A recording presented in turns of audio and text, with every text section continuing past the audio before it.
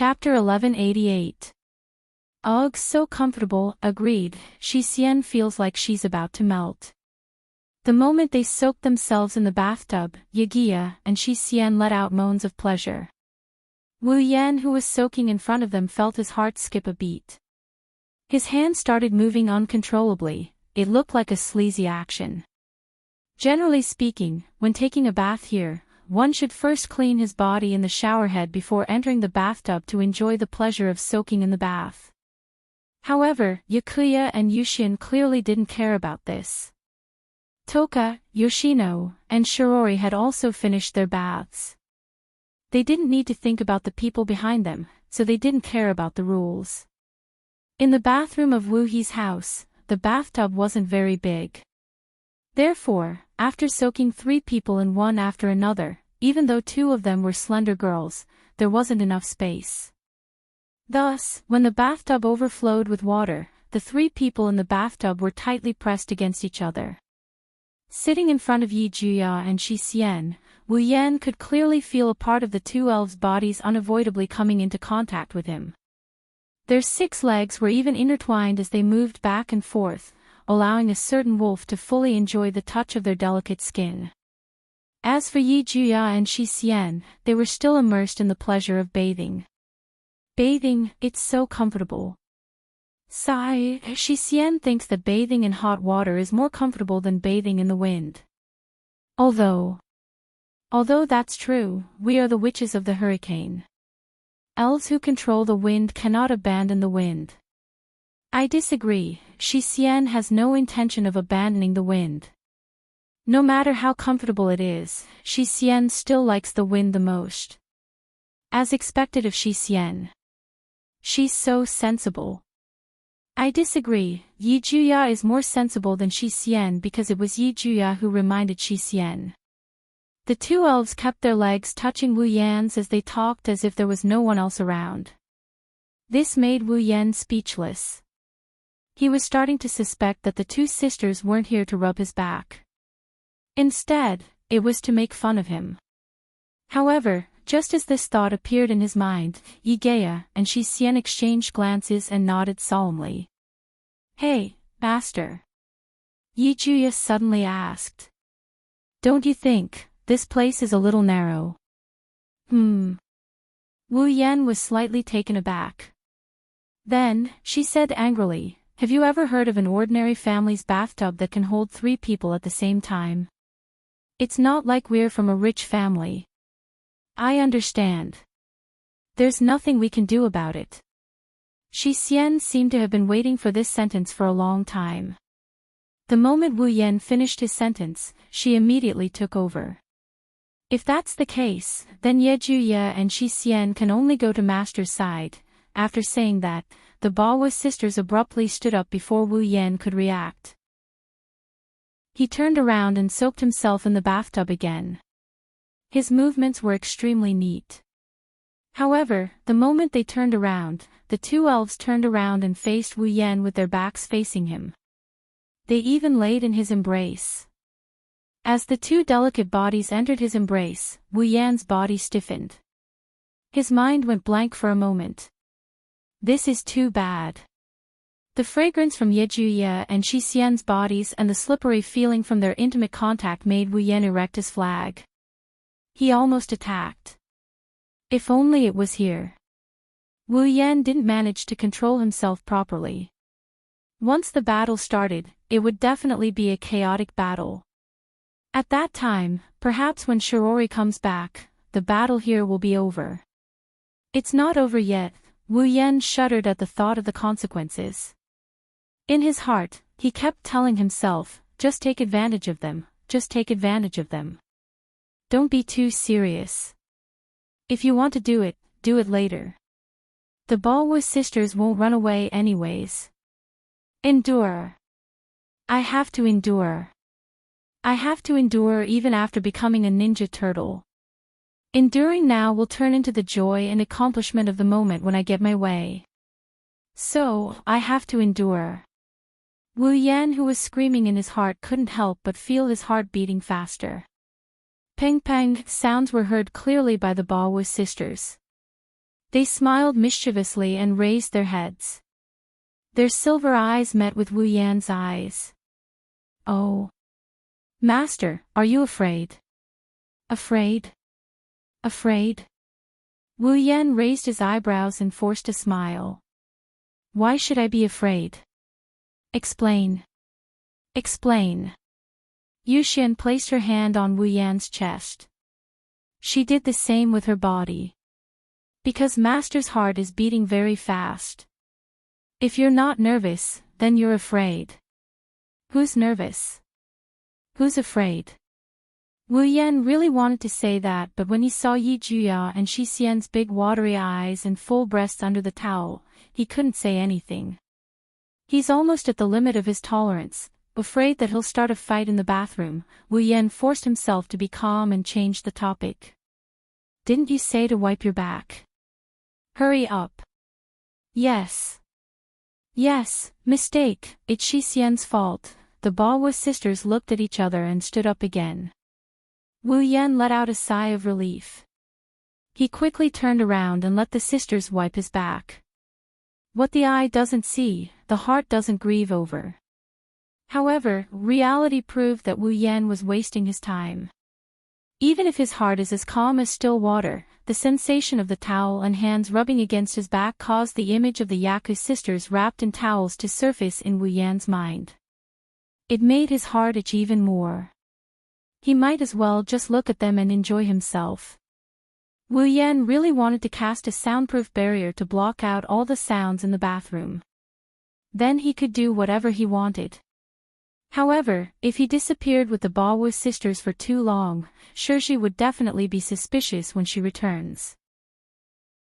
He doesn't want the news of him pushing down the sisters to spread to the entire date battle world. He can only comfort himself that he'll be able to eat them sooner or later. He'll be able to eat them. Wu Yan's mind started to wander and he couldn't calm down. He could only shake his body and bleed in his heart.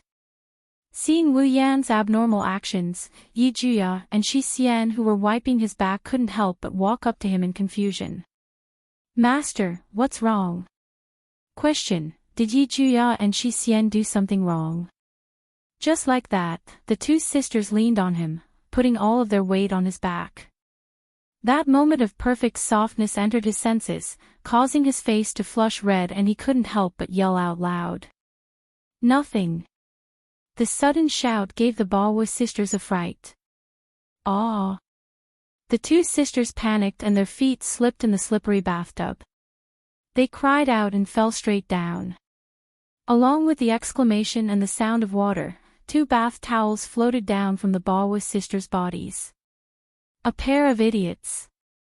Wu Yan finally couldn't help but curse. He quickly reached out to help them up, but what he touched were 2 lumps of softness of different sizes. Wu Yan blanked out for a bit before he subconsciously pinched her. In the next moment, an overlapping moan came from the 8 Wu sisters' mouths, echoing in the bathroom. In this situation, if Wu Yan still didn't know what those lumps of different sizes were, he wouldn't be able to show his face. Such a melodramatic scene made Wu Yan open his mouth wide in shock.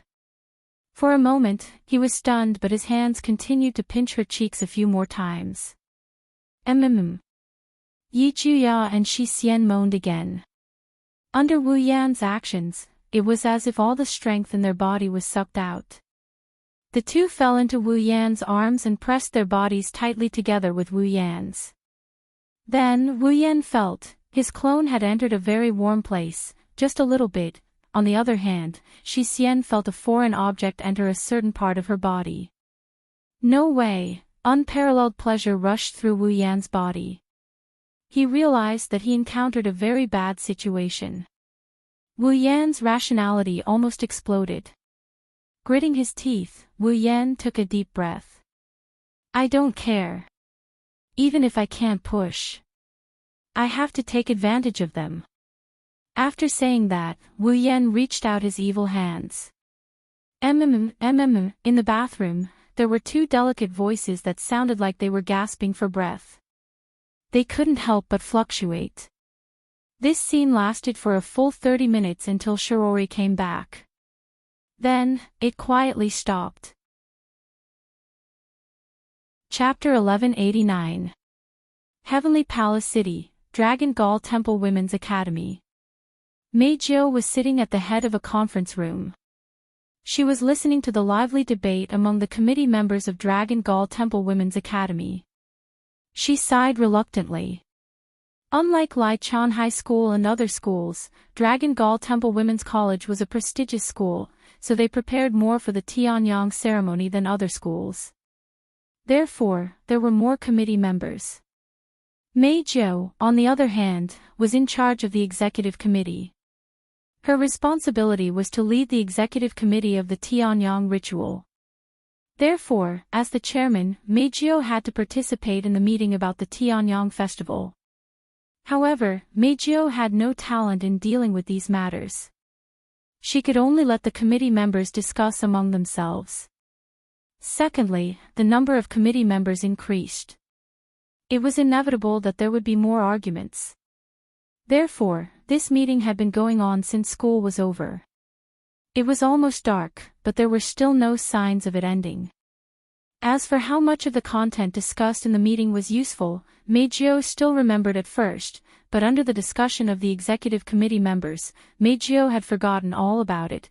In other words, the topic and content of the discussion among the committee members had gradually deviated from the main topic and became somewhat similar to a quarrel. Glancing at each and every one of them who were frowning, he tried his best to raise his voice. Meijio finally started to feel impatient as the committee members were arguing with each other. Meijio took out her phone and looked at the time displayed on it. She then looked at the dusk that was gradually being replaced by darkness. She frowned slightly and stood up. It's getting late. We'll discuss the rest tomorrow. Let's call it a day. Hearing Meijio's words, the committee members who were arguing in the meeting room couldn't help but become restless. But big sister. We have other work tomorrow. Yes. Sister, if today's work and tomorrow's work pile up together, we won't make it in time. The committee members all spoke with a difficult expression, but it made Meijio raise her eyebrows. Meijio narrowed her eyes. Since you know you have work to do tomorrow. You know it will be too late if you continue like this. Why do we have to engage in so many meaningless quarrels? This. The committee members looked at each other in dismay and lowered their heads in shame. Seeing this, Meijio's expression became better. No matter what. It's getting dark. We have to call it a day. Let's work harder tomorrow. Yes. Sister. The committee members glanced at the sky outside the window. When they saw that half of the sky was dark, they could only reluctantly nod their heads. They packed up their things and left the conference room. Meijio walked in the middle of the crowd and headed home under the protection of the students of Dragon Gall Temple Women's College who acted like bodyguards. Her house was very close to Dragon Gall Temple Women's Academy. It would only take 5 minutes to get there on foot. Therefore, after walking for a short while, Meijio vaguely saw the roof of her house. Let's call it a day. Meijio stopped and faced the students of Dragon Gall Temple Women's Academy who were traveling with her. You all should go home. Yes. The girls in sailor suits respectfully replied. Soon after, they turned around and scattered in different directions, returning to their own homes. Looking at this scene, Meijio felt a little depressed. Although these students from the same school and class as Meijio respectfully called Meijio Big Sister, and became her loyal fans because of her status as a popular idol, no matter what, they weren't to the extent that they would protect her like a guard every day. The reason why they were so fanatical about Meijio was that Meijio could use her spiritual power to make her voice sound, making them listen to her orders. These so-called fans didn't support Meijio out of sincerity. At least, not all of them. Meijio was able to command them to gather for her. She was also able to command them to be at her beck and call. Similarly, she was able to command them to leave without any reluctance, just like what they were doing now. If one day, Meijio lost her powers as a fairy, then this scene would no longer continue. When that time comes, Meijio will become a person again, just like half a year ago. A person who only has fans and supporters, but no friends. In the end, Meijio has always been a person. Even if she has a lot of fans by her side every day. Meijio's bright silver eyes dimmed a little as she stared blankly at the supporters who disappeared without looking back. However, she quickly shook her head and her gaze became sharp again. I don't need friends. They will only betray me. Men are lowly, dirty, and ugly.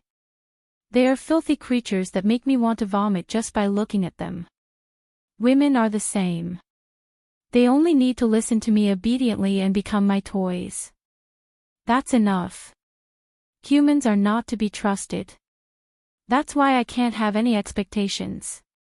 I must distance myself from them. From the beginning, Meijio only has her voice. Meijio kept telling herself that in her heart. Her gaze became sharper and sharper. However, at this moment, a black-haired, red-eyed figure flashed through her mind. At the same time, a string of words flashed through her mind. Before you choose to believe me, I will always have hope and wait for you to believe me. That's why, Meijio, you must help me. Before you use your real voice to sing, I will always wait. As these words surfaced, Meijio's sharp gaze suddenly froze. It gradually shattered in an uncontrollable wave, and her heart was also in a mess. Ugh! Damn it! Meijio stomped her feet angrily as if she didn't want to admit that she was in such a state of mind. She was exasperated that she didn't meet her expectations. He's just a man. What right does he have to say that and help me? Do you think I'm a philanthropist? Acting so cool. Why do you care about a man's words? Don't you look pitiful? I don't need you to wait. Damn it. Damn it. Damn it. Meijio kept stomping the ground as she muttered. After a long time, she let out a sigh of relief as if she had vented her anger. Her heart also calmed down. Meijio didn't realize that her emotions were completely affected by one person. Sigh. Meijio sighed faintly as if she was tired. She closed her eyes. Let's go home. After saying this, Meijio lifted her feet and wanted to walk home. Just as Meijio lifted her foot, a sudden warning in her heart caused her to stiffen abruptly. She stopped in her tracks. At the same time, Meijio also felt a strong sense of danger. It caused her to jump back a few steps. Kaboom! The next moment, the spot where Meijio was standing was suddenly hit by a dazzling laser. With a loud explosion and a cloud of dust, a hole the size of a person was blasted out. Without a doubt, if Meijio was still standing there just now, then the one who would be blown up would be Meijio's body. What? Meijio's expression changed drastically when she saw this scene. However, she quickly put on a cold expression and raised her head to look at the sky. In the night sky, figures wearing the same style of bodysuit and body parts covered by mecha entered Meijio's eyes one after another. Meijio's expression froze when she saw this scene. In Meijio's memory, only one type of person had that kind of body and equipment. Magician. No. It wasn't just magician. Among the numerous figures, a large portion of them had bodies that flickered with a cold metallic luster. Their limbs were clearly different from that of humans. Their entire bodies were cold machines. On their heads, where their eyes should have been, there was only a single round lamp that flickered with red light. That was Bandersnatch. Chapter 1190. In the gradually darkening sky, magicians in CR unit uniforms and cold Bandersnatch robots floated in the air. Some of them were holding weapons, while some raised their arms and aimed at Meijio who was standing on the ground. The air was filled with the smell of gunpowder. Meijio glanced at the magician and Bandersnatch that surrounded her. She glanced at the human-sized hole that was blasted by the laser beam and her expression turned ugly. AST. As soon as he said that, a woman who was hovering in the air, covered in red armor, had eye-catching red hair, and looked very much like a fox. She was hovering in the air, and her eyes were very high, making her look very much like a fox. What a pity, we're not the same as those useless AST people, he's not from AST. Meijio frowned. Then, she seemed to remember something. She raised her head and looked at the red-haired fox-eyed woman. You're from the DM. Oh. The red-haired fox-eyed woman raised her eyelids and smiled sinisterly. I didn't expect an elf to know about DM. This is the first time I've heard of it in a mission. Elf. Meijio's face was gloomy. So, you already know my identity. That's right. That's it. The red-haired fox-eyed woman licked her lips. What's wrong? Are you scared? Elf, diva. Scared? A sweet smile appeared on Meijio's face. Are you trying to say that I have to be scared of you because I exposed my identity as an elf? As a prey, you should act like one.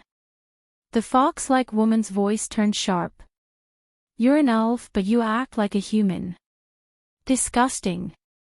TCH. Meijio's smile disappeared when she heard the other party's words. Well, it doesn't matter. The problem is that the people from Dem, why are you looking for me? Ha. The red-haired fox-eyed woman seemed to have heard something inconceivable. Her eyes widened before she started laughing mockingly. You're not awake yet, are you? Didn't I just say that? You're the prey. The red-haired fox-eyed woman smiled sinisterly. She grabbed a gun in her hand and aimed it at Meijio. Diva. We're here to hunt you. Hunt. This time, it was Meijio's turn to widen her eyes in disbelief. Not too long later, the corners of his lips curled up. What an exaggerated goal. But do you think you can do it? As Meijio said this, she revealed an incomparably beautiful and disdainful expression. She smiled carelessly as if she didn't care about Meijio at all. The fox-like woman's face darkened. Whether or not I can do it, you will know very soon. As soon as the voice fell, the red-haired fox-eyed woman's eyes turned sharp. She immediately pulled the trigger of the gun that was aimed at Meijio. Bang! Bang! Bang! When the red-haired fox-eyed woman pulled the trigger as a signal, the numerous Dem, magicians and Bandersnatch troops in the surroundings seemed to have regained their senses. Without any hesitation, they fired their weapons at Meijio. Amidst the chaotic sounds of gunfire, missiles and lasers rained down from the sky like a torrential downpour. Bang! Bang! Bang! Who knows if the evacuation order was issued in advance or if there was no one around to begin with. Amidst the continuous explosions, not a single ordinary person popped their head out. Plus, there weren't many buildings here, so the magicians of Dem were able to unleash the power of their weapons to their heart's content. Bang! Bang! Bang! Bang! Bang! Bang! Bang! Bang!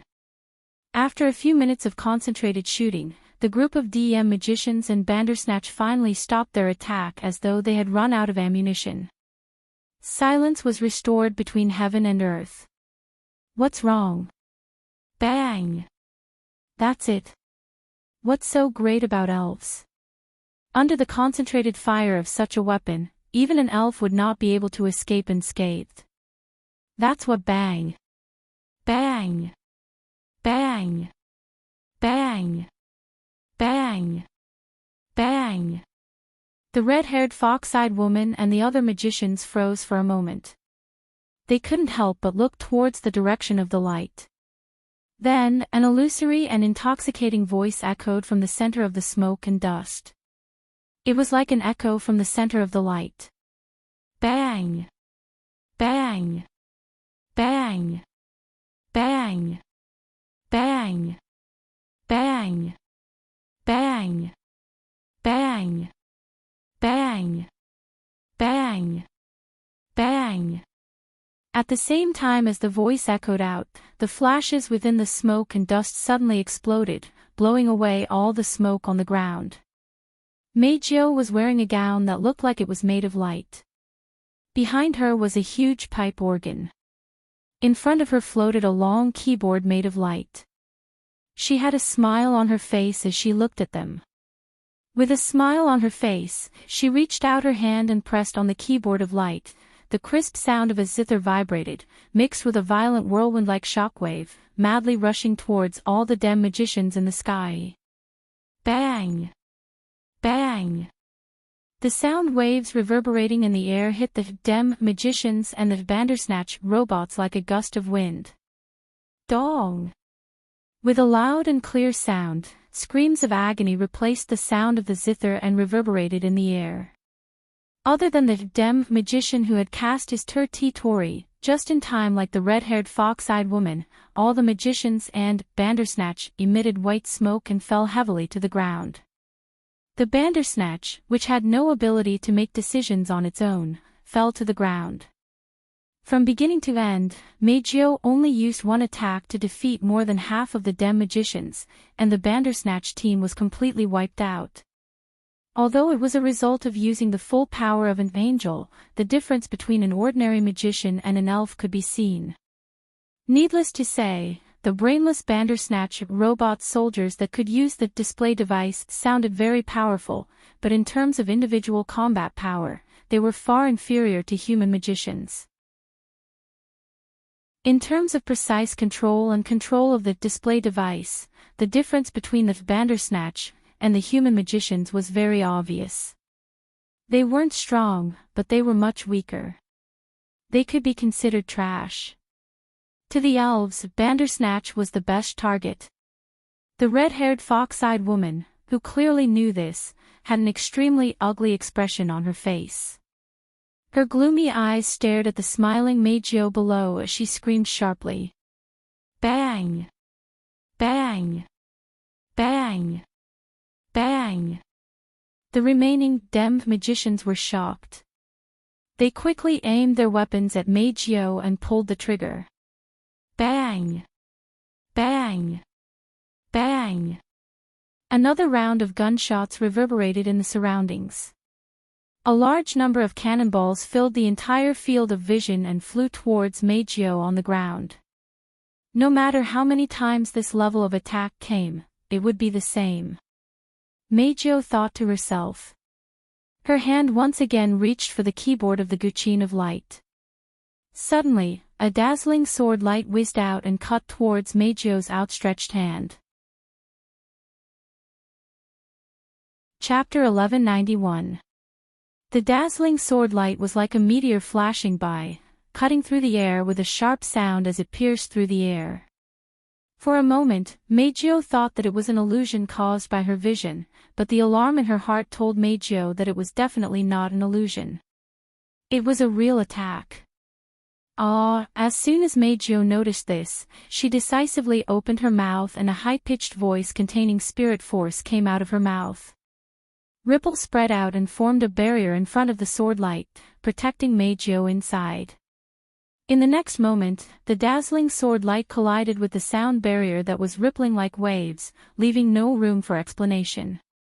Chee! With a crisp tearing sound, the sound wave barrier that Meijio hurriedly built was torn apart, causing Meijio to turn pale with fright. However, that dazzling sword light clearly didn't know how to be gentle with a woman. It cut through the sound barrier in a sharp manner and cut through space. Meijio was shocked as it heavily slashed into her abdomen. Pang! Meijio felt a sharp pain in her abdomen. Then, she flew out and crashed into the army destroyer Singer behind her. She let out a cry of pain. Oh! At this moment, a slightly dissatisfied voice sounded in front of Meijio. After cutting open the barrier, it doesn't have enough power to cut open the spiritual equipment. How lucky. Hearing this voice, Meijio did not know why, but she suddenly had an ominous feeling. She held her abdomen and stood up. She looked forward. She saw where Meijio was standing. A figure was floating up from the ground. Holding a golden laser lightsaber in his hand, he stared at her with an incomparably cold gaze as he slowly descended to the ground. It was a young girl whose entire body was covered in platinum armor. Light blonde hair. Dark green eyes. Dignified face. Her appearance was outstanding. After taking in the other party's appearance, Meijio's bright silver eyes suddenly shrank and her pretty face changed drastically. She knows this person. No, to be precise, Meijio only saw this person twice. The first time was during the concert not long ago. This person appeared in front of her and took away Wu Yan, who came to the concert. The second time was not long ago. When Wu Yan introduced her and the Baowu sisters to 3 human magicians who were a threat to the elves, he projected the other party's appearance on the surface of the teacup. In addition, when they met for the first time, she felt an unusual feeling from the other party. Also, Wu Yan's introduction of the other party made it impossible for Meijio to forget this person. Holding her abdomen, Meijio's eyes fluctuated and her face was full of seriousness. Irene? Mira? Meth? Irene's brows raised. She looked at Meijio's hesitation and narrowed her eyes. The elves we met recently more or less have information about me. This isn't a good thing. Hearing this, Meijio gritted her teeth and supported the huge body of the army destroyer singer behind her. Feeling the pain from her abdomen, she couldn't help but feel her heart palpitate. After cutting through her soundwave barrier and the protection of her spiritual equipment, she was still able to injure her so much. This Irene? Mira? Meth is indeed not an ordinary magician, executive director. In the air, the red-haired fox-eyed woman and the other DM magicians were overjoyed. They all landed on the ground and came behind Irene. However, they were met with Irene's cold gaze. So many people can't deal with one elf. Irene's cold gaze swept across the magicians and finally stopped on the red-haired fox-eyed woman. Jessica, it seems like you need to improve your strength. The magicians held their breaths and didn't dare to refute. Only the red-haired fox-eyed woman, who was called Jessica by Elaine, said unwillingly. Executive Minister, the power of the diva seems to be very good in group battles. I really didn't expect that, so, Irene's gaze turned colder and colder. She interrupted Jessica mercilessly. Are you trying to find an excuse? No, no. Jessica was shocked. She gritted her teeth and lowered her head. I'm sorry. It's our fault. Executive Director, but... Raising her head abruptly, Jessica shouted at Elaine, Diva's Angel does have an attack that's very good in group battles. Executive Director, please let me try again. This time, I'll do it alone, all right. Say no more.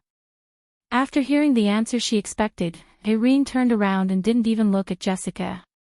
Since I can't do group attacks, let me try the diva myself. Elaine had her own reasons for saying that. These DM magicians had the advantage of being in a favorable position. Compared to the AST magicians or the magicians from other regions, the CR magicians were at the very top of their game. The DEM's technical requirements for the magicians were also much higher than the so-called elven troops. Together with the CR unit, the DEM was undoubtedly stronger than the average magician, much stronger. In such a situation, even with the help of Jessica, who was the strongest person in the DEM, after Janamiya Shina left the DEM, they still couldn't deal with this diva in front of him. Unless he personally took action, how could this mission be completed? In the end, other than Irene and Shina, no one in the DEM could face the elves alone. Now that Shina is gone, Irene is the only one left. Irene had no choice but to stand up. However, Jessica was unwilling to give up. She opened her mouth and wanted to say something, but nothing came out.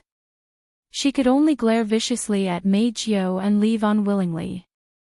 Seeing this scene, Irene sighed in her heart. Alright, look for an opportunity and support me. Jessica and the magicians of Dem were overjoyed. Yes. Seeing all the magicians pointing their weapons at her and Irene raising her laser sword, Meijio's expression changed. She stared at Irene and remembered what Wu Yan said the other day. This person is dangerous. Very dangerous. If you meet her alone, or even together, don't hesitate and run away immediately. Even if you don't have any enmity towards her, she won't let you go. Wu Yan didn't look like he was joking at all, and Irene cut open her soundwave barrier. Meijio bit her lip and made up her mind. Meijio raised her head and took a deep breath. Seeing this, Irene's eyes flashed with a bright light, and she coldly shouted. Everyone! Territory, Domain of Will, activate. Jessica and the magicians were stunned for a moment. When they realized what was going on, they hurriedly followed Irene and unfolded their territory, covering their whole bodies. Ah! Almost at the same time, Meijio took a deep breath and shouted a high pitch that was several times louder than before. Her high-pitched voice turned into a shockwave that swept across the area, stirring up clouds of dust. Like a tidal wave, it rushed toward Irene, Jessica, and the magicians from the Dem, covering all of them in it. Everyone! Activate the jets! Her field of vision was suddenly blocked. Irene seemed to have sensed something and issued a command in a stern voice. All the magicians turned on the ejector behind them and shot out a frenzied airflow, blowing away all the dust in the field. They all looked in the direction of Meijio. What caught the eyes of the magicians was the silhouette of the elf who had turned into a streak of light and shot towards the horizon at an incredible speed. Don't even think about escaping. Elaine didn't even think about it. She immediately followed the propulsion of the ejector and rushed out. Chapter 1192. There were no stars, no moon, no clouds. There was only darkness left in the night sky tonight. In the darkness of the night, a stream of light flashed past like a scar in the sky, dragging a long tail of light. It flashed from one side of the sky and disappeared from the other. The whole process lasted less than a second and was extremely difficult to capture. Amidst the flowing light, beautiful Nine, who was wearing a dress of light, was like a goddess of moonlight.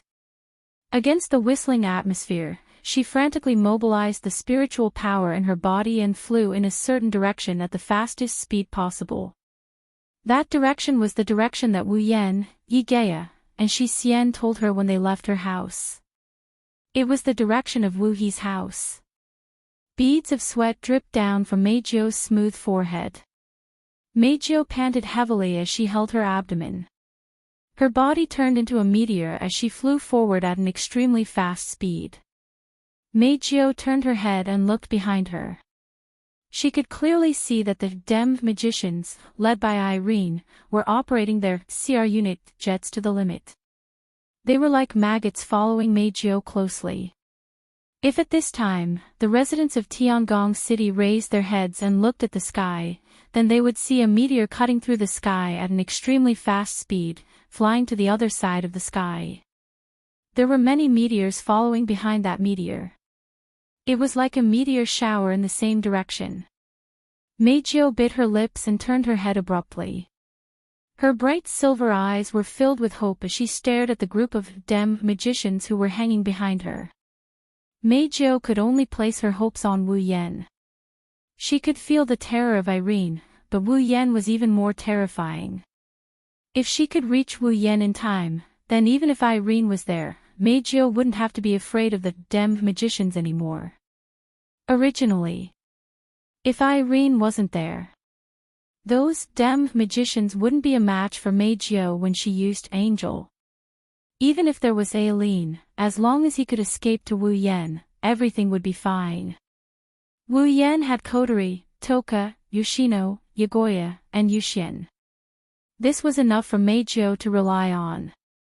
Not to mention, Wu Yan even admitted it himself. He had personally defeated Irene once.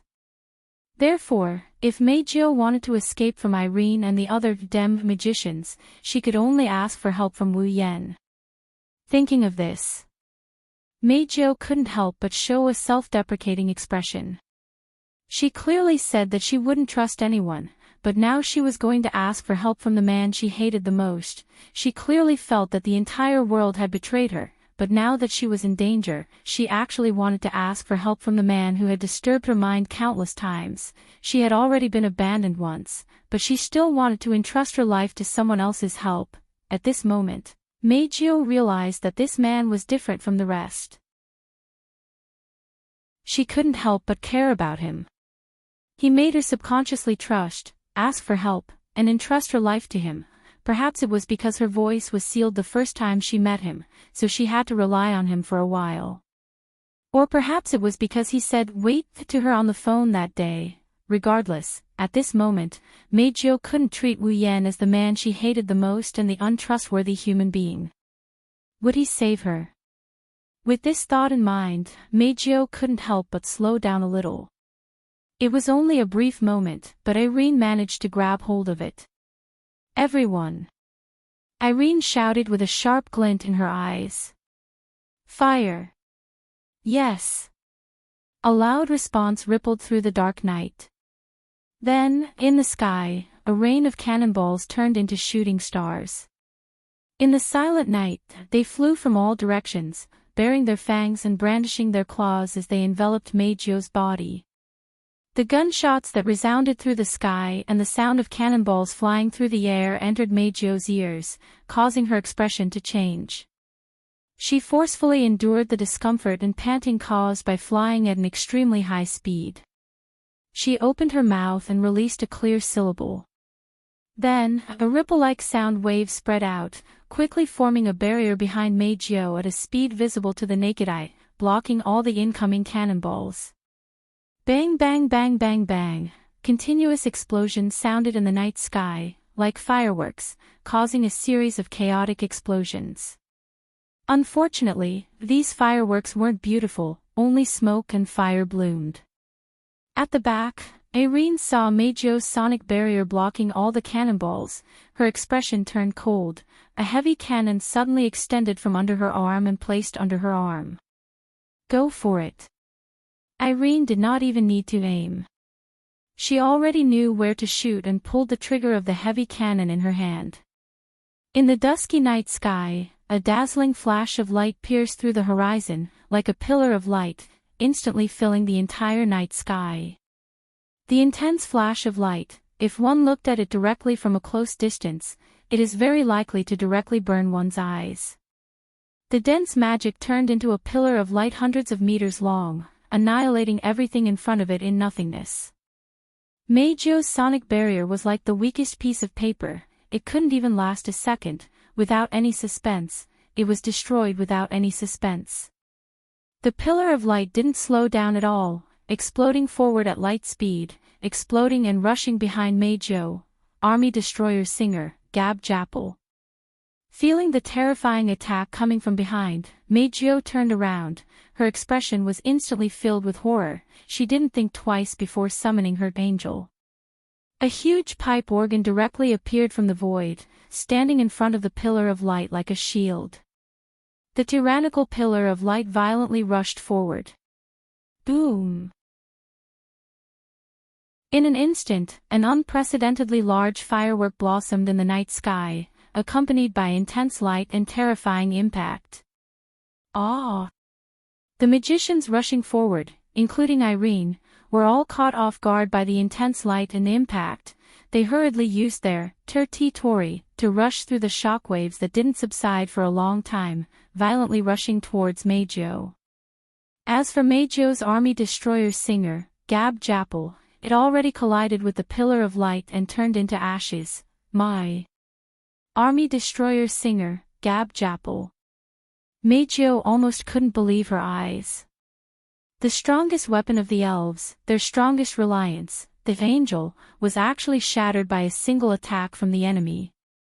That person called Lillian was countless times more terrifying than Meijio imagined. Did Wu Yan really defeat such a terrifying person once? Meijio's heart couldn't help but waver. At this time, several missiles passed through the layers of smoke and flew towards Meijio. Staring at the missiles flying towards her, Meijio knew now wasn't the time to waver. She shook her head, opened her mouth, and was just about to construct a sound barrier again. However, when Meijio made a sound, what echoed under the night sky was no longer the crisp and beautiful sound of the past, it was a broken and inaudible whimper. Meijio widened her eyes in disbelief, but on second thought, she understood. Even the angel was smashed to pieces. How could his spiritual energy not be consumed by a huge amount?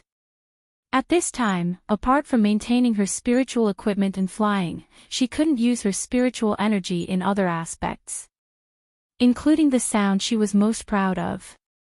Meijio looked on helplessly as the missiles flew towards her. She couldn't do anything. Finally, under Meijio's gaze, the missiles landed on her body. Bang! Ah! The explosion and impact enveloped Meijio's back. Even though her spiritual equipment blocked the damage, Meijio was still shaken by the impact and fell from the sky like a plane. Light smoke came out from her back as she fell from the sky. Whoosh! At the same time, a sonic boom came from behind Meijio, causing her to endure the pain and look back.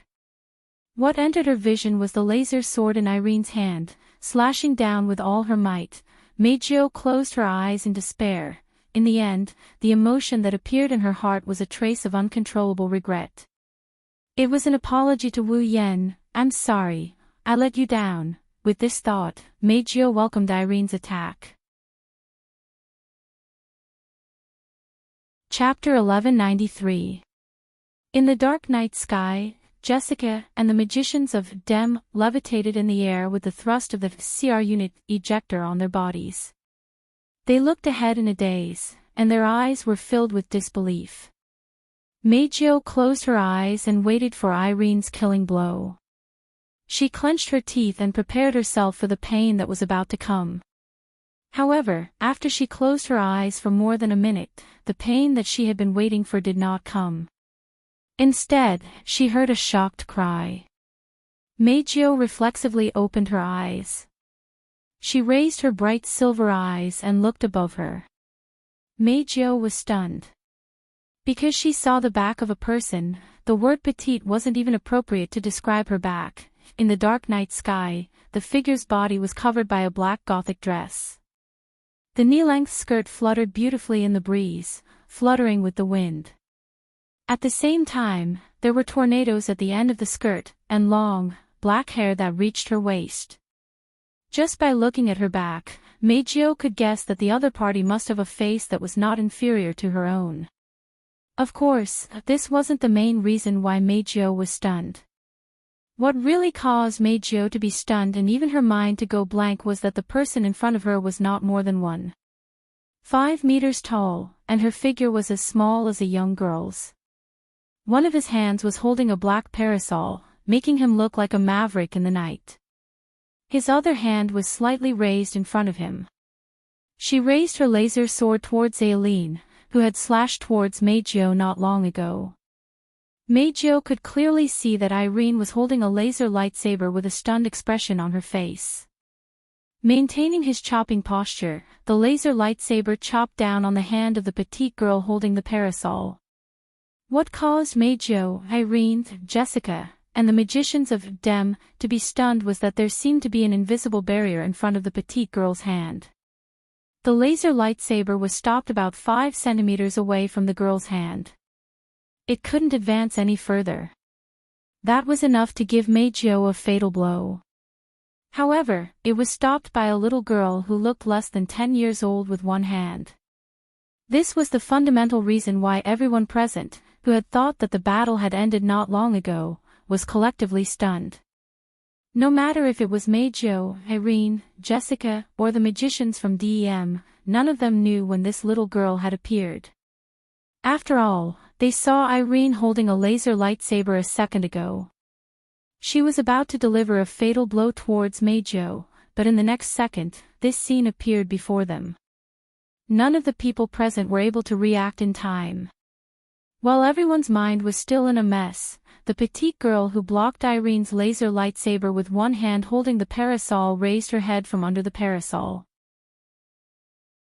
A beautiful face that was as delicate as a doll and a pair of eyes that were as deep as the sea was exposed to the air. In the next moment, a childish voice containing incredible majesty came from the girl's mouth and entered everyone's ears. "It's about time to put away this eyesore of a sword, right? Little girl." No matter how one looked at it, it was very obvious that the petite girl should be the smaller one. However, the words that were full of dignity from the other party's mouth caused everyone present to have the illusion that Irene was the smaller one. At the same time, they were awakened from their stunned state one after another. Irene's expression tensed up when she reacted. She subconsciously put away the laser lightsaber in her hand. With the propulsion of the ejector on her back, she instantly flashed in front of Jessica and the others, creating a distance between them.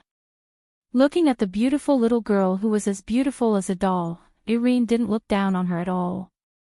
Instead, her face was full of seriousness. It wasn't just because she casually blocked her full-powered attack, it was also because Irene felt suffocated from the girl's body. She felt suffocated when she encountered someone who completely suppressed her in terms of strength. Irene has only felt this suffocating feeling from one person before. Now, this little girl who had mysteriously appeared without her noticing and blocked her attack gave Irene a second terrifying experience. Irene tightened her grip on the laser lightsaber. She spoke in a deep voice. "Who are you?" "Me." The petite girl lifted her chin, a smile appeared on her delicate face. "Natsuki Nangong, yes. The person who blocked Irene's attack and saved Meijo without anyone noticing was one of Wu Yan's familiars. The Witch of Space, Natsuki Nangong." However, this demon killer, who was known by everyone in the world of a blood-devouring frenzy, was nowhere to be found in the world of date battle. Natsuki Nangong. Irene frowned. She started searching for information in her mind. Of course, she couldn't find anything. She could only stare at Natsuki. "I've never heard of you before. You're also an elf." "Elf? Elf?" Natsuki pursed her lips and nodded in a non-committal manner. "Let's assume that for now. You're not human, an elf that has never appeared before." Irene gritted her teeth, her eyes filled with uncertainty. An elf that hasn't been confirmed isn't anything to be surprised about. To Irene, whether or not she's an elf doesn't mean that she's an enemy. What surprised her the most was Natsuki's ability to casually block her full-powered attack. Could it be that this was an existence whose power was comparable to that of the Red Devil, Itoshido? Jessica and the magicians from Dem looked at each other. They didn't know what to do. They all stood behind Irene and didn't do anything. Natsuki seemed to be happy with this. She stepped into the air, turned around, and looked at Meijo who was looking at her in a daze. "Well, with your strength, it is not easy for you to work so hard." Looking straight at Meijo's unfocused eyes, Nayu nodded. "Leave the rest to me. Who are you? Why did you save me?" Hearing Nayu's words, Meijo really wanted to ask, but she had lost her voice and could only stare blankly at Nayu, unable to say a word. "There's no need to doubt it. I did come to save you. No, I should say that I've been watching over you all this time." Natsuki seemed to have seen through Meijo's thoughts. She raised her expressionless face. "Ever since that fellow explained to you how dangerous that Elaine fellow is." Hearing this, Meijo's eyes widened slightly. Uncontrollable ripples appeared in her eyes. At this point, no matter how stupid Meijo was, she could understand the general meaning of Natsuki's words. In other words, during this period of time, Natsuki had been by his side looking after him and protecting him. She was entrusted by that guy Natsuki mentioned. As for who that guy is, there's no need to guess. Because, from the beginning to the end, there was only one person who had explained to Meijio how dangerous AI Lien was. Wu Yan. So, from that moment onwards, Wu Yan has been protecting her in disguise. Ever since, including now when she lost her voice. She's completely useless. Wu Yan's figure flashed through her mind. An indescribable feeling rose in her heart. It's like joy, it's like apology, it's like guilt, it's like the clouds have parted and the moon has risen, that man is really protecting me. When she thought of this, Meijio's eyes couldn't help but water. She opened her mouth as if she wanted to say something, but she had lost her voice. Even if she didn't, she would only be able to choke on her sobs. Sigh. Seeing this scene, Natsuki sighed. She was connected to Wu Yan, so she knew about Meijio's situation. That's why Natsuki felt helpless. That's why I hate this little girl. She cries so easily. She's so annoying. Natsuki turned around and looked at Irene, Jessica, and the DEM magicians in front of her. She said impatiently, "What are you waiting for? That's all for today. Little girls, you can leave now." Chapter 1194. Among the DEM magicians present, the youngest one is only in her teens or 20s while the oldest, Jessica, is only around 25 years old. She's not even 30 years old yet. Yet, at this moment, a little girl who isn't even 10 years old is calling them little girls. She even used such a condescending tone. What kind of feeling is that? The other magicians and Elaine didn't say anything, but Jessica, who had the worst temper, couldn't hold it in any longer. She spoke with hatred. "It's just a mere elf, do you think I won't tear your mouth apart?" "Oh." Natsuki narrowed her eyes and laughed. Then, who was the one who led a group of little girls to attack a mere elf, only to be humiliated by a mere elf and have no choice but to be rescued by others? That's because that monster's angel has an advantage in group battles. Jessica gritted her teeth, her fox-like eyes revealed a deep sense of resentment. "If I'm alone," Natsuki glanced at Jessica and sighed. "You look older than me but you don't even dare to admit your failure. Your temper is also like a brat, that's why I call you a little girl. You." "Enough. I don't have the time to bicker with a little girl." Looking at Jessica's gloomy appearance, Natsuki said expressionlessly with one hand holding the umbrella and the other on her waist. "If you're not satisfied with the way I address you, I can change it. Old hag. You. Jessica's entire body trembled.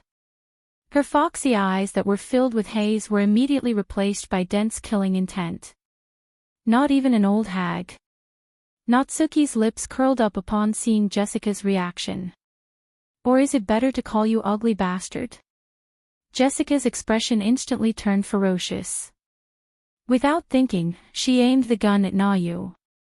"Don't get too carried away. Stupid girl."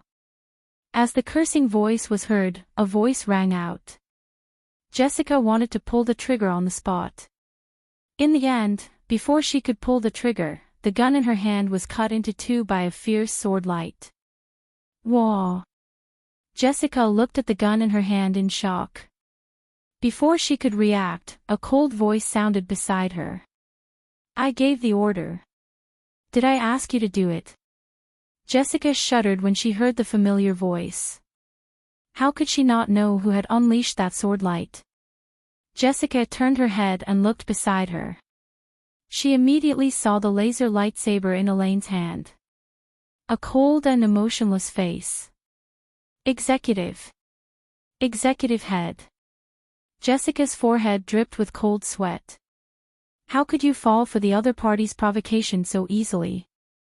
Jessica, to think that you're still the only person who's inferior to me in the current DEM. Elaine shifted her gaze away. Her voice no longer contained any emotion. I will report this to Ike. You should prepare to train for a few more years. Don't go on missions for the time being. Executive Minister. Jessica turned pale with fright, but it attracted Irene's unquestionable words. What? Do you have a problem with that? Elaine's emotionless tone made Jessica understand. I'm afraid there's nothing I can do about this. Immediately, Jessica lowered her head. Her fox-like eyes were filled with hatred and killing intent as she glared at Nayu in front of her. Her heart was filled with hatred. It's all because of this damn brat. Jessica made up her mind. Even if she can't go on missions after returning, she will make a hole in Natsuki's body. Unfortunately, Jessica had already forgotten about it. That damned brat in her eyes had just blocked an all-out attack from the executive director that she was so afraid of with his bare hands. He saw the resentment in Jessica's eyes. However, Natsuki's expression didn't change at all. Instead, she looked at Irene with a hint of approval in her beautiful eyes. Looks like the magicians in the Dem are not all undesirable, even if the so-called magician name is just a fake. Elaine frowned. Her gaze sharpened. What is the meaning of this? Who knows? Natsuki didn't deny it. She raised the parasol in her hand with a provocative look in her eyes. Instead of wasting time explaining, why don't I let you see it with your own eyes? A real magician. As she spoke, Natsuki's petite body emitted a magical ripple that was different from the one used to power the display device in this world. True magical ripples surged out from her body and swept across the area like a gust of wind. The sudden gust of wind made the magicians of Dem a little confused. They all exclaimed, but they didn't dare to move their eyes away from Nayu's body for even half a second. Natsuki was strong, but her mana wasn't strong enough to cause a gust of wind. However, ever since she became Wu Yan's familiar, her mana has completely disappeared. Natsuki didn't lose her power. She's just a collection of mana. Even though she has a physical body, she's still Wu Yan's familiar. No matter how much mana Wu Yan used to release her, as long as Wu Yan didn't cut off Wu Yan's supply of mana, Natsuki would be able to use Wu Yan's mana. In other words, if Wu Yan wanted, Natsuki would be able to obtain an endless amount of mana from Wu Yan until Wu Yan ran out of mana. In other words, Natsuki possessed mana that surpassed the level of a true ancestor. Of course, it was impossible for the DM magicians to know this. These so-called magicians were different from real magicians. If they didn't have the equipment on them, then they were just ordinary people. It was impossible for them to sense magic. However, just because they couldn't sense mana didn't mean they couldn't detect it. Almost at the same time as Natsuki's mana rose up, the magicians behind the Dem magicians who were in charge of providing support and carrying large instruments on their backs screamed out. We detected a strange reaction from the front. This reaction. It's not spiritual energy. It's not mana either. It's not spiritual power or mana. Irene, Jessica, and the magicians from the Dem changed their expressions. Apart from elves and magicians, could there be a third type of existence in this world that had supernatural power? No, that was absolutely impossible. It's very likely a reaction from the angel ability. Irene calmly gave an answer and quickly gave an order. She might have already used angel, everyone be alert. However, the moment Irene finished speaking, Natsuki elegantly closed her parasol and snapped her fingers. The next moment, in the vast night sky, ripples spread out without warning, bringing with them the sound of water droplets falling into a lake. They formed a high-density purple magic array. This is... Irene's pupils shrank when she saw this. Her voice seemed to freeze the air as she shouted. Everyone! Territory, domain of will, activate. Irene took the lead and activated her territory to protect herself. The magicians around her also activated their Tori as well. At the same time, the purple magic formations turned and shot out shackles flickering with purple light. Like pythons with consciousness, the shackles whizzed through the air and coiled around the magicians of the Dem at an extremely fast speed. Ding ding ding. Amidst the crisp sound of chains clanging against each other, the Dem magicians who were holding up the Tori were all tied up. Even though they still have their Tori, the shackles bound them along with their Tori. All of a sudden, the magicians who were holding up the Tori were all bound by the lock of discipline together with the Tori. They were all confined inside the Tori. Irene's expression changed. Chapter 1195. Executive Minister.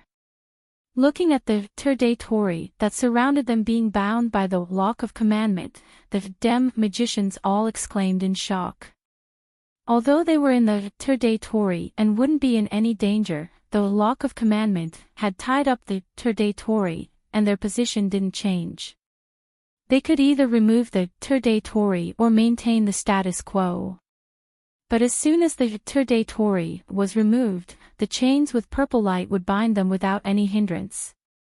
But if they maintained the status quo and maintained the state of the Tori, these Dem magicians would be no different from being directly bound.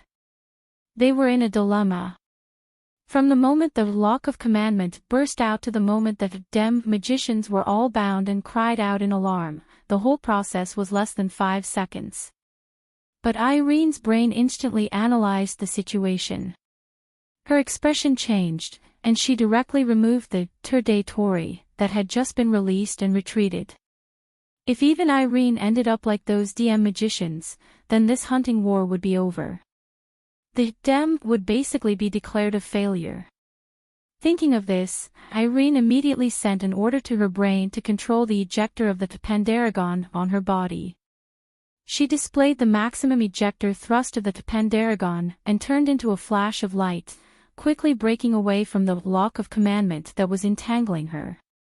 However, at the same time that Irene dodged, the lock of commandment that was originally binding her like a python instantly changed its direction and headed in Irene's direction. It shot straight towards her. If the lock of commandment at the beginning referred to a coiled python, then the lock of commandment now was a spirit snake that shot out of its hole like a hot knife through butter. It was like a flash of purple lightning. The lock of commandment violently shot towards Irene. In an ear-piercing sonic boom, it broke through the layers of atmosphere like an arrow and fiercely shot towards the retreating Irene. Looking at the lock of commandment that was shooting towards her, Irene's face tensed up. Irene's face was tense. While retreating, she quickly raised the laser lightsaber in her hand to block in front of her. Clang! At the critical moment, the front end of the lock of commandment heavily fell on the laser lightsaber in Irene's hand, stirring up a thick layer of shockwaves. Accompanied by the sound of collision, the lock of commandment continued to rush towards Irene without slowing down. Irene's body suddenly retreated even more violently, but this time it wasn't Irene who was retreating. It was the lock of commandment that was fiercely thrusting Irene, pushing her back. Sparks immediately burst out from the point where the laser lightsaber and the discipline lock had collided, spreading to the surroundings like fireworks. The ejector on Irene's back was already operating to its limit, but it was unable to stop Irene's body no matter how hard it tried. Irene's hand that was holding the laser lightsaber was already trembling slightly. It was easy to imagine how terrifying the power of the lock of discipline, which could only be used to bind someone, would be when used as an attack. This was only possible when Natsuki, the original owner of the lock of commandment, was controlling it. If it was Wu Yen who could only borrow a portion of his familiar's power, he definitely wouldn't be able to use the lock of commandment to this extent, even with the help of the infinite martial arts. Feeling the surging force from the laser lightsaber, the web between her thumb and index finger was almost torn apart. The surrounding scenery was moving at an extremely fast speed, proving that Irene was still being pushed back by the lock of discipline. Irene's expression immediately turned ruthless. Ha! With a cold shout, her brain's control of the Pandaragon was pushed to the limit. Irene seemed to have received help from the gods, the strength in her hand exploded, and she lifted the laser lightsaber up. Clang! Another clashing sound rang out, but this time, it was the discipline lock that struck the laser sword like a spear and an arrow that was sent flying by Irene, shooting towards the sky. Ha ha! The next moment, Irene, who sent the lock of commandment, fell to one knee in the air, panting heavily. Her eyes were filled with exhaustion, and her brain was throbbing with pain. Even for Irene, controlling the Pandaragon to the limit will consume a large portion of her stamina. After this first clash, it's clear who's stronger and who's weaker. Natsuki could easily block Irene's full-powered attack. But Natsuki used who knows how much of her power, but Irene used all her strength to block it, and she was as tired as a dead dog. There's no need to continue guessing, anyone with a discerning eye can see that Irene won't be able to defeat Natsuki.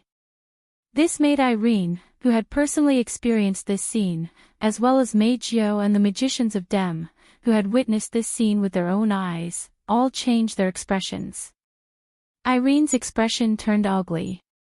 Meijio and the magicians from the Dem were shocked. The ones who understood Irene's strength the most were her and the magicians from the Dem.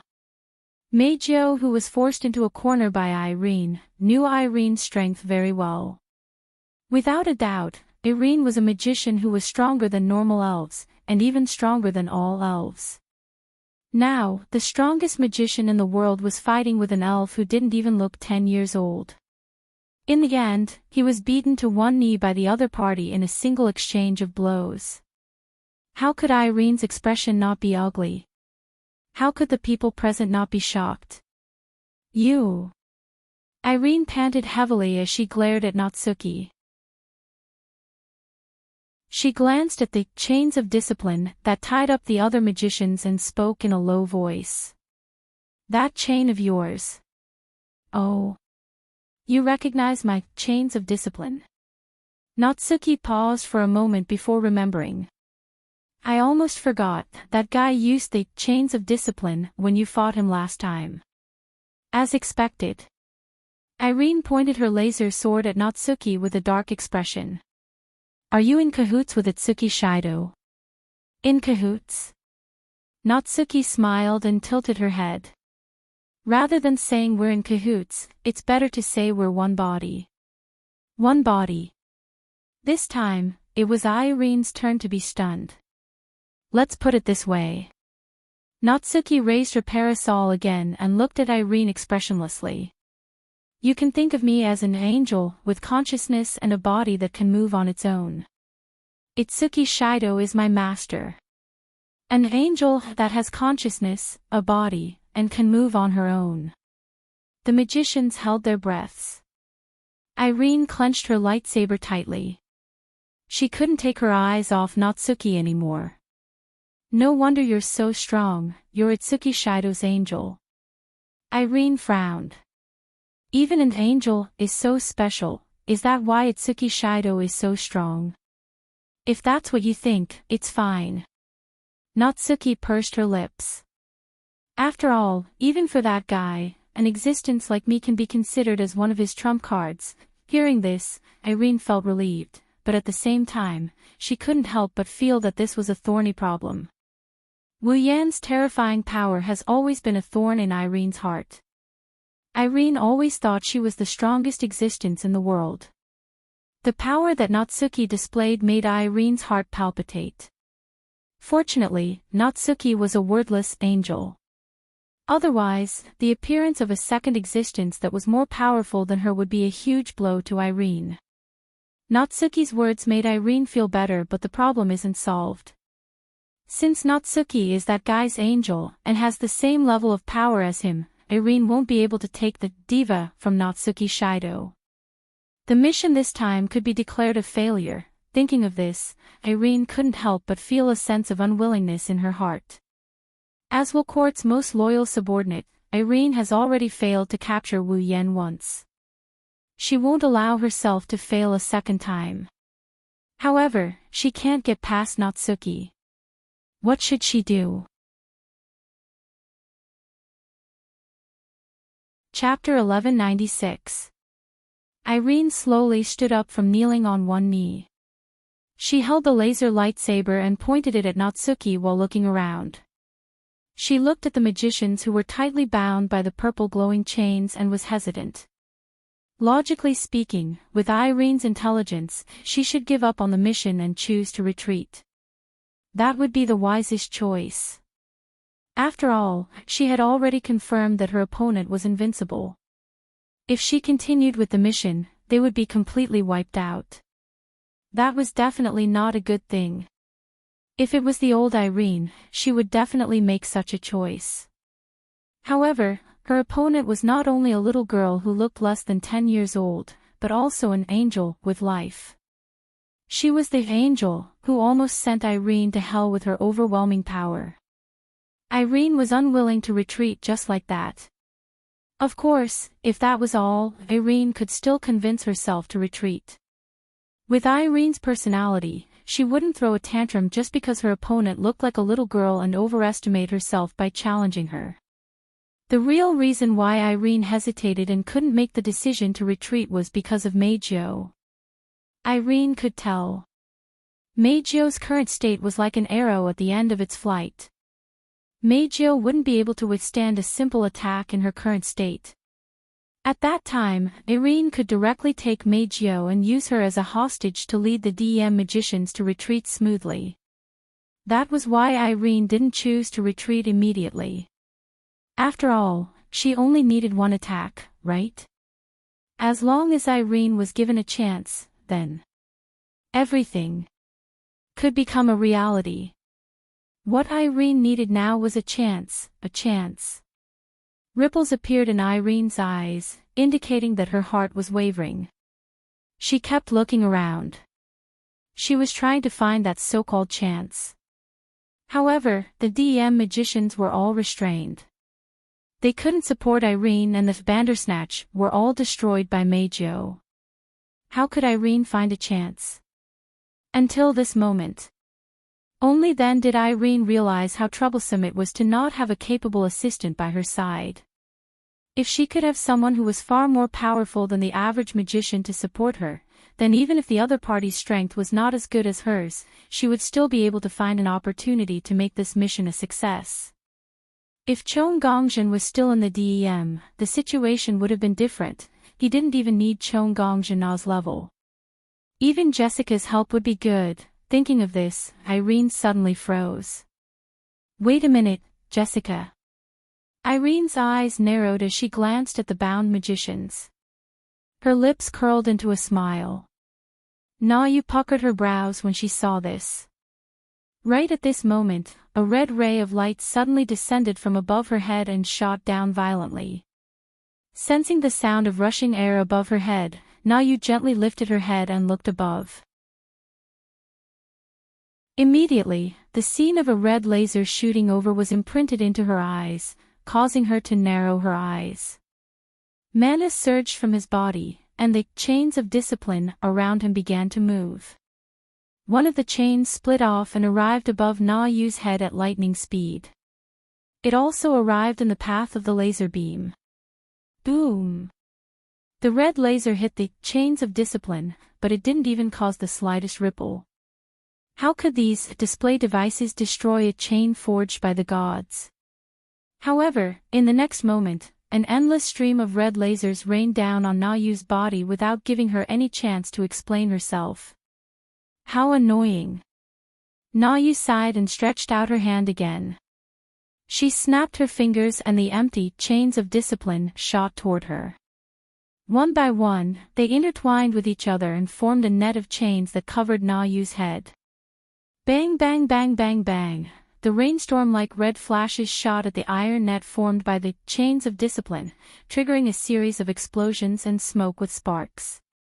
Natsuki turned a blind eye to everything around her. She shifted her gaze to the sky through the gaps between the chains formed by the chains of discipline. Then, she saw something. Jessica is holding a laser cannon and continuously pulling the trigger. She is crazily shooting laser after laser at Nayu. Damn it! Damn it! Damn it! Pulling the trigger of the laser cannon as fast as she could, Jessica yelled with a ferocious expression. Why can't I hit her, Tisk? Nayu smacked her lips in annoyance. She raised her parasol and swung it. When, the space around Jessica began to vibrate and boil like boiling water. Several purple magic arrays suddenly fluctuated and shot out purple chains. Like whips, they fiercely whipped Jessica from top to bottom with sharp whistling sounds. Bang! Bang bang bang bang bang. Following a clear shattering noise, Jessica's Tori, domain of will, was shattered cleanly. Then, after a series of muffled sounds, all the chains were whipped onto Jessica's body without missing a single one. Pfft. After suffering such a heavy blow, Jessica spat out a mouthful of blood and fell to the ground like a kite with a broken string. Now's the time. Just as Jessica was about to receive the attack, Elaine's eyes flashed with a sharp light. The flamethrower on her back was activated at full force, and her figure shot out. She arrived before Meijio in the blink of an eye. The laser sword in her hand was aimed at Meijio's abdomen and mercilessly pierced out. Meijio didn't even have time to react before Irene appeared in front of her. She watched as the golden laser sword stabbed into her abdomen. However, the ripping sound that should have been heard did not ring out. Irene's laser lightsaber also seemed to have pierced through air. There was no sense of substance at all. Both Irene and Meijio were stunned. The two of them finally saw what happened. On Meijio's abdomen, where the laser sword had pierced, there was a faint ripple that was rippling. As for Irene's laser lightsaber, it pierced right into the center of the ripples.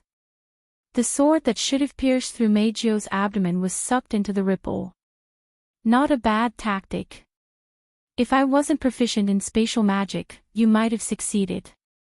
Before Irene and Meijio could figure out what was going on, an inconceivable childish voice echoed in the night sky. Too bad, if you don't succeed, there's no meaning to it. Behind Meijio, who didn't know what was going on, a female knight who was 2 to 3 meters tall and was covered in golden armor suddenly appeared out of thin air and entered everyone's eyes. That's the guardian that only witches have. That was also Natsuki's guardian, the Guardian of Gold. The Guardian of Gold lifted his head that was covered by the helmet, grabbed the great sword in his hand and swung it down at Irene. This time, the sound of flesh being torn apart reverberated clearly in the air, reaching the ears of everyone present. Scarlet blood dripped from the air, falling to the ground an unknown distance away. Og! Driven by the ejector, Irene, who had dodged to the back, groaned in pain and clutched her chest. There's a hideous wound that's bleeding profusely. Irene didn't have time to care about her wound. She dodged to the back and left her companions behind. She flew to the horizon without looking back. Executive Minister. The trapped magicians of the Dem cried out one by one. Humph. Nayu coldly snorted as she watched the figure disappear into the horizon. Her face was filled with displeasure. She managed to avoid a fatal wound. She's pretty capable. Natsuki said this, but she had no intention of chasing after Irene. Otherwise, with her attainments in space magic, capturing Irene would be a simple matter. She cast her gaze on Meijio, who was still in a daze, and sighed faintly. Taking care of a little girl is harder than being an offensive magic officer. How did I end up with such a master? Humph. Chapter 1197. Heavenly Palace City, Itsuka's house. In the living room, a rich aroma wafted out of the kitchen. The aroma filled every corner of the living room. Toka, Yoshino, Shirzhen, and even Kotori had a pitiful look on their faces.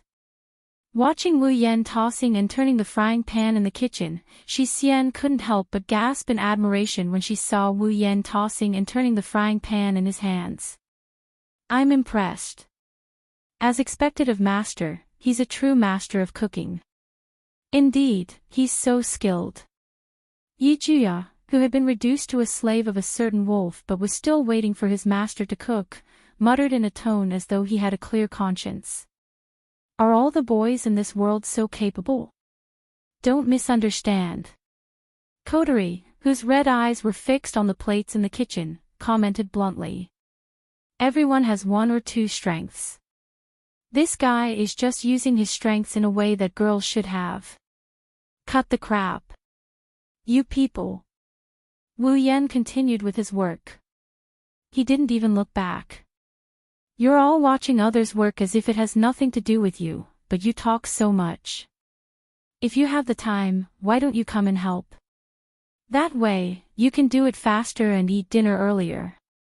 Wu Yan sighed after saying that. His face was full of sadness. Why do I have to do all the work alone? Kotori, Toka, Yoshino, and Shirzhen were in disbelief. Kotori said. Are you really an idiot? Let's not talk about Yoshino and Shirzhen first. If Toka, Yoshino, and I help, it'll only make things worse, right? Then why are you still able to say such a line with such a proud face? Wu Yan smiled bitterly. A girl who doesn't know how to cook will be laughed at. Who said I don't know how to cook? Kotori pouted. Although my cooking isn't as good as yours, I still know how to cook. Really? Wu Yan looked at Kotori suspiciously. Then why haven't I seen you cook? Isn't it obvious? Kotori said in disdain. In this world, boys are the best at cooking. Wu Yan's mouth twitched and he sighed again. Who was the one who said that only girls should have this advantage of mine? Speak. Shi Xian thinks this is pretty good too. She sat on the sofa. Shi Xian, who had been poking each other's arms to improve their relationship, suddenly looked at Wu Yan with a calm tone. Shi Xian thinks that boys who are good at cooking are very handsome. Ha! Kotori paused. She looked at Sunset Court in surprise. Hey. Are you serious? I'm serious. Shi Xian is very serious. Shi Xian nodded heavily, casting his half-narrowed eyes at Toka, Yoshino, and Yakuya. Don't you think so? Well, since Shi Xian said so, then it's true. Then there is no mistake. Yi Juya's expression was a little unnatural, but he still raised his head and spoke forcefully.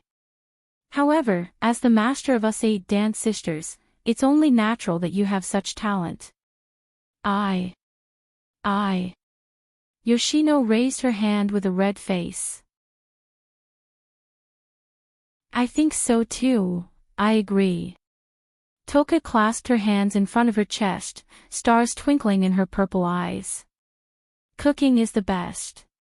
Hearing this, the elven girls present all blushed with shame. Girl, we're asking about the person, not the food. Is the person who cooks less important than a dish in your eyes? Question. Shi Xian looked at Kotori. Kotori, don't you think that a master who cooks is handsome? Kotori's expression stiffened when the topic shifted to her. She used a stiff voice to say proudly, maybe, but that's just a general rule. I understand, so that's how it is. Yu Xian looked at Kotori with a listless face and said something shocking. If Kotori marries Master, she'll be able to eat Master's cooking for the rest of her life. It's understandable that Kotori doesn't cook, wah. Kotori's beautiful eyes widened, her face turned pink. Wu Yan, who was cooking, almost threw his frying pan away. He couldn't stay calm. Who wants to marry him? Kotori immediately stood up from the sofa and yelled with a flushed face and neck, a perverted, hypocrite like him who brings back a few girls after leaving the house for a short while. You can have him if you want. Wu Yan's chest was pierced by a few arrows, tears streamed down his face. Although I also guessed that you would deny it, is it necessary to do so? Is it necessary? Humph. Kotori crossed her arms and said arrogantly, I'm just telling the truth, marriage, to eat Shido's cooking for the rest of my life. On the side, Ten Fragrance blushed before a dazed expression appeared on her face. A clear line of saliva slowly flowed down from the corner of her mouth, causing Siyu, who was also blushing beside her, to feel embarrassed. Shi Xian lowered her head and thought for a moment before looking at Kotori again. In conclusion, Kotori doesn't want to marry Master, is that right? Isn't that obvious? Kotori's eyes were filled with hesitation, but she still didn't mince her words. I'm not going to marry him. I see. Shi Xian turned around and exchanged glances with Yakuya. The two of them nodded solemnly. They stood up and ran into the kitchen without hesitation. When they arrived at Wu Yan's side, they hugged Wu Yan's arms with both of their arms. If that's the case, Shi Xian and I will have to share Master. Agreed. If Kotori doesn't want Master, Shi Xian and Yakuya will have no choice but to accept. Kotori's eyes twitched, and her face twisted. Toka's eyes widened, and she stood up. Kotori, Yoshino, Yagoya, and Yuxian thought she was going to object, but she didn't. Why are you two the only ones who can share Shido? I can't. Their legs gave out and they almost fell to the ground. Oi oi oi, you too. Wu Yan was sweating profusely. Don't hold my arm, how am I supposed to cook? Just as the six of them were in a heated argument and were about to break into a fight, a circular ripple appeared in the middle of the hall without any warning. As the ripple spread out, it instantly attracted the attention of everyone present, causing the scene to become completely silent. Then, everyone saw a petite girl in a black gothic loli costume and holding a parasol, walking out of the ripples with a beautiful girl in a gown of light that was more or less charred and dusty. It was as if they had passed through a door. Seeing these two people, Toka, Yoshino, Yagoya, and Yuxian subconsciously looked at the person they recognized and cried out in surprise. Meijio. Kotori, on the other hand, looked at the petite one with a surprised expression. Natsuki. While everyone else was shocked, Wu Yan was the only one who raised an eyebrow. He looked at Meijio, who was covered in soot. He put down the frying pan in his hand and he walked out of the kitchen towards the two girls. Wu Yan looked at Natsuki and Meijio and shrugged. Looks like I've made the right decision this time. Meijio stared at Wu Yan. Her bright silver eyes started tearing up. She was filled with emotions. She felt like she just survived a calamity and she also felt like she was wronged. Wu Yan bitterly laughed when he saw Meijio trying her best to hold back her tears. He patted Meijio's head with a tender expression. You must have suffered a lot. Wu Yan helplessly laughed when he saw the charred marks and dust on Meijio's body. Anyway, go take a bath first. Meijio, who was always against Wu Yan, nodded obediently without hesitation.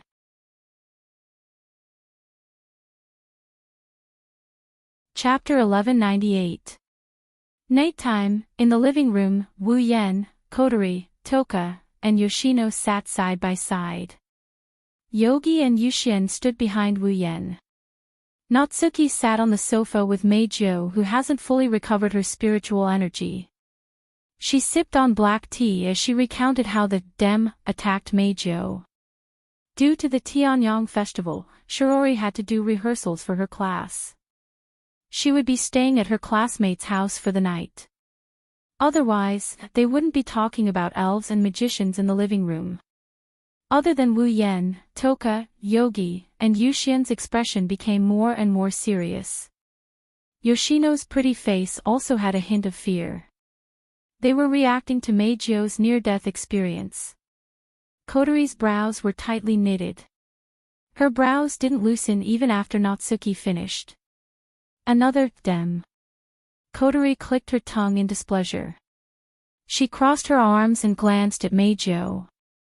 Although I knew that they had always coveted elves, I didn't expect that even Meijo, who was originally a human and had no problem with her background, would be discovered as an elf after living in Tiangong City for so long. Those guys wouldn't wander around Tiangong City with detectors every day, right? Yes, they really wander around Heavenly Palace City with detectors every day. Even if they're alone, it would take at least a month. It would take a month or so to finish the tour. How could Meijo be active in Heavenly Palace City as an elf for half a year? Wu Yen rolled his eyes at Kotori. He rubbed his chin.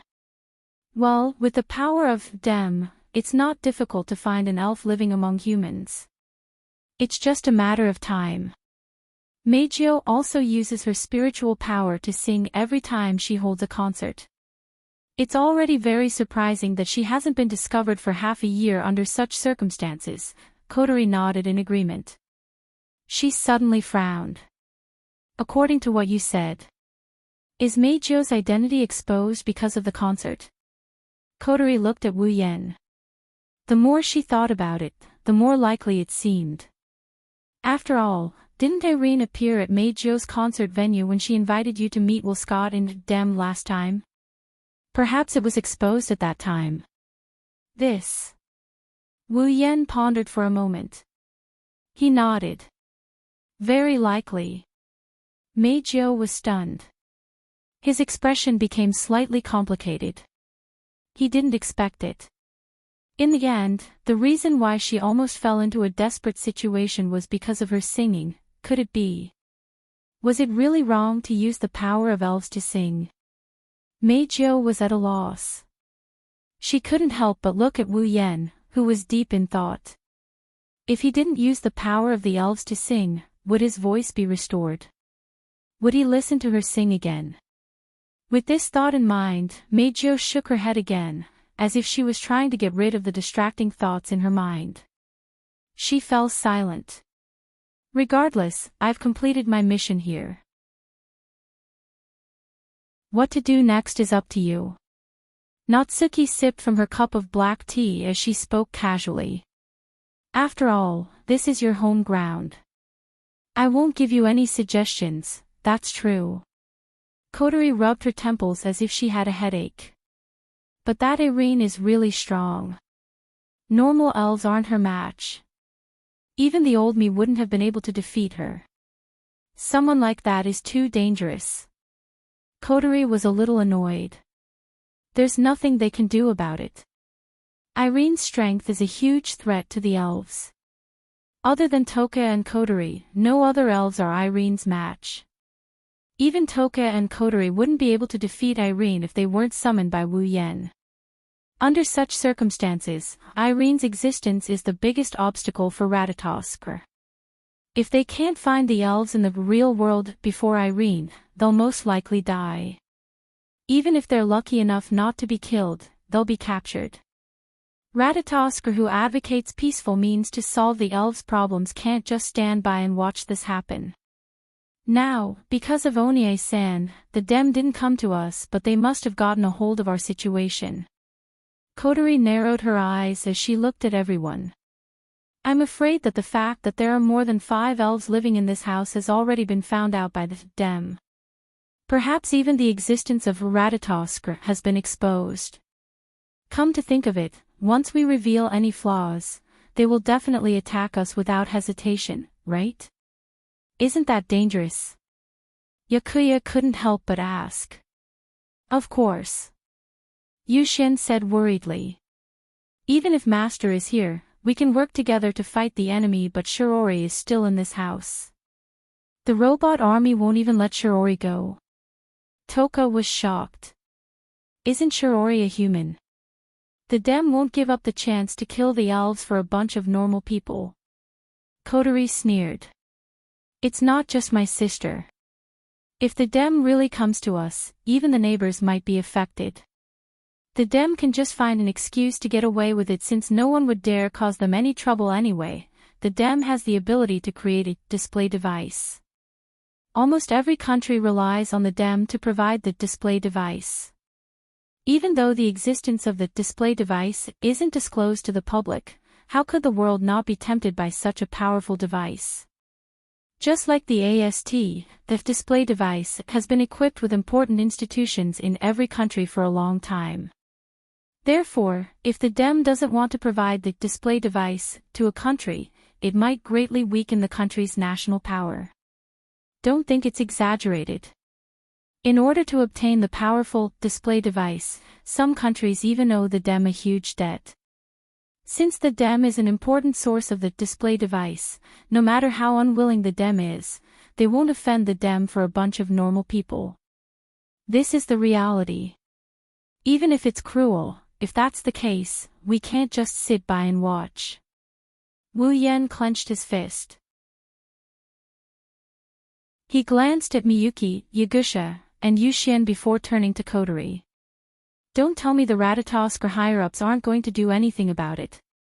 Those bastards only know how to hide behind the scenes. They won't stand up against the DEM. Kotori pouted.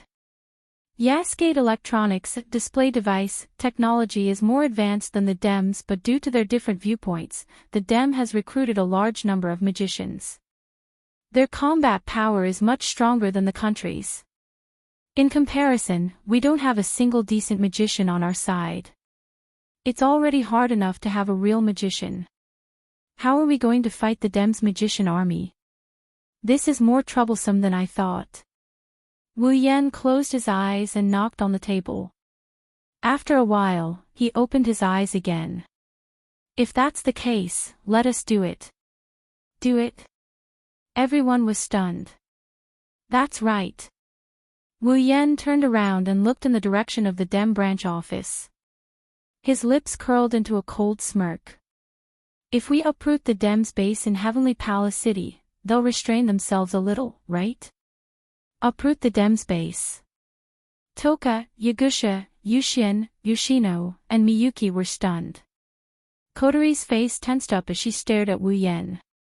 Are you serious? What do you think? Wu Yen grinned. His eyes flashed with a glint that told Kotori if she's telling the truth. This. Kotori hesitated. Isn't this a little too extreme? Let's compare it to the DEM. Wu Yen sighed. You'll realize that I'm already being merciful by not saying we'll kill all the magicians in the DEM. I agree with you on this point as well. At this moment, a figure suddenly appeared in the hall. He had a pair of different colored eyes, one red and one gold, and a bewitching smile appeared on his face. So, can I participate as well? Many people in the hall were shocked when they saw the newcomer's face. Kurumi.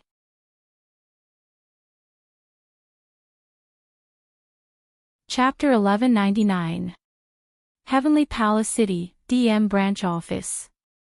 Tonight, the night sky was dark with no stars, no moon, and no clouds, making the night seem especially long. The territory of the DEM seemed to be far away from the hustle and bustle of the mortal world. The lights in the streets between the DEM's territory and the DEM's territory seemed to be unable to shine over, causing the area between the DEM's territory and the street to be incomparably dim like a dividing line. It was as if telling the world that the other side of the dividing line was not something they could touch. The darkness of the night was a stark contrast to the lights. In the territory of the DEM, many of the DEM members loved the night. While others were sleeping, they were doing their own things in the buildings. Of course, a portion of them were only on night duty, patrolling the area. In the most luxurious office on the top floor of the first office building of DEM's branch office, Westcott stood by the window, looking at the brightly lit buildings below. He then looked at the night view of Heavenly Palace City in the distance, seeming a little absent-minded. That's natural. This was because Westcott was listening to Irene's report on the operation to capture the diva.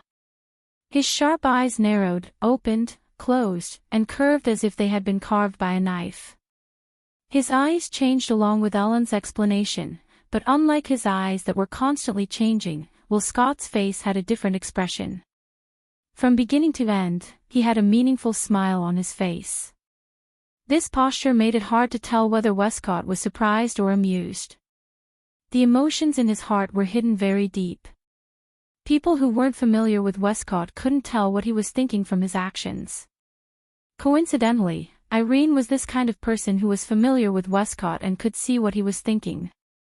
Therefore, Ellen did not hide anything. She recounted the entire operation of capturing the diva from the beginning to the end.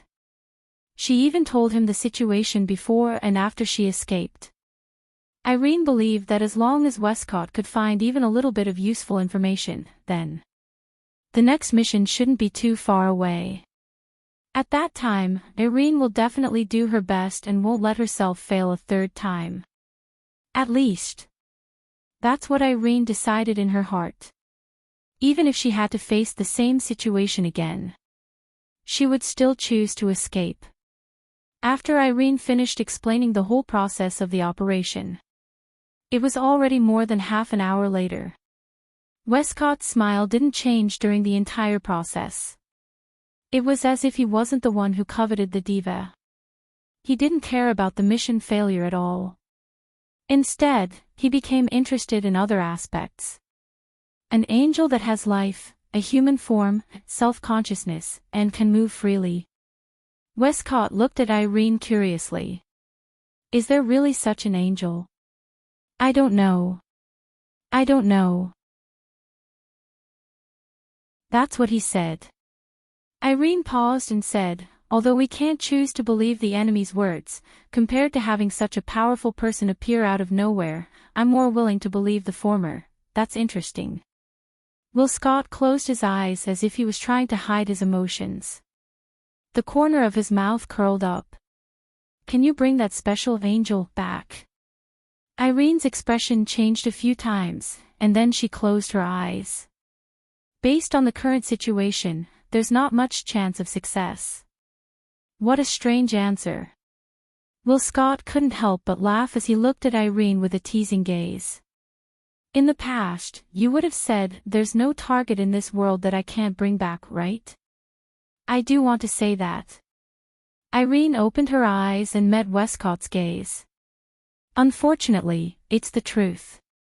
I can't ruin Ike's plan because of my willfulness.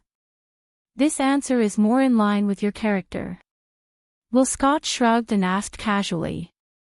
What about the magicians who went on the mission with you? They came back not long ago. Irene replied expressionlessly. The angel didn't seem to want to do anything to them. They said the angel let them go and they came back. What about Jessica? She's heavily injured. Irene's expression didn't waver at all. She spoke as if the heavily injured magician was a mouse not worth mentioning. After being treated by the manifestation device, her injuries are almost healed. She should be yelling about tearing the angel, who injured her into pieces, shouldn't she? Indeed, Jessica would do something like that. Westcott seemed to be amused by Irene's words. He couldn't help but chuckle before glancing at Irene. What about you? I've also been healed by the manifestation device.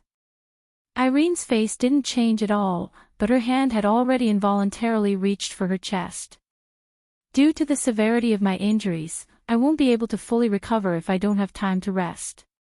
This is the second time I've seen you with such serious injuries after the last time I came back from Homey Island. Westcott frowned. Are you all right? I'm fine. Irene answered without hesitation. Although I need time to recuperate, I can still fight now and display my full strength. However, I can't fight for too long, that's good. Westcott nodded with a smile. He turned around and continued to look out the window. What about the diva? Seeing that Westcott did not ask any more questions, Irene hesitated for a moment before asking her own question. Should we continue to monitor the angel's movements and arrange for the next capture mission? Since that person even sent his angel to protect the diva, it proves that he won't let us touch the diva. Westcott shook his head. So, let's not think about the diva for the time being. It was Irene's turn to frown. Are we going to ignore the elves in Heavenly Palace City? For now. Westcott waved his hand at Irene without turning his head. His indifferent and calm voice drifted into Irene's ears. Tell the people below to keep track of the elves' whereabouts and situation at all times. Don't let them out of our sight, especially that person. He even has an angel that I've never heard of. I have a feeling that he's not an ordinary elf. Irene narrowed her eyes and her face darkened. Itoka Shido, huh? Westcott lowered his head, and a happy smile appeared on his face. I'm getting more and more interested in him. Too bad I didn't ask him to join us. Towards Westcott's words, Irene was rarely non-committal. Irene didn't know Wu Yen well, but that didn't affect her judgment. He's an elf. The DM is an organization that kills elves. Under such circumstances, how could he possibly join the DM? She did not even need to think about it. Westcott should have understood this, but he did not seem to have given up on letting her join the Democratic. This did not match Elaine's understanding of Westcott. Elaine could only assume that Westcott had his own considerations and plans. In her mind, the faintly smiling face that seemed to be engraved in the depths of her mind appeared once again. When she recalled the other party's powerful strength and the equally powerful angel, Irene's breathing quickened a little. Because of her slightly hurried breathing, Irene raised her head and inadvertently swept her gaze to the sky outside the window. However, with this sweep, Irene's pupils violently shrank and her expression changed drastically. Irene! A shrill cry rang throughout the office. Irene suddenly pounced in Westcott's direction. A golden radiance flashed over her body, and the Pendragon, Irene's special CR unit, appeared on her body. Irene immediately activated her Tori barrier and rushed towards Westcott. At the same time, outside the window, in the night sky, an overwhelming sea of red lotus flames that emitted intense heat shrouded down without any explanation. In an instant, it landed on the entire DM branch office and the office at the top of the first office building.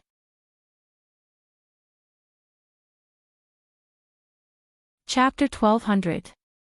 In the sky above the DM branch office, in the void, a piece of space suddenly undulated up and down like the surface of the water. At the same time, invisible ripples spread out, like a mirage gently swaying, full of illusions. Not long after, in the ripples, several figures walked out in the air as if they were taking a stroll. They appeared in this dark night sky, floating above the DM branch office.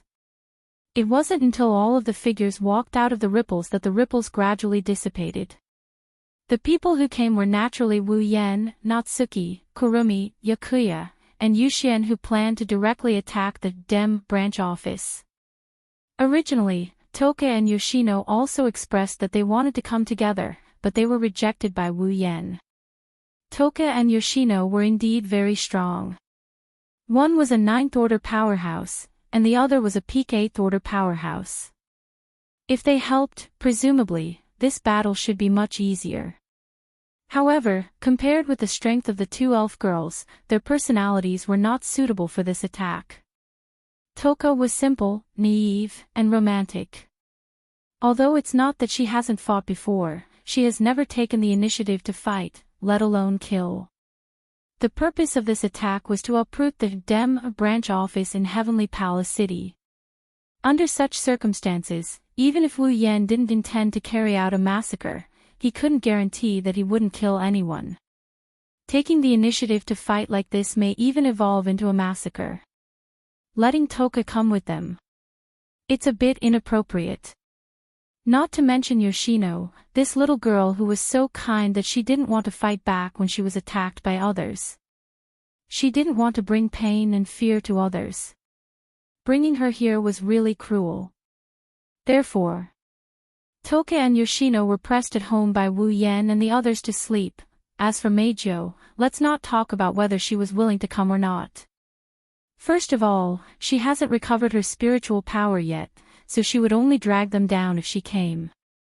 As for coterie, she returned to Fraxinus. She's ready to provide backup at any time. She's also here to help Wu Yan and company. If anything goes wrong, she'll be able to detect any anomalies and act as backup for Wu Yan and company. In any case, with Wu Yan, Natsuki, Kurumi, Yaguya, and Shi Xian's strength, it would be impossible for them to defeat Huang Xiaolong. If there were no accidents, dealing with a Dem branch company was just a matter of time.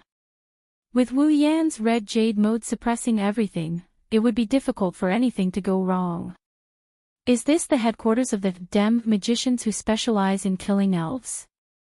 Wearing a skimpy, skin-tight restraining suit with shackles on his hands, feet, and neck, Yi Juya looked down at the territory of the Dem with an excited smile on his face. You look very fragile, master. Can I blow it away? Agreed. Shi Xian didn't seem to have a good impression of the Dem either. Her silver eyes were filled with a reckless desire to destroy everything. It looks like a wide area of effect, but if I work with Yi Juya, I should be able to blow away everything inside. Sounds interesting. Kurumi tilted her head and tapped her lips with a finger. She had a covetous expression on her face. It's a pity they don't have a wide area of effect attack. What a pity. Same here, I've never done something like demolishing a building. Natsuki held up her parasol. She glanced at Wu Yan.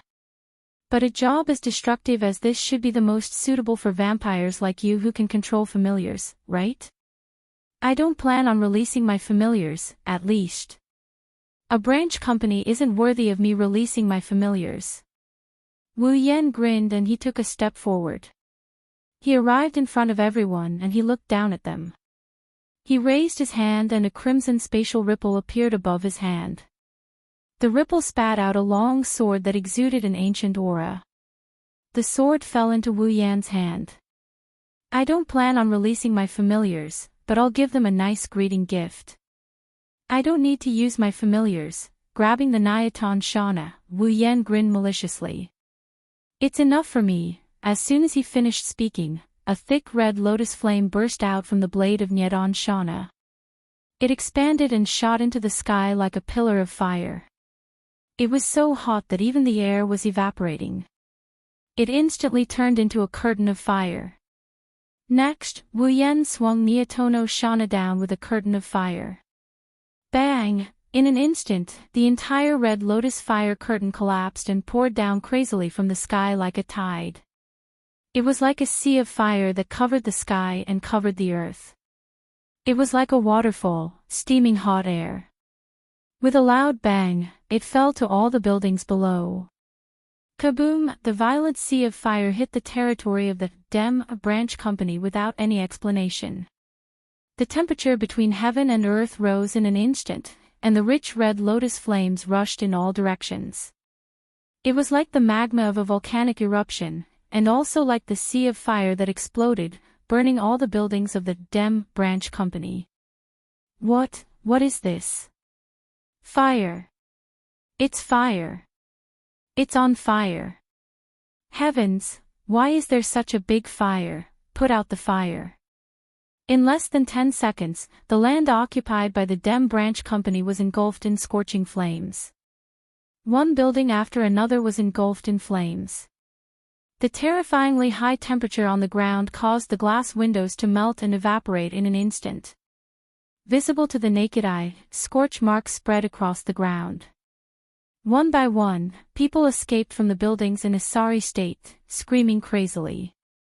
This scene was like a scene straight out of hell. Woo woo woo woo. A loud alarm rang out from the building below, spreading throughout the entire area in an instant. It's the spacetime alarm. It's unknown if it's to defend against the sea of fire or because they noticed Wu Yan and Ko's arrival. The spacequake alarm reverberated throughout the entire Dem branch. Shortly after, the buildings bathed in the sea of fire were covered by thick steel plates. Most of the people moved away to take shelter. Then, Wu Yan's group saw something. Magicians in CR unit and cold Bandersnatch robots flew up into the sky like locusts and flew towards them. Era. Kurumi pursed her lips and smiled. We've been discovered, they're finally here. The corners of Yijuya's lips curled up into a smile as he stretched his body. Perfect, I haven't moved my body for several months. It's about to fall apart, I'm excited, Shi Xian thinks so too. Shi Xian had a rare smile on her face. After all, I've been living a comfortable life. It can't be helped that my body has become sluggish. What should we do, Admiral? Natsuki had one hand on her waist and the other holding an umbrella. She ignored all the magicians and Bandersnatch robots below. Her delicate face was as calm as an ancient well. She had a condescending expression on her face. However, it's true that Natsuki didn't care about those weak magicians and Bandersnatch robots. She wasn't afraid even when she could only use her avatar to move around. Now that she can use her real body and guardian, she's Wu Yan's familiar. Do we need to dismantle these pieces of scrap metal? Wu Yan wanted to nod when he heard Natsuki's words. However, he stopped when he heard the sound of something breaking through the air. He looked over with the girls. In front of them, in the first office building burning with red lotus flames, a stream of light shot out from inside at an extremely fast speed. It flew over and appeared at the head of the group of Dem magicians and Bandersnatch. It's Irene who's holding Will Scott. You guys. Irene's pretty face was so gloomy that water was about to drip out. She supported Will Scott's body and glanced at all the buildings that were covered in layers of flames. Her face was slightly twisted. She looked up at Wu Yan, Natsuki, Kurumi, Yijuya, and Shi Xian. She gritted her teeth and stared at Wu Yan, who was holding a saber with blazing red lotus flames. Her eyes were filled with terror.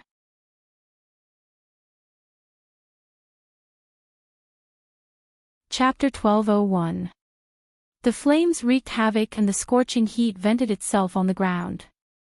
The slowly burning red lotus fire mercilessly burned everything in the Dem branch office. The steel that covered all the buildings, which were specially used to defend against the spacequake disaster, showed signs of melting under the burning of the flame. Under such circumstances, if a normal person stepped into the sea of fire, they would be instantly incinerated to ashes. Even magicians who could control CR units would be heavily injured if they didn't use their Tori domain. Of course, no one would be foolish enough to stay in the sea of fire and be burned. All the ordinary people in the Dem branch had entered the underground shelter and avoided the disaster.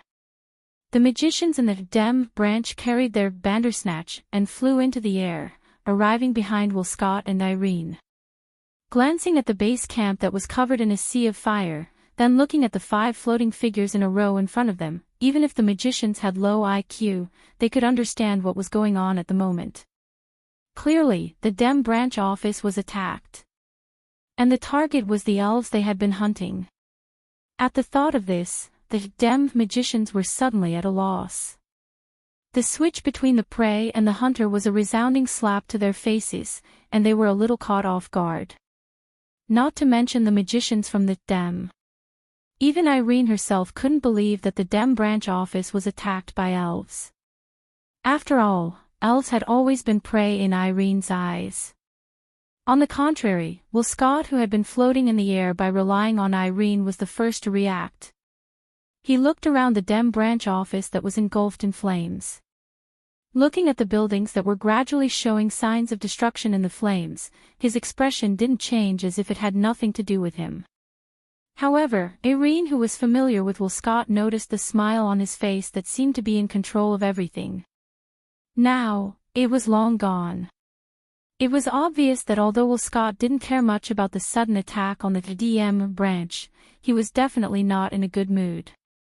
Looking at Wu Yan's group of 5 floating in the air, Will Scott finally revealed a smile. Just as the others thought, he didn't care what happened to the Dem branch office at all.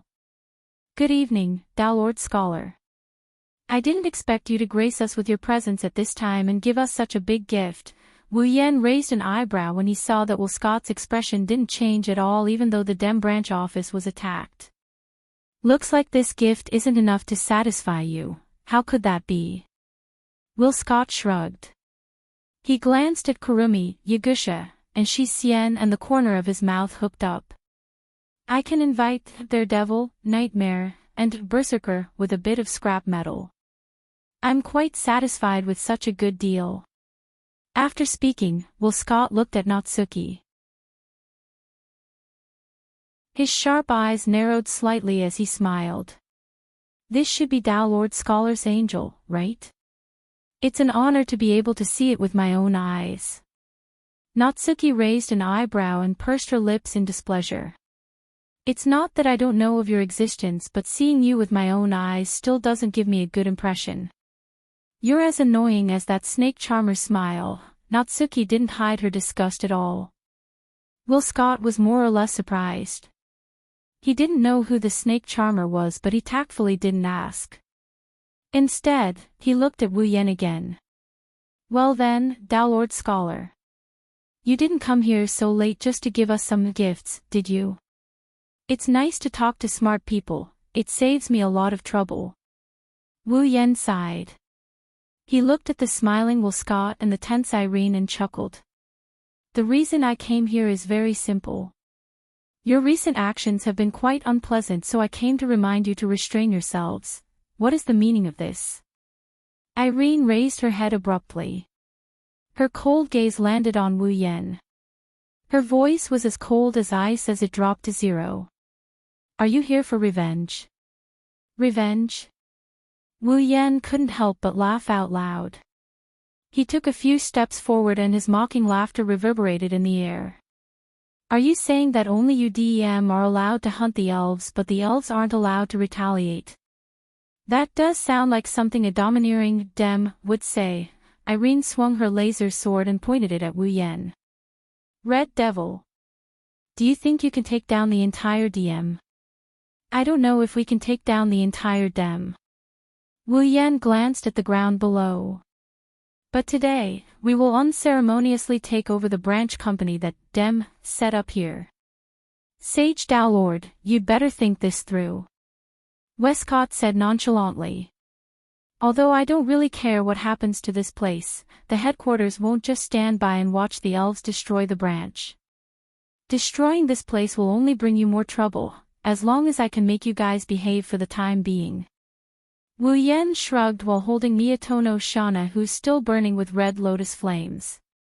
As for the rest, when we gather more companions, we will naturally settle the accounts with you one by one.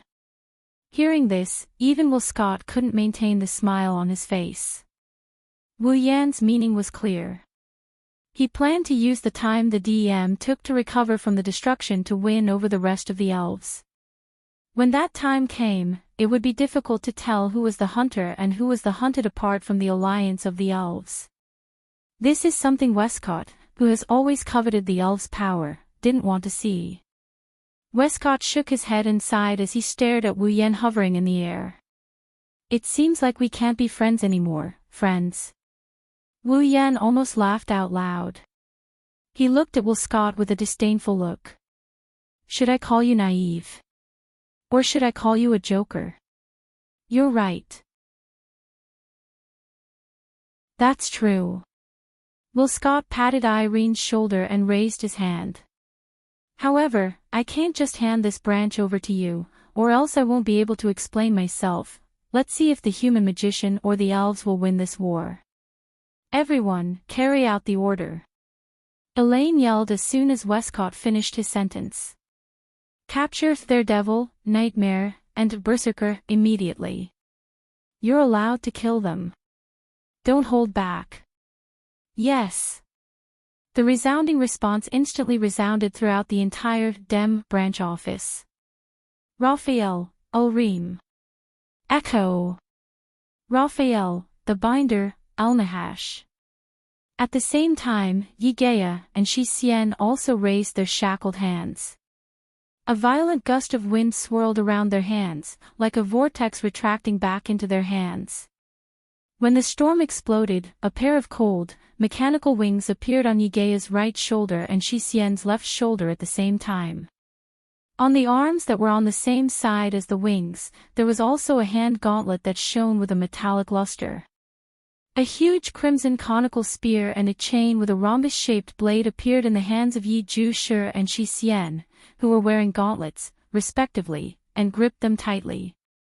The dark night sky was covered by thick dark clouds. Violent winds comparable to the sea of fire below began to wreak havoc in the air. The sky and earth were extremely oppressive.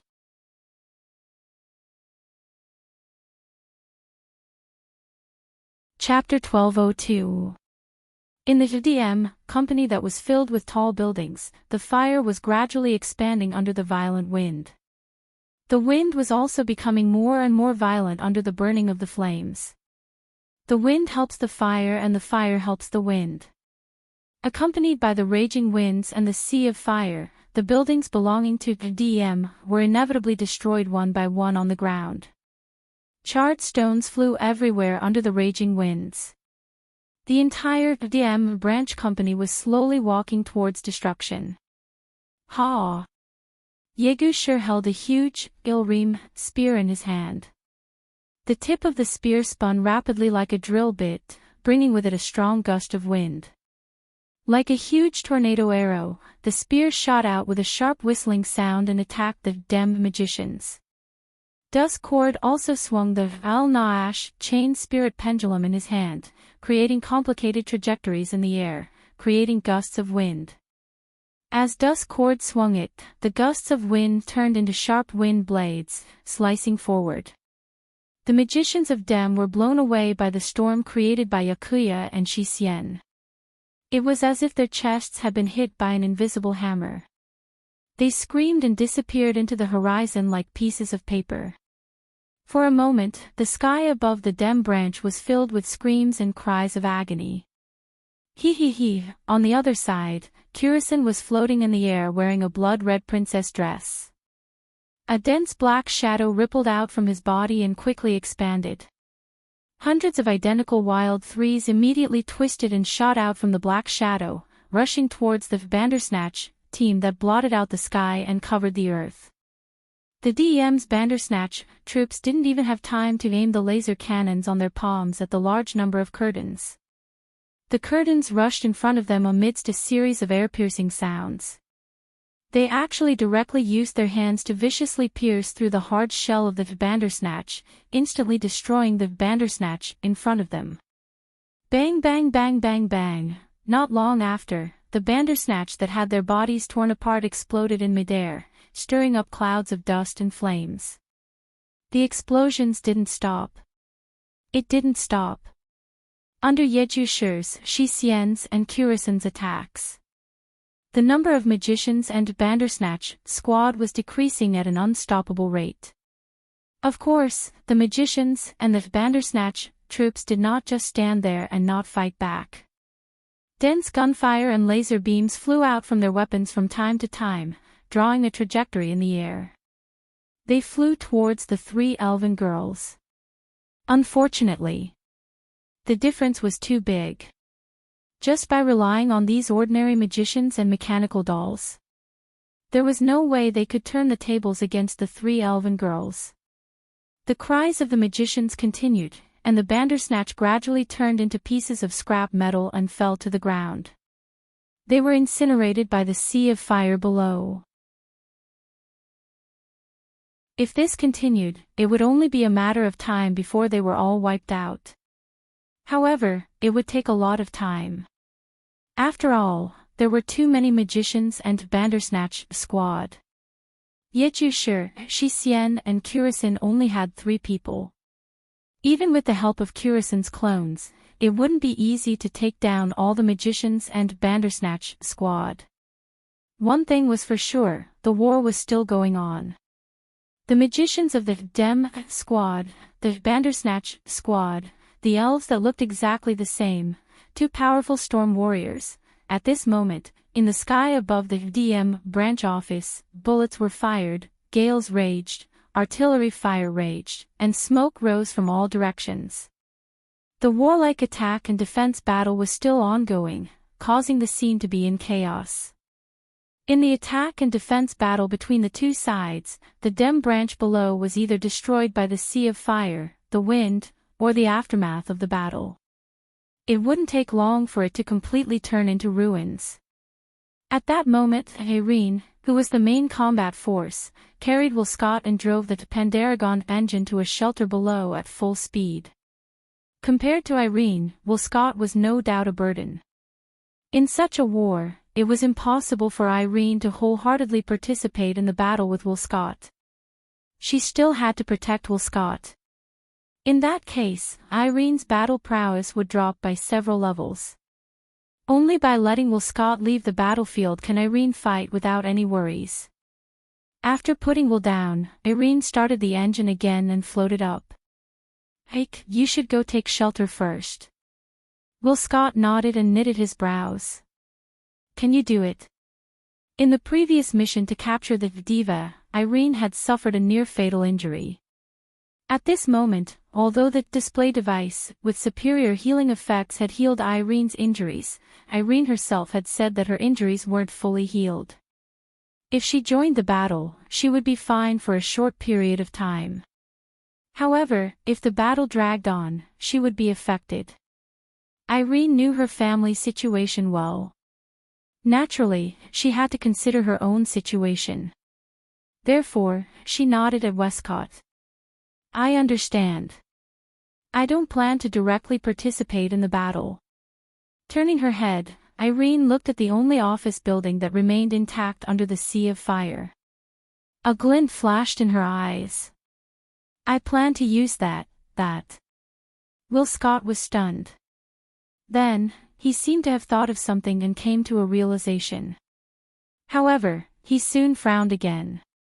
"Are you sure you can do it? You're alone." "Of course."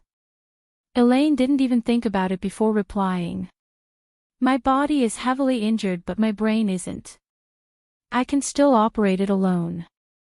"As expected of you." Will Scott smiled and waved his hand. "If that's the case, then you can go. Remember, if you fail, just retreat directly. It's just a branch company. We can rebuild it at any time, but if DM loses you, then the loss will be huge, I understand." Leaving this sentence behind, Irene started the engine on her body, turned around, and flew toward the direction of the first office building. Westcott stood in the middle of the sea of fire and looked up at Wu Yan and the others who were fighting in the sky. To be more precise, he was looking at Wu Yan alone and smiled. "We will meet again, on the other side." While Yakuya, Duskcord, and Kurumi were engaged in an unprecedented battle between the elves and the magicians, Natsuki was looking ahead with a calm expression. "I didn't expect you to stand in front of me, ahahaha." Natsuki's words were met with maniacal laughter. That laughter came from a woman with red hair and a pair of fox-like eyes. She was wearing a red skin-tight suit. It was none other than Jessica, who had been defeated by Natsuki earlier. However, Jessica's appearance has greatly changed compared to before. Her hands, feet, chest, forehead, and face are all wrapped in bandages. She's not equipped with a CR unit anymore. Instead, she's equipped with a war chariot. It's completely red and has 2 cannons the size of tree trunks. What an exaggerated thing. Natsuki glanced at Jessica's red mech. "What? You want to drive this thing out and hit someone? Who knows, maybe you really hit me. Ahahaha, are you scared?" Jessica revealed a twisted smile.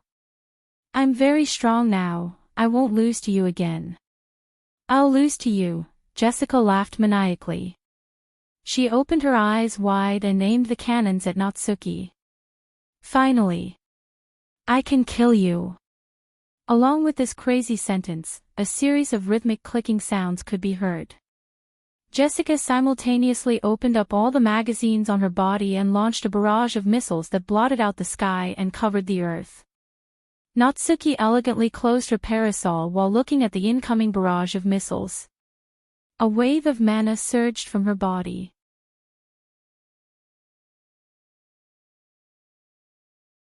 Chapter 1203. Swish swish swish swish, hoo, bang bang bang. The sound of something breaking through the air came one after another without any pause. It reverberated in the vast night sky, accompanied by the sharp whistling of the wind and the sound of explosions. Ah! Hee hee hee hee, bang bang bang. The screams of the dem magicians continued, accompanied by creepy laughter. Then, the sound of gunshots also sounded, filling the world with all kinds of noises, proving that the chaos on the scene had not stopped. In the underground corridor of the first office building of the Dem branch company, Irene drove the Pandaragon's engine and flew deeper into the building. At the same time, she heard all the sounds on the ground through the Dem's wide-area radio. Her eyes were full of solemnity. Just by listening to the sounds, Irene roughly knew how the attack and defense on the ground had become. Obviously, the Dem was at an absolute disadvantage. Just the continuous screams in the radio channel and the noise caused by the loss of contact one by one were enough for Irene to guess the situation on the ground. If this continues, the destruction of the Dem branch office was only a matter of time. This was something that Irene absolutely did not want to see.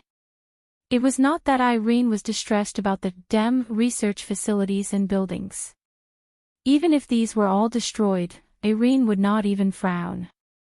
The reason why she did not want to see it was only because of psychological reasons, the investigation and capture mission on Heim Island. When they first arrived at Heim Island, because of Wu Yan's intervention and the destruction of Albald, they declared a complete failure. The mission to capture the Diva was also destroyed because of Natsuki's intervention. Now, even the Dem branch office that was guarded by Irene herself was attacked by the elves who were supposed to be prey. This was really unbearable for Irene, who had never lost her composure like this before. So, that was why Irene pushed Will Scott, who was supposed to be her priority, out to take refuge alone. That was why Irene chose to return to the battlefield when she knew that the other party had Wu Yan and Natsuki on the scene. There was absolutely no chance of winning. It was all for the sake of fighting one last time. With that, even if I can't kill Shido and Natsuki, I can at least force them to retreat. If I'm lucky, I might be able to heavily injure Nightmare and Berserker. Irene narrowed her eyes. The engine behind her started running wildly again, making Irene turn into a stream of light and quickly shot into the depths of the ground. Not long after, an iron passageway appeared in Irene's vision. Irene saw the iron passage extending forward. Irene immediately flew over. Landing on the ground, Zhang Xian raised his head and looked at the metal passageway ahead. About 10 meters ahead, there was a small platform. On top of the round platform, there was a sophisticated instrument that looked like a cockpit. When she saw this instrument, Irene's gaze never left it. Obviously, this instrument was Irene's target. Walking to the side of the instrument, Irene directly sat in the cockpit-like seat of the instrument and closed her eyes. On its body, the platinum-colored surface of Pandaragon dimmed a little. On its four limbs, thin lines suddenly shot out and connected to the instrument. Suddenly, several indicator lights on the instrument's body flashed. In an instant, it lit up like a light bulb, and the screen on the instrument also lit up. Lines of data that made people dizzy flashed past, filling the entire screen. It maintained this state until 10 seconds later.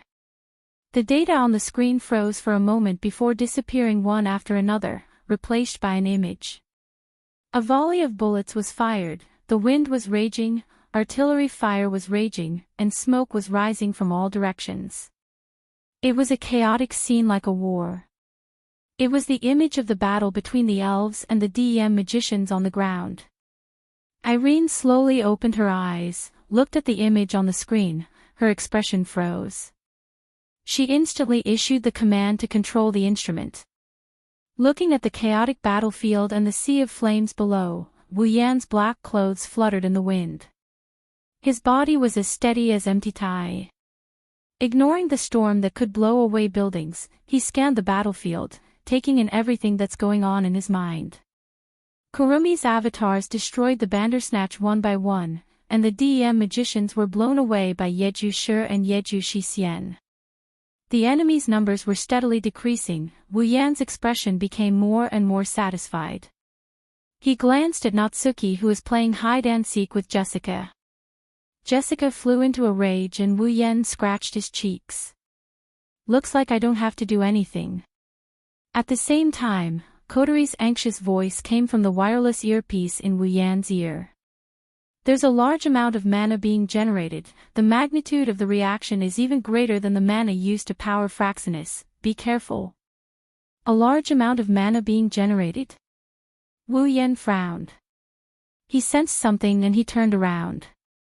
He looked at the only building left standing in the sea of fire. The first office building of the DM branch.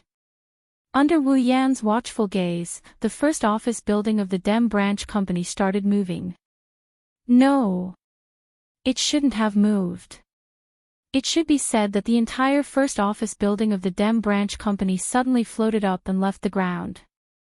Amidst the tremors of the ground, it flew up. Dense mana flowed around the building like a golden light. It covered the entire surface of the first office building. Under the effect of the mana, the red lotus flames on the building were extinguished, revealing the charred building. This is... Wu Yan and Kotori, who saw this scene through the big screen in Fraxinus, were all stunned. Bam! While everyone was still in a daze, the first office building suddenly exploded and fell apart in an instant. The deafening roar covered all the other sounds on the scene and attracted everyone's attention. Looking at the scene of the first office building exploding, the magicians of the DEM team cried out in shock. They didn't know what was going on either, even if they told the others. Wu Yan, on the other hand, saw some black shadows in the explosion of the number 1 office building. When the smoke and dust from the explosion slowly dissipated, the existence of the first office building had been completely erased. What appeared in everyone's eyes were instruments that looked like automatic surveillance cameras. However, they were several times larger than automatic surveillance cameras and were the size of tables. What's that? Kotori couldn't help but ask. How am I supposed to know?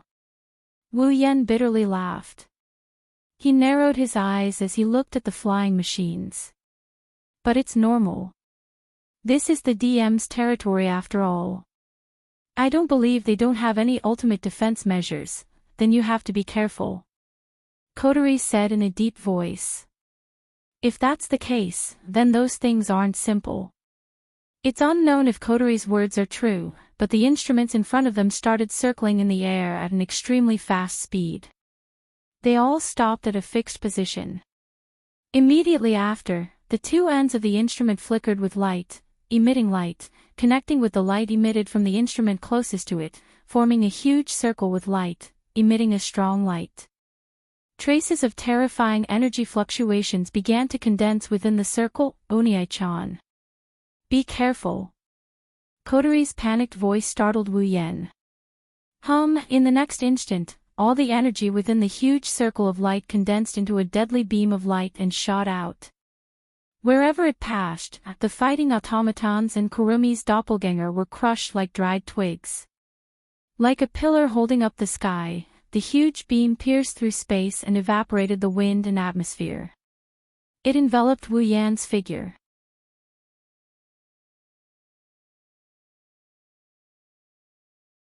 Chapter 1204. The torrent of light seemed to have pierced through the sky. From the circle that was emitting intense light, the torrent of light shot up into the sky at an oblique angle, shooting towards the direction of the sky. The surrounding wind and atmosphere were crushed into nothingness in the blink of an eye. The Bandersnatch puppets and Kurumi's clones were also annihilated in an instant. A huge hole was formed in the dark clouds that covered the sky, revealing the dark night sky inside. It was like a pillar of light that illuminated the world. It was very dazzling, However, the elves who saw Wu Yan being shot by such a terrifying torrent of light didn't think it was that dazzling. Natsuki and Kurumi's expressions changed. Yeguya and Shixian also shouted in shock. Master! Seeing Wu Yan being swallowed by the torrent of light, the girls became anxious and no longer held back. Mana and spirit energy began to surge crazily from Natsuki, Kurumi, Yeguya, and Shixian. The Guardian of Gold was summoned by Natsuki. With a slash, the Guardian of Gold cleaved the chariot-like body of Jessica in half. At the same time, the Guardian of Gold slashed a huge wound on Jessica's body so deep that her bones could be seen. Kurumi summoned her own Carving Emperor and fired bullets with the power of time at her avatars, causing all the Kurumi to be buffed. They madly attacked the remaining Bandersnatch machines and turned them all into scraps. Yeguya and Shixian unleashed the full potential of their angels. Fierce whirlwinds swept across the sky above the Dem branch, blowing away a group of Dem magicians like crushing dry weeds and smashing rotten wood. In just a short moment, the magicians of Dem all disappeared from the scene, and the Bandersnatch troops were all turned into scraps. Jessica was also fatally injured by the sword of the Guardian of Gold. She fell into the sea of fire below and was instantly incinerated. Until their enemies were dealt with. Natsuki, Kurumi, Yeguya, and Shixian gathered together and stared at the torrent of light shooting towards the sky. They were trying to find the figure that was swallowed by the light.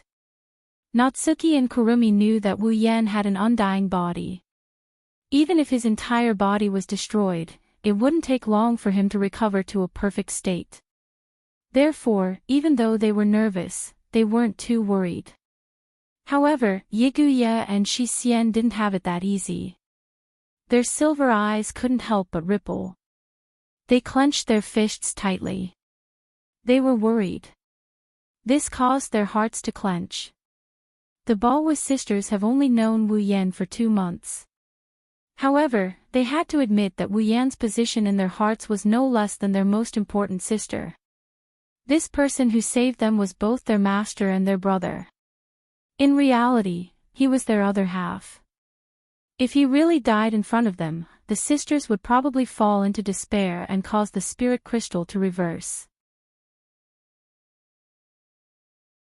Under the gazes of the girls, the torrent of light gradually calmed down and slowly dimmed. The pillar that was originally as big as the sky also slowly shrunk until it completely disappeared. The girls stared at the spot where Wu Yan used to be. They didn't even look away for a second. Finally, in their field of vision, an extremely familiar figure wrapped in white flames appeared in the gradually disappearing torrent of light, unscathed. Phew! Natsuki and Kurumi couldn't help but let out a sigh of relief. Yeguya and Shixian were even more delighted. Even Kotori, who was inside Fraxinus, was secretly relieved. Let alone the girls, even Wu Yan himself couldn't help but calm down. He still felt some lingering fear. If he didn't use the white dragon's scorching flame to engulf his body in time, he would have burned away the light beam that came into contact with him. That light beam's power would have killed Wu Yan. Even if he didn't die once, he would have at least lost a layer of skin. To put it bluntly, that torrent of light was at least 100 times stronger than the mana-condensing beam cannon that Albald fired at Wu Yan last time. Wu Yan wouldn't be worried about his life being in danger if that attack hit him, but he'd be in a lot of pain. Even Raphael can't hurt him. On the other side, in the basement of Dem's first office building, Irene looked at Wu Yan's unscathed appearance on the screen and her expression changed. What's that white flame? I've never seen him use it before. Irene bit her lip. Could it be that he's never shown his full strength in front of me since the moment I met him? How is that possible? Irene's eyes were unfocused, filled with unwillingness. That's enough, Irene. An indifferent voice sounded from Irene's radio channel. Let's stop here, Ike. Irene was stunned. She took a deep breath and calmed down the violent trembling in her heart. She glanced at Wu Yan on the screen as if she wanted to remember him forever. She then replied in a normal tone. Got it. That's good. Will Scott smiled with satisfaction. Come pick me up first. We probably won't be able to stay in Tiangong City for the time being. Come back to the headquarters with me, understood? Irene nodded and stood up. She hesitated for a moment and asked. Irene, what's wrong?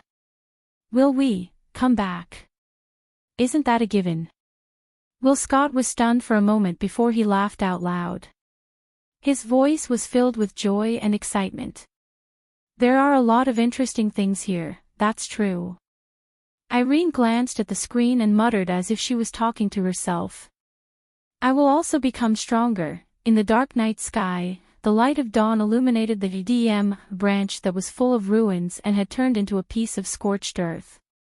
As if to announce the end of the war, it clearly exposed everything that had happened in the night not long ago under the sun without hiding anything. In the air, all the Kurasans turned into black shadows and shot into her shadow. The raging wind slowly dissipated along with the sea of fire. Natsuki, Kurasan, Yagashur, and Shisian gathered around Wu Yan. Are you okay? I repeat, Master, are you okay? Yagashur and Shisian looked at Wu Yan to make sure he's not missing any parts. Wu Yan chuckled. I'm fine, don't worry. Shaking his head, Wu Yan looked at the large pieces of trash that fell to the ground like broken surveillance cameras. He then looked at the entire branch office that was reduced to rubble and he exhaled. Now that the branch is destroyed, the DEM should restrain themselves and let us live peacefully for a while. That should be the end of this. Yi Ju-shi and Shi Xian nodded and couldn't help but smile. Natsuki opened her parasol with a look of disapproval. It's very difficult to live a peaceful life with you by my side. Wu Yan awkwardly smiled and sighed. He didn't have anything else to say. Wu Yan looked at Kurumi, who was quietly looking at the ruins below. He paused for a bit before continuing. You didn't find it, right? Yes. Kurasan nodded and smiled. It's like hubby said, there's no second elf here. Then what do you plan to do? Wu Yan scratched his face. Continue to search. For the time being, I don't think so. Kurumi turned around and she met Wu Yan's gaze. She seemed to have gotten over something and she smiled in a carefree manner. After all, I still don't know what I'm thinking. Is this okay? Of course. Kurasan tilted her head and showed a beautiful smile. Maybe I'll continue to search when I come back. But for now, I want to live peacefully, is that so? Wu Yan stared at Kurumi for a long time before he laughed. That's not bad.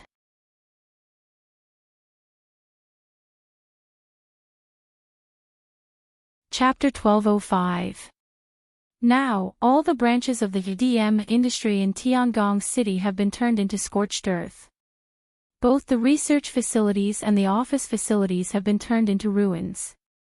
Witnesses nearby at that time claimed to have seen a fire in the EDM industry branch, which is very likely to be an important reason for the destruction of the place. As for whether the fire was man-made or a natural disaster, we don't know yet. The relevant departments have instructed us to investigate the matter further. It is worth mentioning that in this disaster, there were no casualties in the branch of the DEM industry in Tiangong City. As soon as the disaster appeared, all the staff in the industry were evacuated. I have to say that this is a miracle. Wu Yan was sitting on the sofa in the living room of Wu Yan's house. He munched on bread while watching the live broadcast of the destruction of the DM branch on TV. After a while, he shook his head and sighed in disappointment. In the end, what's the point of this report? It's not clear at all. Then what do you want them to report? A live broadcast of the battle between the elves and the magicians. Kotori put her hands on her hips and rolled her eyes at Wu Yan. Let alone Ratatosk, even the DEM wouldn't expose something like this to the public. That's why I said it's meaningless. Wu Yan waved his hand listlessly. Even though the elves and magicians can't be exposed to the public, let's see if Wesson wants to see it on TV. But it's good to let Will Scott go on TV and see what he says. I can't help but want to see if he'll continue to put on that annoying smile when he's interviewed by the reporters. You really have a bad taste. Coterie sighed helplessly. Wu Yan chuckled maliciously. If it was anyone else, their face would be as dark as charcoal even if they didn't go berserk on the spot. However, if it was Wesson, he might actually laugh and say something like, "There's nothing we can do about it." Then, he'll be slandered by malicious speculations. For example, his own territory was destroyed. There must be something going on behind the scenes. Maybe Westcott set fire to DEM's branch office himself, or something like that. In this world, there are always people who are bored. They're always looking for something to do.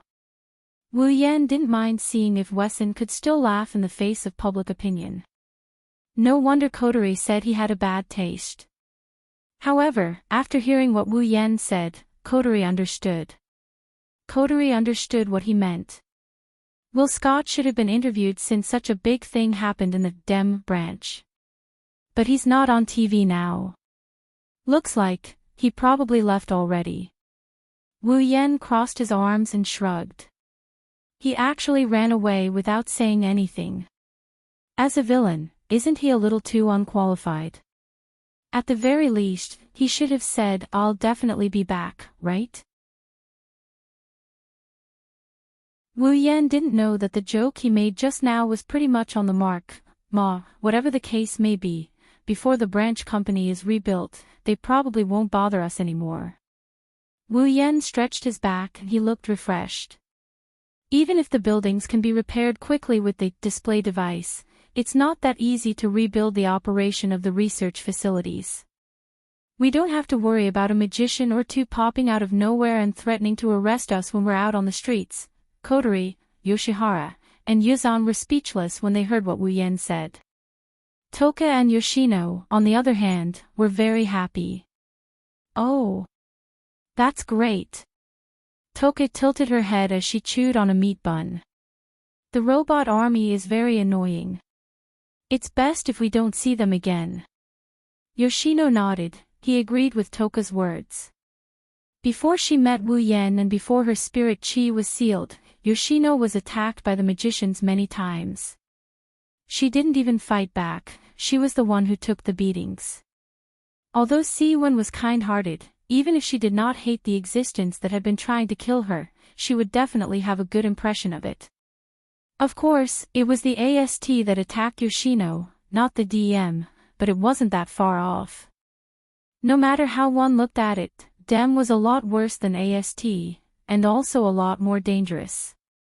Even if Yoshino was already a powerhouse at the peak of the 8th rank and didn't need to fear any magician, even if Irene came, Yoshino would still be afraid of magicians. Kurumi couldn't help but rub Yoshino's head. Yoshino was startled and surprised. Aside from Yoshihara and Yuzan who joined after Kurumi left, Wu Yan, Kotori, and Toka who were familiar with Kurumi looked at each other with surprise. Kurumi. Wu Yan moved closer to Kurumi and looked around. He was hesitant. Are you really Kurumi? Why do you ask? Kurumi touched her cheeks with a strange expression. Could it be that there's something wrong? Is there something wrong? I guess so. Wu Yan scratched his head. I keep feeling that you're not only more humane than before, but you're also much gentler. Kotori, Toka, and Yoshino immediately nodded, indicating that they also thought so. Kurumi blinked and gracefully pursed her lips into a smile. Oh, is that so? Kurumi blushed and she acted like a pretty girl from a wealthy family. She shyly looked at Wu Yan with fluttering eyes. Then, hubby-sama, do you like me like this? Wu Yan almost lost his cool and started drooling when he saw Kurumi's blushing cheeks and mesmerizing eyes. He coughed and turned his head away in a huff. I'll like you no matter what you look like. Kurumi's eyes turned into crescent moons. Wu Yan's words made her happy. Toka, Yoshino, Yagoya, and Yushin looked at him with envy. Kotori even snorted. She didn't mince her words. You only know how to talk sweet nothings and deceive innocent girls all day long. Wu Yan was speechless. At this time, Meizhou, who had been sitting quietly at the dining table and eating breakfast without saying a word, raised her head. Her intoxicating voice echoed clearly in everyone's ears. Thank you. Everyone was slightly startled. Then, they looked at each other and smiled. Whether it was Meizhou or all the elves present, they all knew. Wu Yan proposed to destroy the DM branch because he was afraid the elves in the modern realm would be killed by the DM. He was also worried that Yoshino and Yuzan would be hurt if they were alone. But the main reason was for Meizhou. Ratatosker's display device was more advanced than the DEM's, so it had always been able to detect the location and existence of the elves in the real world before the AST and DEM. With Ratatosker around, the elves were usually found a little faster than the AST and DEM. Yagiya and Yushin also stayed by Wu Yan's side, they didn't leave his side much. Thus, Wu Yan didn't really care about the DEM's threats. But Wu Yan still decided to destroy the DM branch in Tiangong City. He was afraid that Meizhou, who was alone, would be targeted by the DEM again. This was something that everyone present understood. Meizhou knew it herself. She knew that the man in front of her had always been protecting her. Meizhou's heart had long melted. Meizhou stared at Wu Yan with her bright silver eyes. She looked at Wu Yan quietly until Wu Yan felt awkward. Then, she giggled and smiled. Today is the opening day of the Tianyang ceremony. Meizhou looked at Wu Yan as if she had made a decision. She spoke softly with hope on her face. Can you listen to my wish?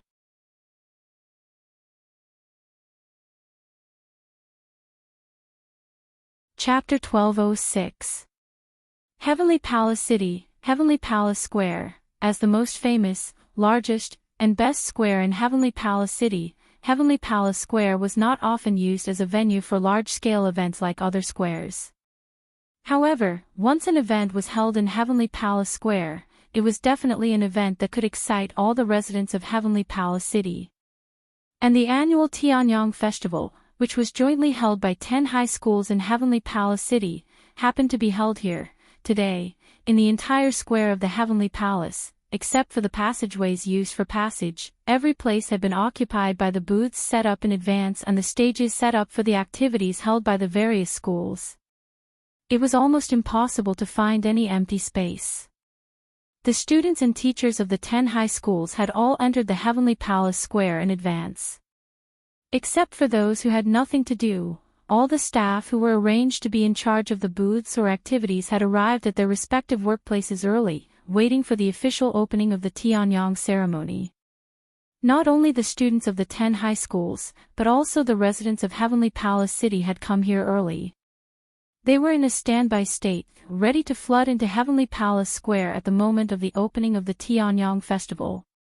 Even some tourists who heard the news were waiting expectantly.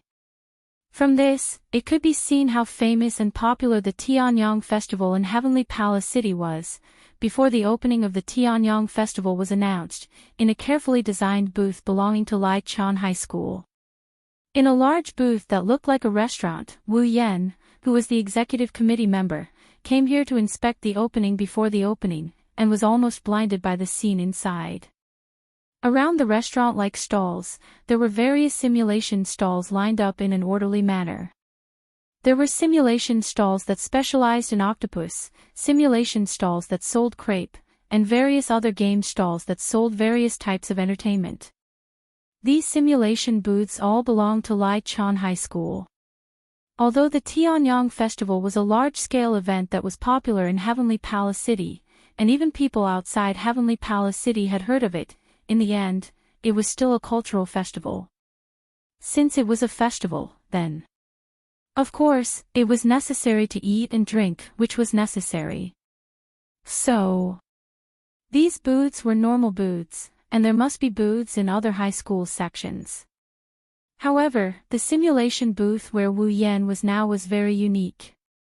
On this point, just look at the title on the signboard outside the simulation shop, Maid Cafe. That was right.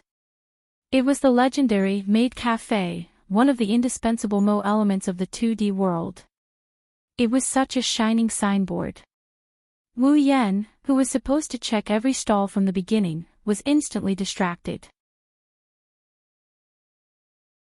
Moreover, without even thinking, he directly abandoned the other stalls and headed straight for this place. Then, Wu Yan, who had just walked through the door, was immediately captivated by the scene in front of him. He completely forgot about his duties. Welcome, Master. In the center of the hall, beautiful girls from Lichon High School were lined up neatly. They were wearing maid outfits with lace and aprons, and adorable hair ribbons on their heads. They bowed respectfully to Wu Yan as he walked through the door, calling out to him. Listening to the tender voices that filled the entire hall, Wu Yan's heart rippled, and he couldn't move his eyes away. These female students from Zen High School who were in charge of the maid cafe were carefully selected from various grades, classes, and classrooms of Zen High School. Each and every one of them had a dazzling appearance. Coupled with their maid outfits, how could any man not be attracted to them? What's more, the 5 girls in front of all the maids were people he knew: Kurumi, Toka, Yagoya, Shishin, and Shirori. A total of 5 girls who are more beautiful than the other girls lined up side by side facing the door. Like the head of the maids, they respectfully bowed to Wu Yan. Their greeting of Master made him feel very sweet inside. Even Wu Yan, who spent every day with the 5 girls, was like this.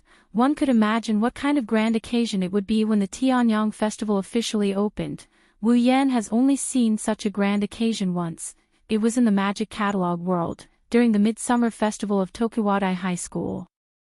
Now, seeing such a grand occasion again, Wu Yan was extremely moved. He almost knelt down and kowtowed. Too bad, this kind of touching feeling was quickly dispelled by Shirori, who noticed Wu Yan's arrival with a single sentence, "Shido." Shirori looked at Wu Yan, who was standing at the door, with a surprised expression. She checked the time. The festival hasn't opened yet, right?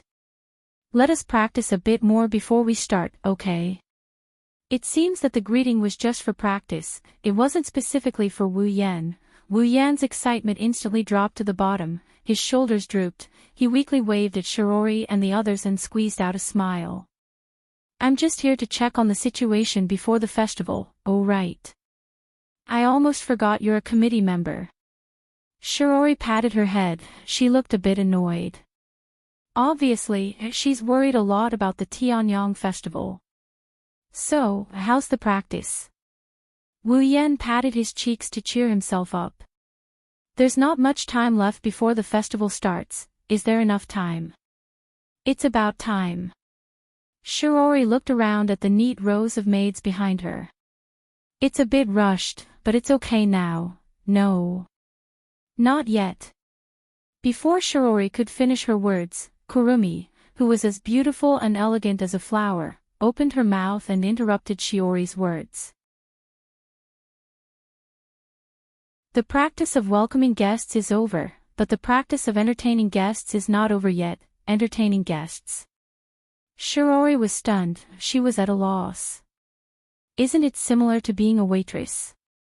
You just have to call the guests master when you're greeting them, right? There's always something different. Kurumi closed her eyes, tilted her head, and smiled. Why don't we practice how to entertain guests as well? I don't have any objections. Shirori looked at Kurumi in confusion, but how do we practice? Kurumi looked at Wu Yan with an expression that says, I was waiting for you to say that. She maintained her elegant smile as she looked at Wu Yan. Her wine-red eyes flashed with a smug glint. How about we let our committee member be the guest for a while? and then we'll entertain them. Ha! Wu Yan was stunned. He pointed at his own nose. I'll be the guest. That's not bad. Yakuya stood up. He raised his head proudly. Instead of calling those commoners master, why don't we, the true master of the Baowu sisters, be the first guest? I agree. Shi Xian softly chuckled. Her silver eyes were filled with joy. Although it's a job, serving the master is the true goal of Yejuya and Shi Xian. I want to try it too. Toka raised her hand excitedly. She looked like a primary school student. Her naive and romantic personality was on full display. Shido used to make food for me. It's my turn to help him this time. That's how it is. Seeing that Toka, Yejusher, and Shi Xian had all voted in favor, the smile on Kurumi's face became even wider. What do you think, ladies? In the team, the group of maids suddenly looked at each other, not knowing whether to laugh or cry. It's not that they didn't want to entertain Wu Yan, it's just that they've been dragged into the whirlpool of jealousy. Toka is Wu Yan's girlfriend, Kurumi is Wu Yan's fiancé, and according to the Baowu sisters, they're Wu Yan's slaves. This complicated relationship has been spread throughout Lichanshui. There's no way they didn't know about it. Kurumi's suggestion is to compete for favor. If Wu Yan knew what these maids are thinking, he would be dead meat for sure.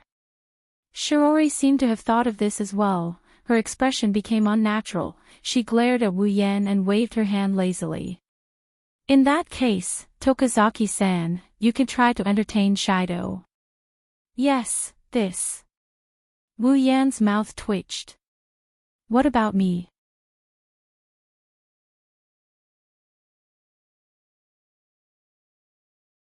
Chapter 1207. Come, master. Kurumi snickered as she used her cutlery to pick up a piece of cake and delivered it to Wu Yan's mouth.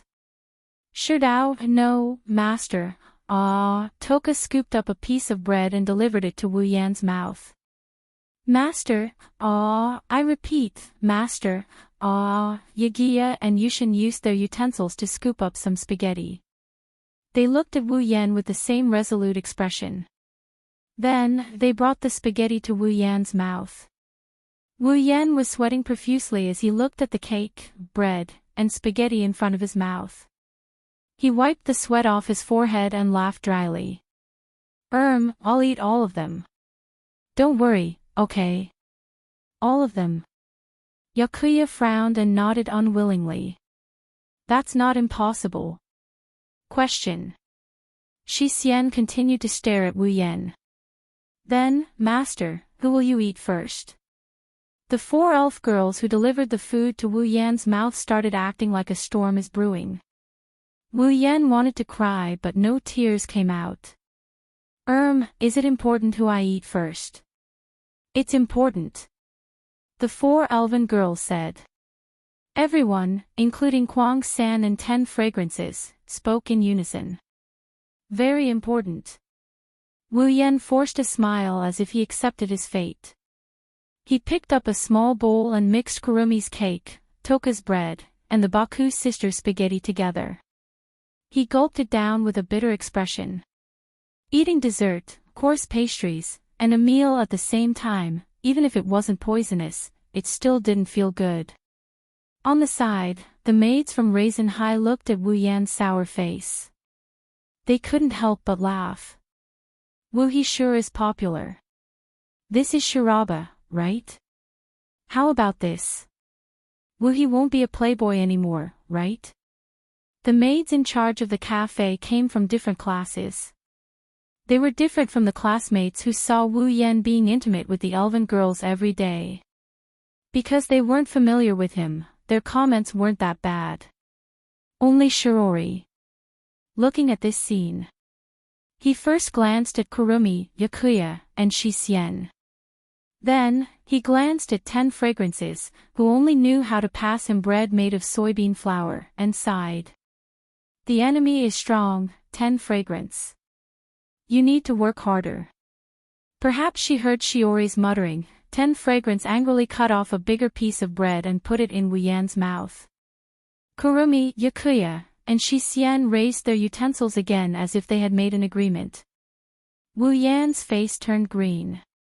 He couldn't be mixing cake, bread, and pasta until the Tianyang festival started, right? Era, what's wrong? Seeing Wu Yan's ashen face, Kurumi's eyes curved into crescents. She was clearly enjoying herself. Wu Yan gnashed his teeth. Speaking of which, the one who suggested this was Kurumi. Could it be that Kurumi made such a suggestion just to mess with him? What kind of black-bellied person was this? Wu Yan picked up the small bowl with tears in his eyes. He wanted to continue his journey of mixing dishes. However, a sweet voice accompanied by another utensil was placed in front of Wu Yan's mouth. Wu Yan subconsciously opened his mouth and sucked the food that came out of nowhere into his mouth. Only when the food entered his stomach did he react.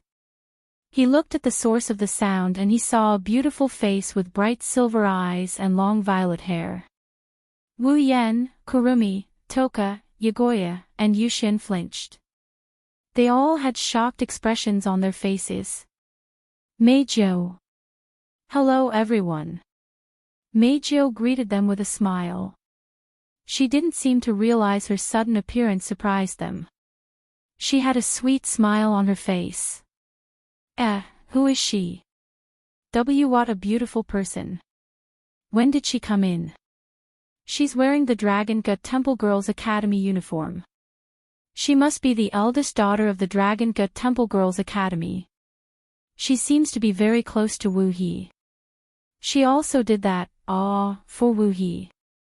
Could it be Wu He's? The maids and girls were shocked and began to talk among themselves. They glanced at Meijio and then at Wu Yan. Their gazes gradually changed. Meijio's sudden appearance and intimate feeding made them think that Wu Yan was a playboy again. Wu Yan was filled with grievances when he heard the girls' disdainful gazes. He had nowhere to vent his grievances. He could only smile bitterly. At this moment, above the Heavenly Palace Square, a loud voice that was amplified by a loudspeaker resounded throughout the entire Heavenly Palace Square and into the ears of everyone in the Heavenly Palace Square. The 25th Heavenly Palace High School Joint Cultural Festival, Tianyang Festival. Officially open. Almost at the same time, in the Heavenly Palace Square, everyone raised their hands and cheered loudly, causing the entire Heavenly Palace Square to be filled with deafening cheers that soared into the sky, accompanied by fireworks that bloomed in the sky above the Heavenly Palace Square. It's open. Shiji reacted and quickly shouted. Everyone, hurry up and get ready to welcome the guests. Yes. Era. Kurumi put down her utensils regretfully. She looked at Wu Yan and Meijio as if she saw through something. She pursed her lips and stood up. Well then, I'll go to work first.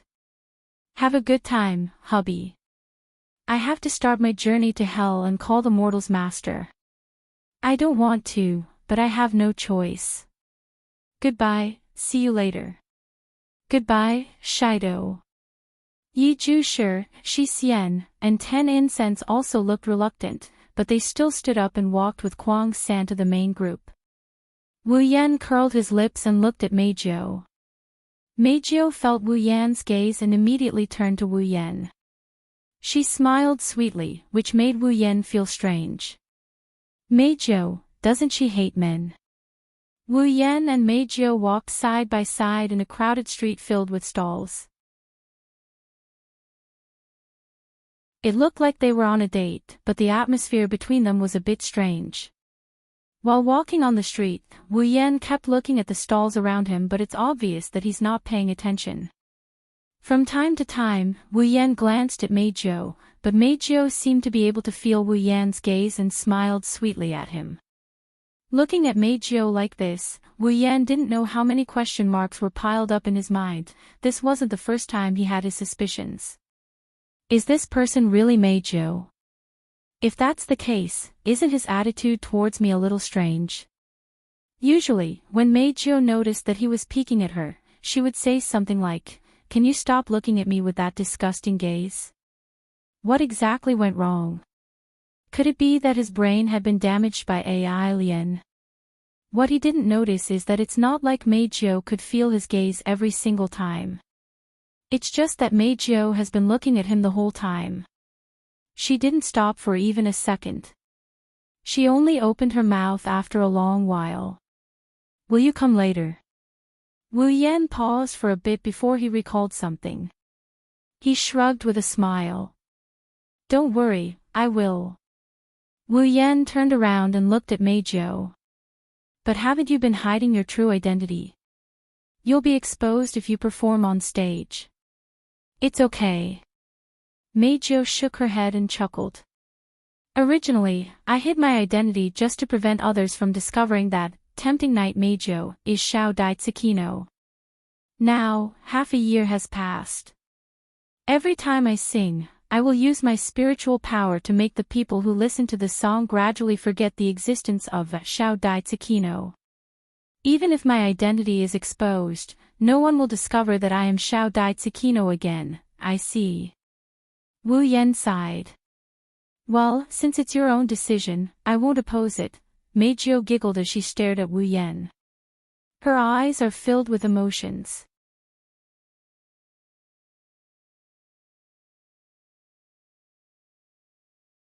Chapter 1208. Heavenly Palace Square. It's been 3 hours since the official opening of the Tianyang Festival. The official opening of the Tianyang Festival was at 9 o'clock in the morning. Now, 3 hours have passed and it's noon in the Heavenly Palace Square. Generally speaking, it should be lunchtime at this time. However, it was absolutely impossible for those who participated in the Tianyang ceremony to not buy something to eat from the surrounding stalls. Even if they didn't, they could have their lunch directly at the stalls. Therefore, the Tianyang Square was still very lively. Besides, for most people, it's not time for lunch. That was because they had more important things to attend to. In the center of the Heavenly Palace Square, there's a large venue. It's the only venue in the Heavenly Palace Square that has its own stage and spotlight. At this moment, many people in the Heavenly Palace Square are walking towards the central venue as if they've made an appointment. Their faces are filled with extreme fanaticism.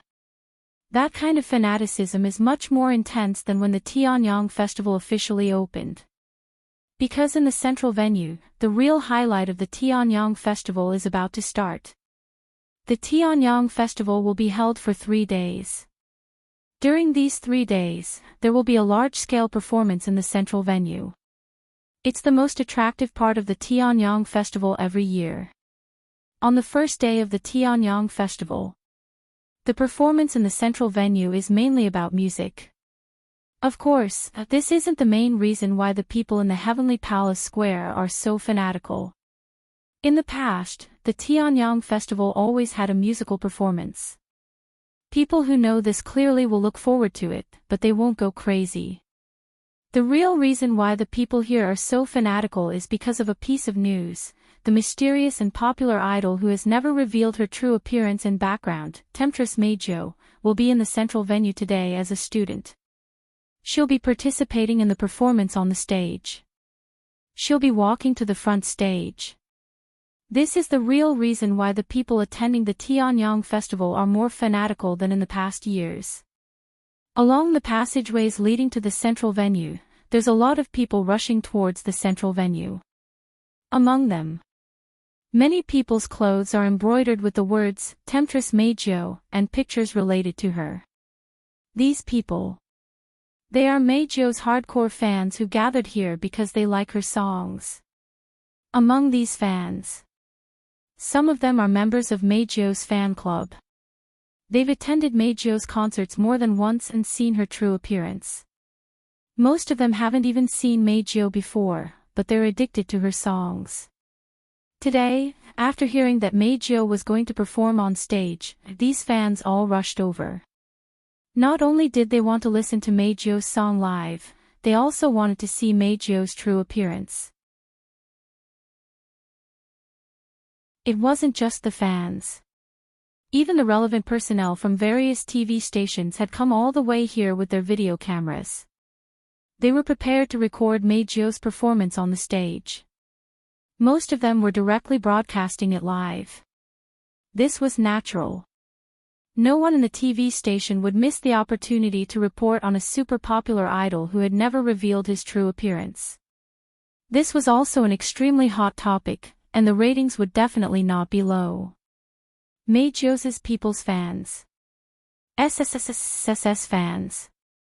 By the time all of the audience had entered the central arena, more than an hour had passed. At 1:00 in the afternoon, this performance officially began. In the audience, countless light sticks were swinging rhythmically. The audience cheered one after another, causing the people performing on the stage to be nervous and excited at the same time.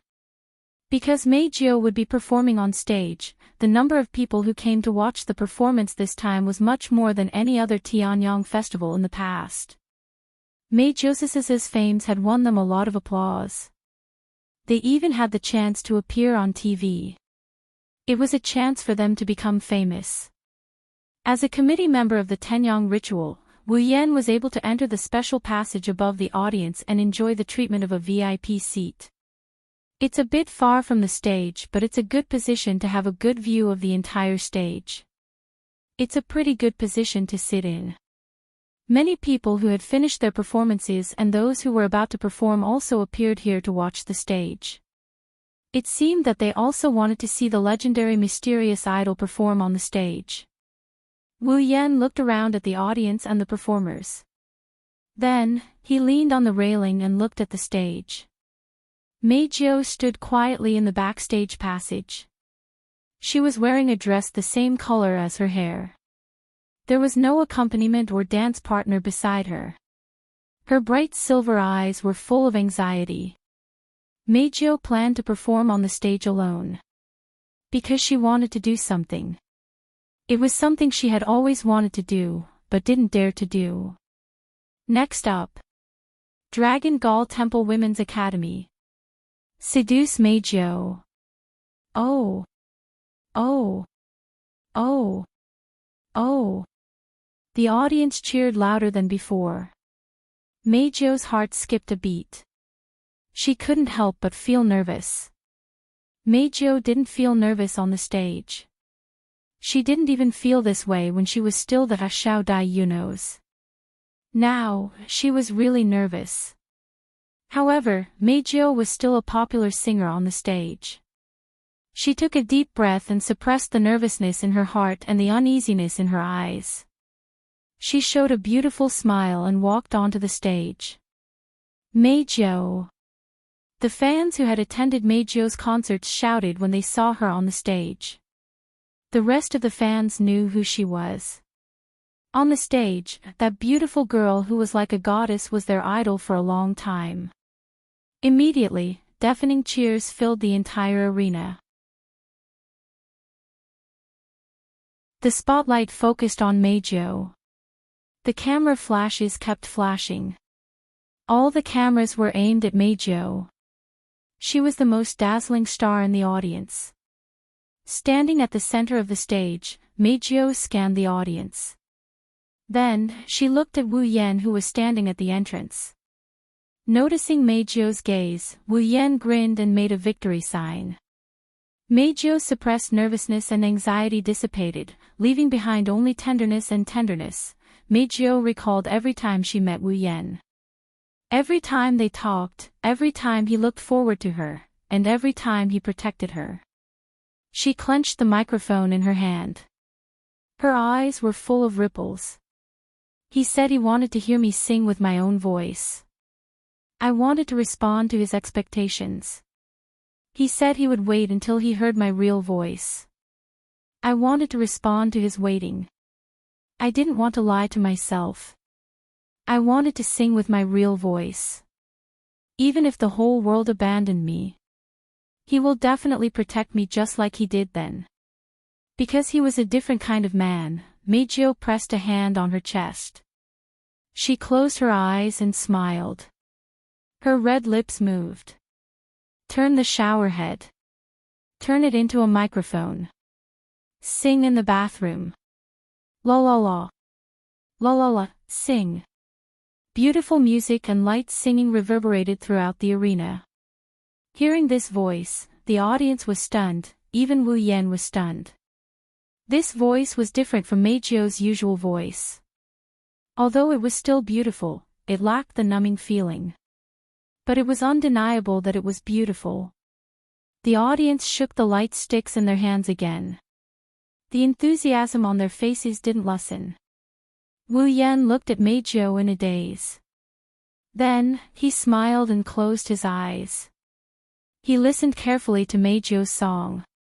The echoing timbre is somewhat special, intoxicating and joyful. I still remember how I felt at that time. Let me sing a song for you. And let's sing together. Counting the stars in the night sky. That's the best gift. After the last note of the song, Meijio slowly opened her eyes. Then, Meijio. The cheers and support from the audience instantly surrounded Meijio. Meijio was stunned as she looked at the fans who were as passionate as they were at her previous concerts. She lifted her head in disbelief and looked at Wu Yan. When she saw Wu Yan applauding with a gentle smile on his face, Meijio started crying. A genuine and pure smile slowly appeared on his face amidst the cheers of the entire crowd.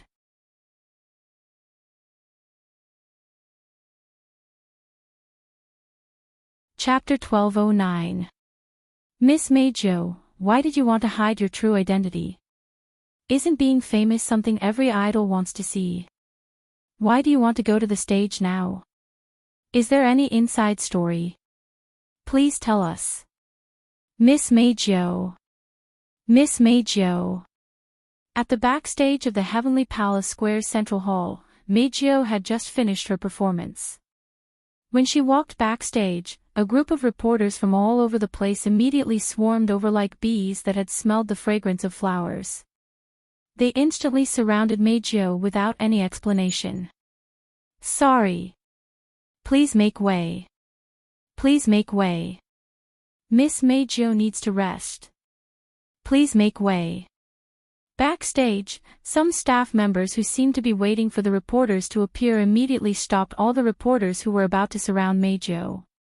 Apparently, they had been specially instructed to separate the crowd and squeeze out a path for Meijio to pass through. Miss Meijio.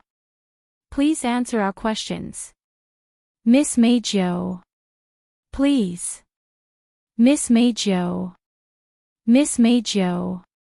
Amidst the shouts of the surrounding reporters, Meijio maintained an extremely sweet smile on her face. Although she didn't answer the reporters' questions, she didn't feel annoyed by the annoying reporters at all. Obviously, Meijio was in a good mood at this moment. No, Meijio didn't know she could be in such a good mood. Therefore, Meijio smiled at the camera in front of her and said mischievously. Well. We have plenty of time to spend together. Please don't be in such a hurry, okay? After saying that, Meijio's bright silver eyes rippled slightly, and she narrowed her eyes with a smile. Now, I have more important things to do. I need to do it. More important things. The reporters and the staff were all stunned. While they were still in a daze, Meijio walked through the backstage and into the private lounge. The noise behind Meijio gradually faded away until there was no sound at all. Meijio breathed a sigh of relief. Meijio raised one of his hands and looked at it. The scene of his arm trembling was clearly imprinted in Meijio's eyes, causing Meijio to laugh bitterly.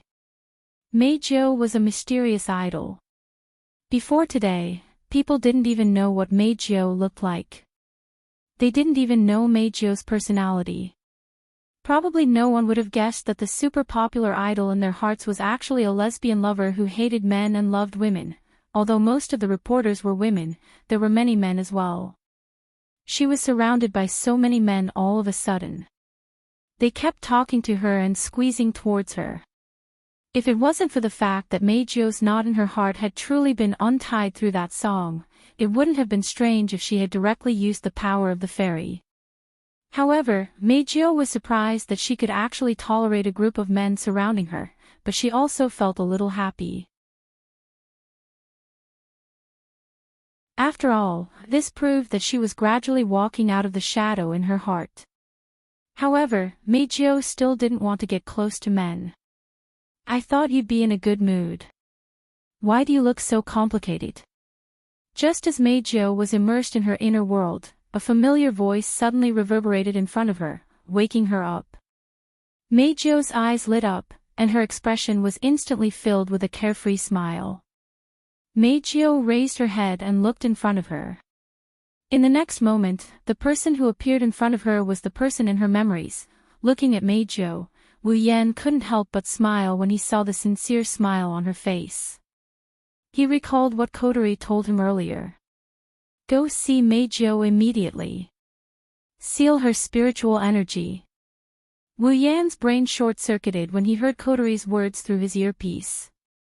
He almost couldn't wrap his head around it. Perhaps Kotori saw Wu Yan's reaction on the screen in the command room. She didn't waste time and explained. Just now, Meijio's favorability towards you has reached the max. Ha! Wu Yan had a hard time turning his head around when he heard Kotori's words. Wu Yan's mind went blank again. Full. How is that possible? How would I know? Kotori answered without any sense of responsibility.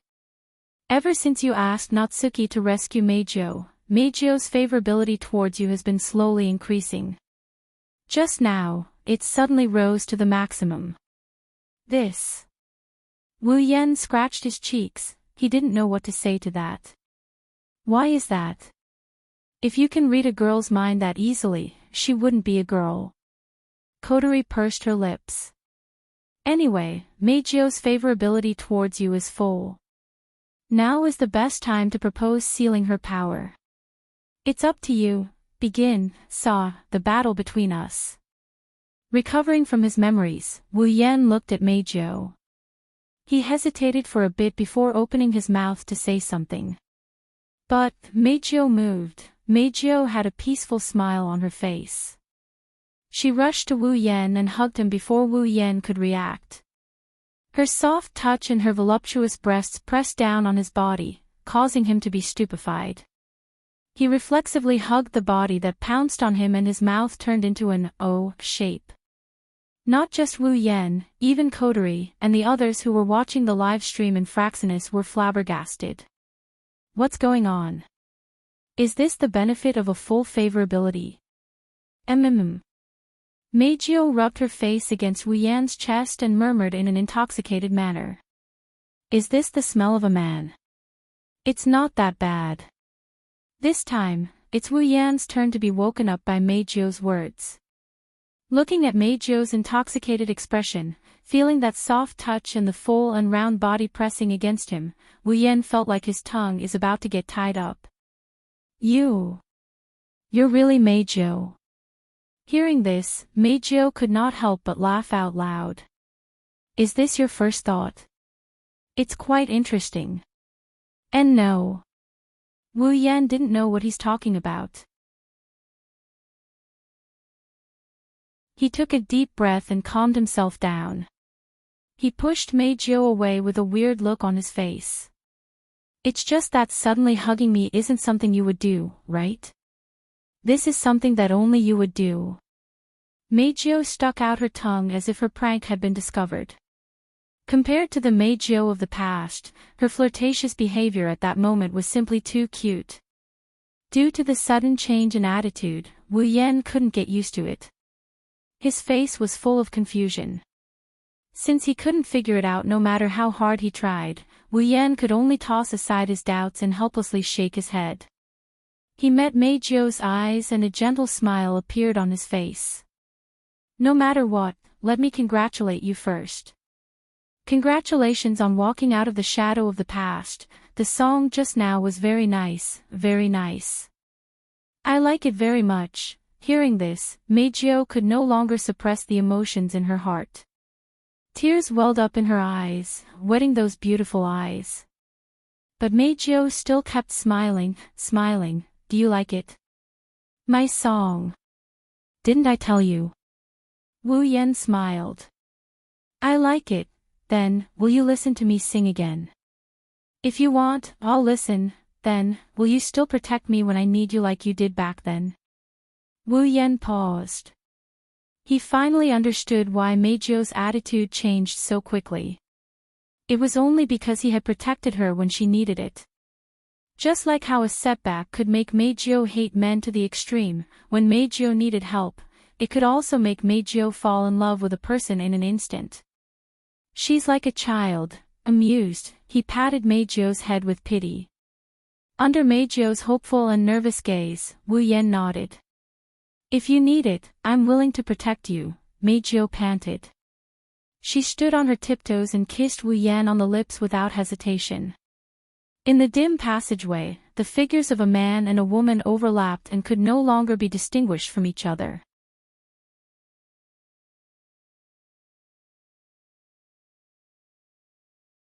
Chapter 12:10. Above Heavenly Palace City, Fraxinus. Status: normal. Psychic reaction: completely disappeared. Final result: same as a normal human. Possibility of being an elf is 0. Kotori nodded in satisfaction as she listened to the reports of the Ratatosk members. Finally, a smile appeared on her face. Target sprite, Diva. Seal successful. Yay! In the command room, all the members of Ratatosk were cheering and high-fiving each other, their faces filled with joy. They were celebrating the end of their work. Ever since they discovered the identity of Meijio, the problem of how to seal this troublesome elf had been pressing on everyone's mind. The people of Ratatosk had always been troubled and depressed. It could be said that they had spent a lot of effort on this problem. Now, the diva has been successfully sealed. Even the Berserker, who was the #1 target of many elf organizations, has been successfully turned into a normal human.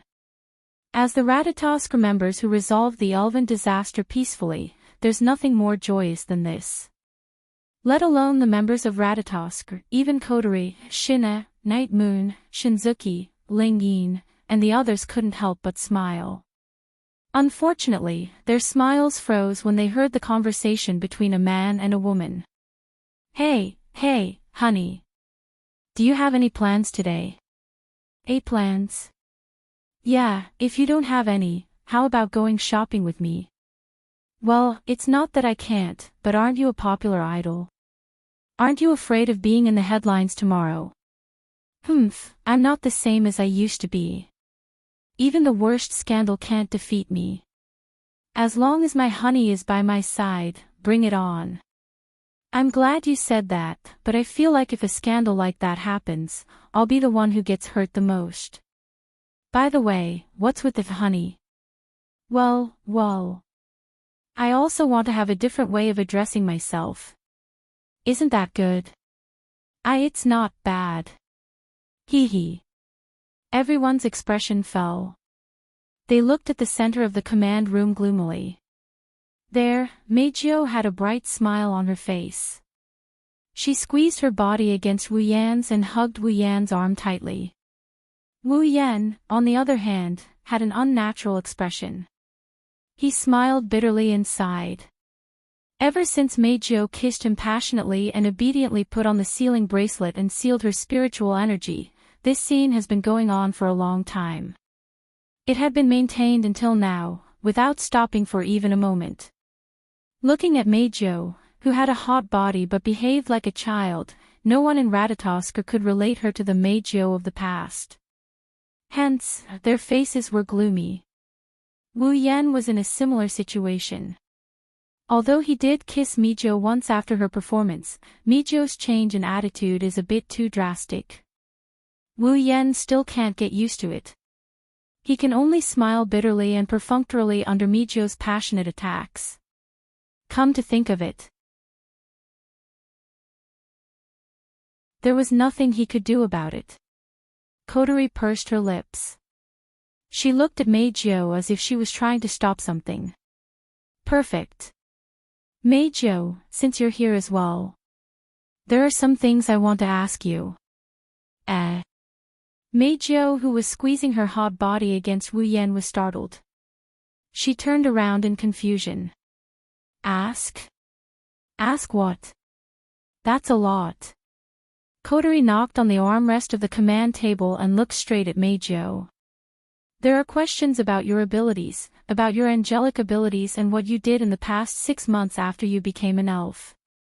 There are many, many questions. However, let's put these questions aside for now. Kotori's tone suddenly changed and became serious. Now, what I want to ask is what happened when you became an elf. Wu Yan could feel Meijo tightening her grip on his arm.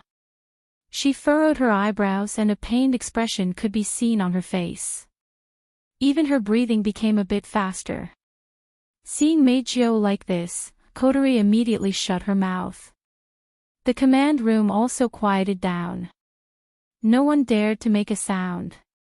Everyone present knew a little about Meijo's situation. Therefore, they also knew that when Meijo became a fairy, it was also when Meijo was disappointed in humanity and despaired of the world. Bringing up the past is tantamount to tearing open the wound in Meijo's heart. This isn't a small matter.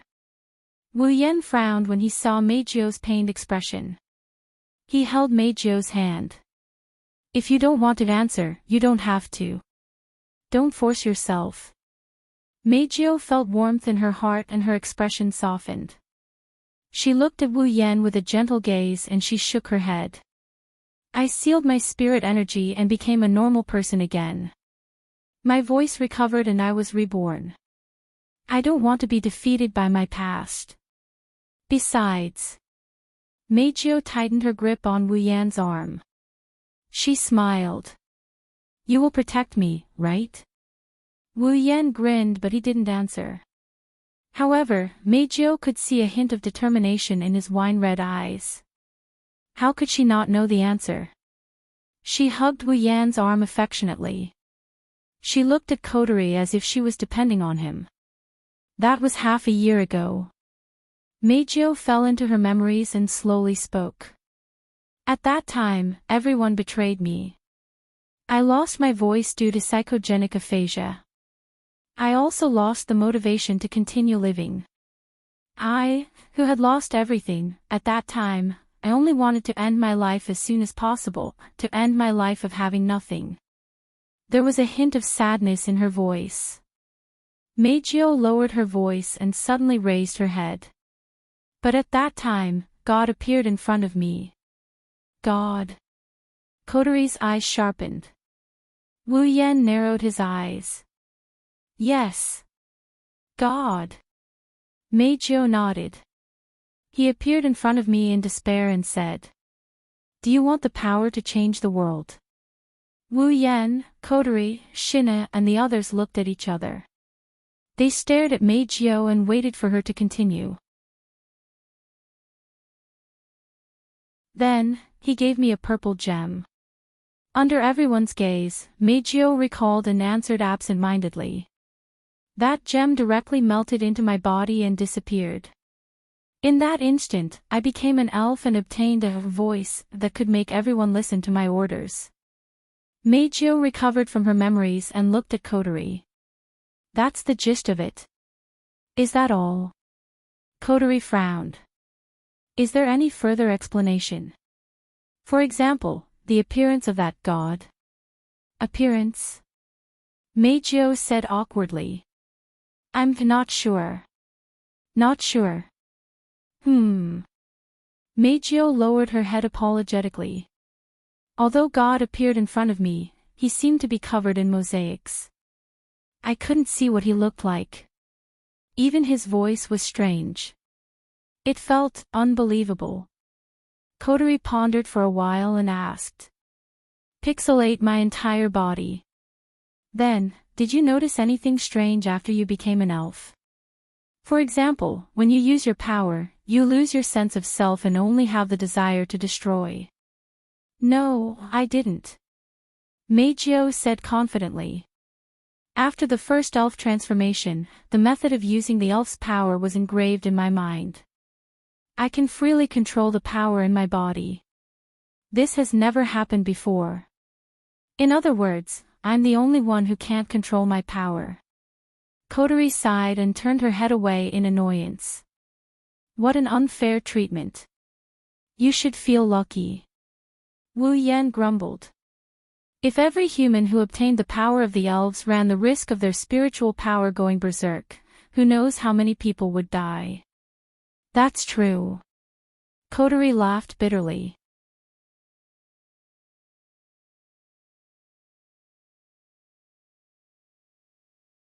Chapter 12:11. But why didn't Meijio experience the same symptoms as I did? After freeing herself from her personal emotions, Kotori tried to think rationally. We're both humans who obtained the power of fairies. Even though we have the power, we're still humans. Is it because of the different types of spiritual energy that causes the difference in power and nature? Or is it because of our physique? Even if you ask me, I wouldn't know the answer. Wu Yan shrugged as he replied nonchalantly. Perhaps it's because Phantom didn't completely master how to turn humans into elves 5 years ago and used you as an experiment subject. Now that she's mastered the trick to perfect elven transformation, maybe that's why Meijio can perfectly control her power. Before Wu Yan could finish, Kotori glared at him coldly, forcing him to smile bitterly. Of course, this is just a conjecture. I am more inclined to believe that this change is due to the nature of the spiritual power. Wu Yan scratched his cheek. After all, the power of fire has always been one of the most destructive and unstable powers. You were only a small child when you turned into an elf, so you couldn't control your power well. The potential factor that caused your spiritual energy to go berserk accumulated in your body, resulting in the side effect of your spiritual energy going berserk the moment you turned into an elf. Wu Yan sighed and waved his hand lazily. Or is it possible that Phantom purposely allowed your sprite to have the side effect of going berserk? Kotori fell silent when she heard Wu Yan's words. Just like what Wu Yan said, Phantom, it's unknown whether it's a human or a fairy, or some other kind of creature. Why would it want to turn humans into fairies? Why would it be willing to use its precious spirit crystals on human girls? These reasons are still a mystery to Wu Yan. Also, why did Phantom choose to bestow the spirit crystal to Kirin? Why did it turn Kotori and Meijio into fairies? Was it randomly chosen or did it have a special purpose? No one knew. Including whether the Phantom was a friend or foe. It was the same. Maybe Phantom purposely let Kotori go berserk when she turned into a fairy. From then on, he would become a monster that only knew how to destroy. Who knows, maybe he would destroy all of humanity. Or perhaps Phantom would choose to turn Meijio into an elf. It wanted Meijio, who saw humans as trash and toys, to take revenge on humans and influence the world. That's possible, right? There was too little information about Phantom. So far, they only knew that it had a spirit crystal that could turn humans into elves, and it was possible that it was still continuing to turn humans into elves. As for its purpose, it was still a mystery. Even Kurumi, who spent the most time with Phantom, didn't know much about it. It's obvious that Phantom has always been hiding in the dark. It doesn't want others to know what it's doing or what kind of existence it is. It's too dangerous to hide in the dark. It's no wonder Kotori. He believed that if the people of DM knew that Phantom might have more spirit crystals in his hands, then they would definitely list him as a target. Will Scott, who has always been pursuing the power of the elves, will definitely do so. Hey, you two. While Wu Yan, Kotori and everyone else in the command room were deep in thought, Meijio hugged Wu Yan's arm and puffed up her cheeks. You guys, don't just ignore me and get lost in your own thoughts, it will make me feel uneasy. Meijio pursed her lips as she stared at Wu Yan. Who is Phantom? What's with the berserk? Can you at least answer my question? Sorry. Sorry. Wu Yan smiled bitterly. To put it simply, Phantom is the god that turned you into an elf. Kotori used to be a human, just like you. 5 years ago, she received the spiritual crystal from Phantom and became an elf, too. However, Kotori will go berserk after turning into a fairy. That's why we're all worried that you'll go berserk like Kotori when you use your fairy power. Will she go berserk the next time an elf appears? That's more or less the situation, I see. Meijio nodded her head in relief. She smiled happily and she squeezed her body into Wu Yan's embrace. Honey, so you're worried about me. I'm so happy. But don't worry, I've controlled my power well. I've never gone berserk. Now that my spirit energy is sealed, you don't have to worry about me. That. Wu Yan's expression turned sour. I said we are worried about you, not I. Have you automatically ignored the word we? That's. There's still too little information. Kotori pulled up a recording device and typed something on the keyboard. Her brows furrowed deeply as she looked at the few pieces of information about Phantom on the screen. If I can see the Phantom directly, I should be able to get a lot of information. Zhang Lixing thought to himself. Save it. Wu Yan shook his head like a wet blanket. We don't know if others have contacted Phantom before, but Kurumi, who has contacted Phantom the most, also said that every time she contacted Phantom, it was Phantom that took the initiative to find her. She didn't even know where she was. Besides, ever since Kurumi sealed her spirit energy, Phantom has completely disappeared. Wu Yan sighed. According to Kurumi, Phantom met Kurumi once before she left us. What? Kotori stood up from the podium and glared at Wu Yan. Why didn't you tell me something so important? If it was that important, I wouldn't have kept it a secret. Wu Yan curled his lips. When she contacted the Phantom, Kurumi said that it only brought her 2 pieces of information and then disappeared without a trace. She didn't even know the purpose of giving her the information. Do you think it would be useful to tell her such a thing? Useless. How could it be useless? Kotori slammed the armrest of her chair, her face full of anger. If we can find out where Phantom met Kurumi last time, we can send someone to investigate. Maybe we can find some clues. Come on. Wu Yan disagreed. Counting from the time when you were turned into an elf 5 years ago, that Phantom has been active in the Heavenly Palace City for at least 5 years, right? It's been 5 years and only a blurry surveillance video of you being turned into an elf. Obviously, it's very cautious. Plus, Phantom must have known that Kurumi is on our side, but she still contacted Kurumi. She must have been very, very careful. It's impossible for her to leave any traces behind. Kotori choked and she glared at Wu Yan. Then, she started yelling again. Who said that Phantom didn't leave any traces behind? Isn't it here? Kotori pointed at the stunned Meijio. Phantom erased my memories when I was turned into an elf. It might have manipulated Meijio's memories. Kotori looked at Meijio with a malicious expression. If we can do a thorough check on Meijio, we should be able to find something, right? Cold sweat trickled down Meijio's face. Wu Yan's heart skipped a beat when he saw Kotori in a dark state. He could only pray for Mikoto.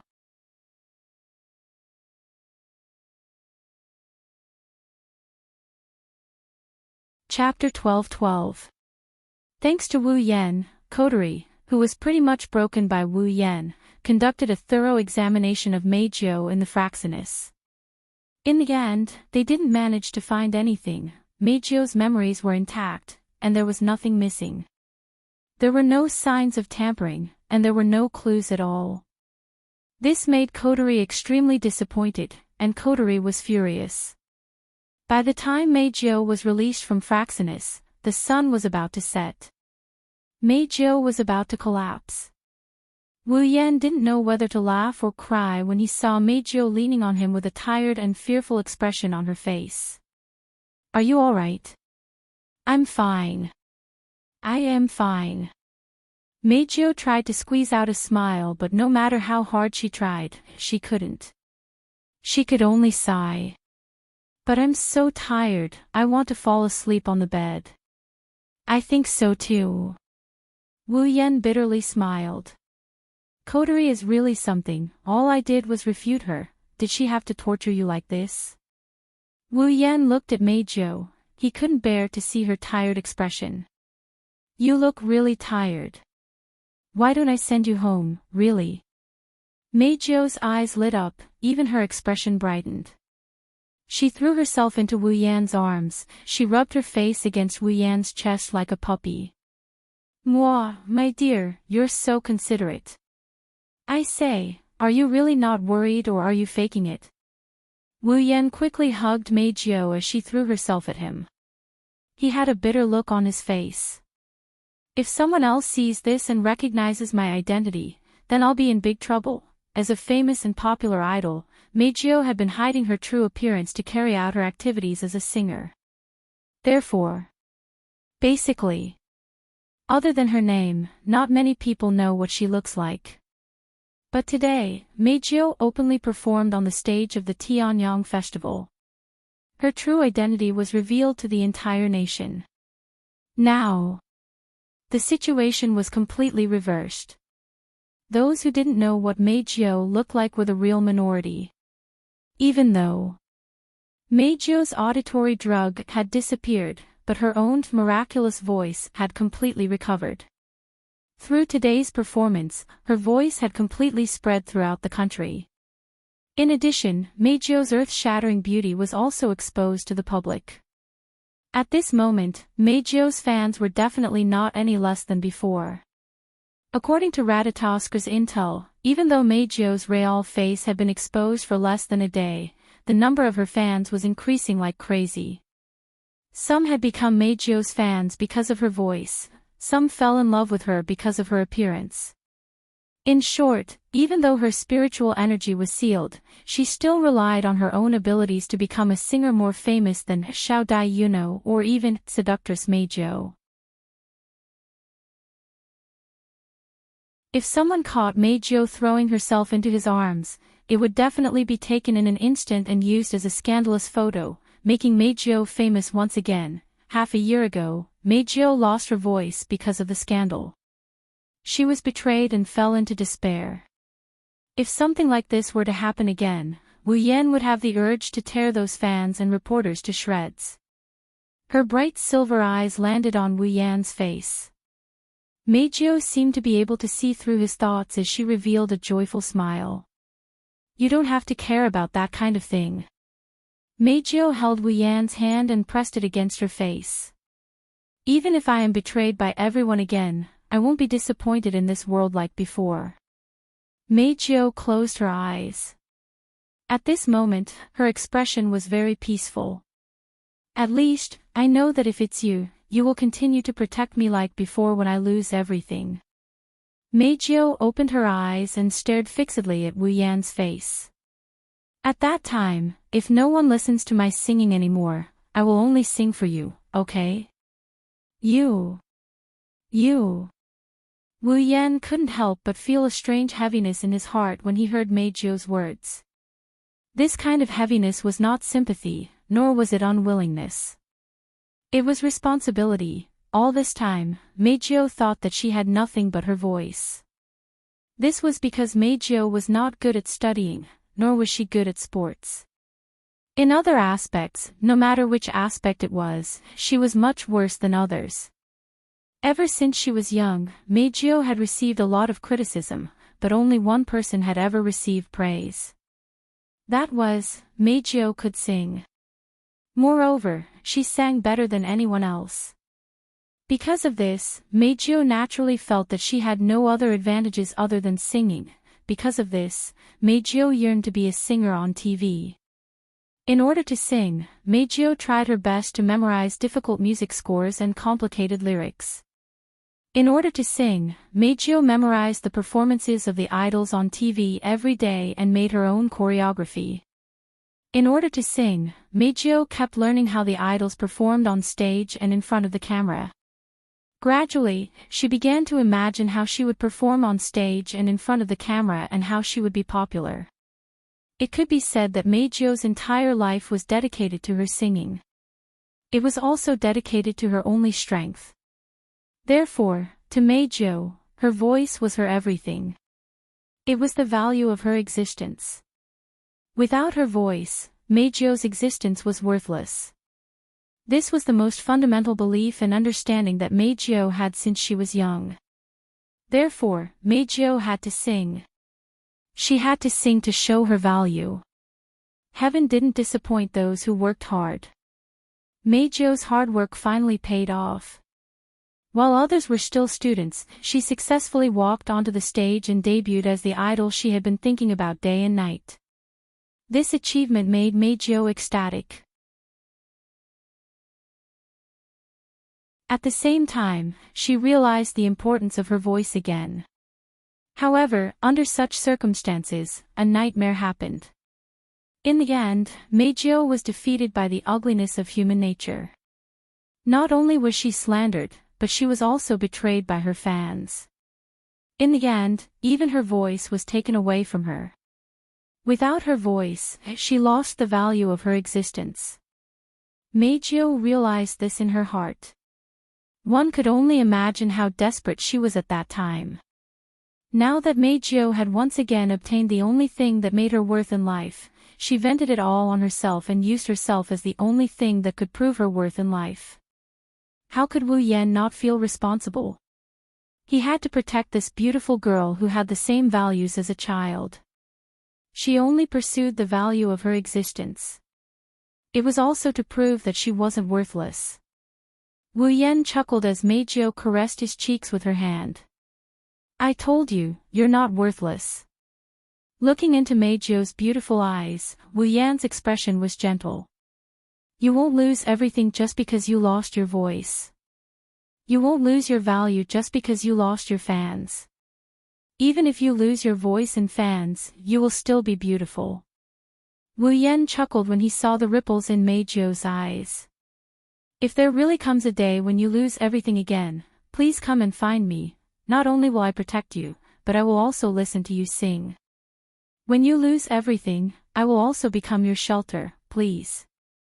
Please. Don't forget. When she saw Wu Yan's gentle expression and heard his warm words, Meijio's heart felt like it was being wrapped by something. It was an extremely hot stream of air. It was so hot that even Meijio's heart was completely melted by it. Suppressing her emotions, Meijio bit her lips and her eyes teared up. She reached out her hands and wrapped them around Wu Yan's neck. She pouted her lips and she pulled Wu Yan's head down. Then, she kissed him without a word. At this moment, no matter how much he said, it was all in vain. This is the only way Meijio can tell Wu Yan how she feels about him. Just like last time, Meijio kissed Wu Yan. The only difference was that the kiss this time was more intense. Under the setting sun, they hugged each other and vented their emotions.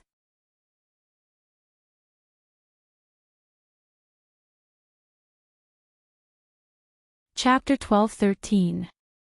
On the way home, Toka and Yijuya stretched their bodies, showing off their voluptuous and slender bodies.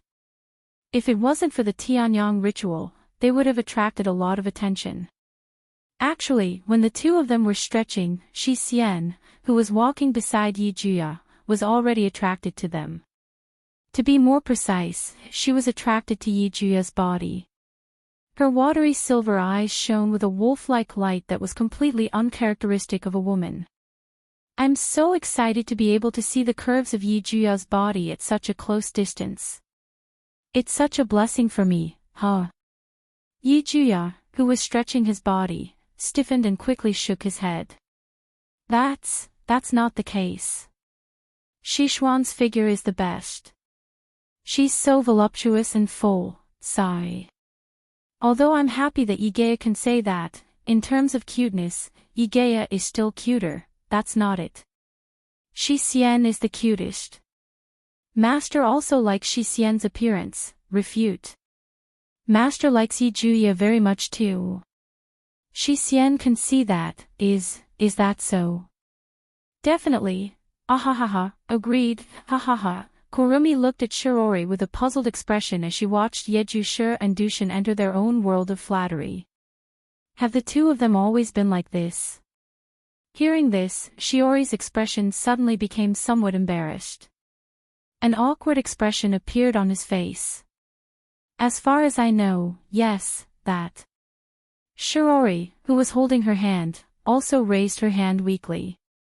Sister Yejuya and Sister Shi Xian's relationship is very good, Allah. Kurumi tilted her head and once again looked at the Bawa sisters who were surrounded by a pink atmosphere. She smiled meaningfully. I can tell, that's great, so energetic. 10 Fragrance looked at Yeju Shi and Shi Xian enviously. I'm already exhausted. 10 Incense had never participated in the Tianyang festival before, so she was naturally very interested in it. She spent the entire day playing, strolling around the food stalls and eating to her heart's content. But after an entire day, even 10 Fragrance couldn't help but feel tired. Coupled with the work at the maid cafe, the 10 incense sticks were almost burnt to ashes. However, when the roof of Wu He's house appeared in front of everyone's eyes, even the position of the door was imprinted in 10 Incense's eyes. The scene that appeared in front of her made the listless expression on her face freeze in an instant. Her purple eyes were wide open. What's wrong? When the girls saw this, they all looked at the entrance of Wu He's house with puzzled expressions. When they saw what they saw, they were stunned. That was because they all saw it. In front of Wu He's house, a man and a woman were hugging each other passionately.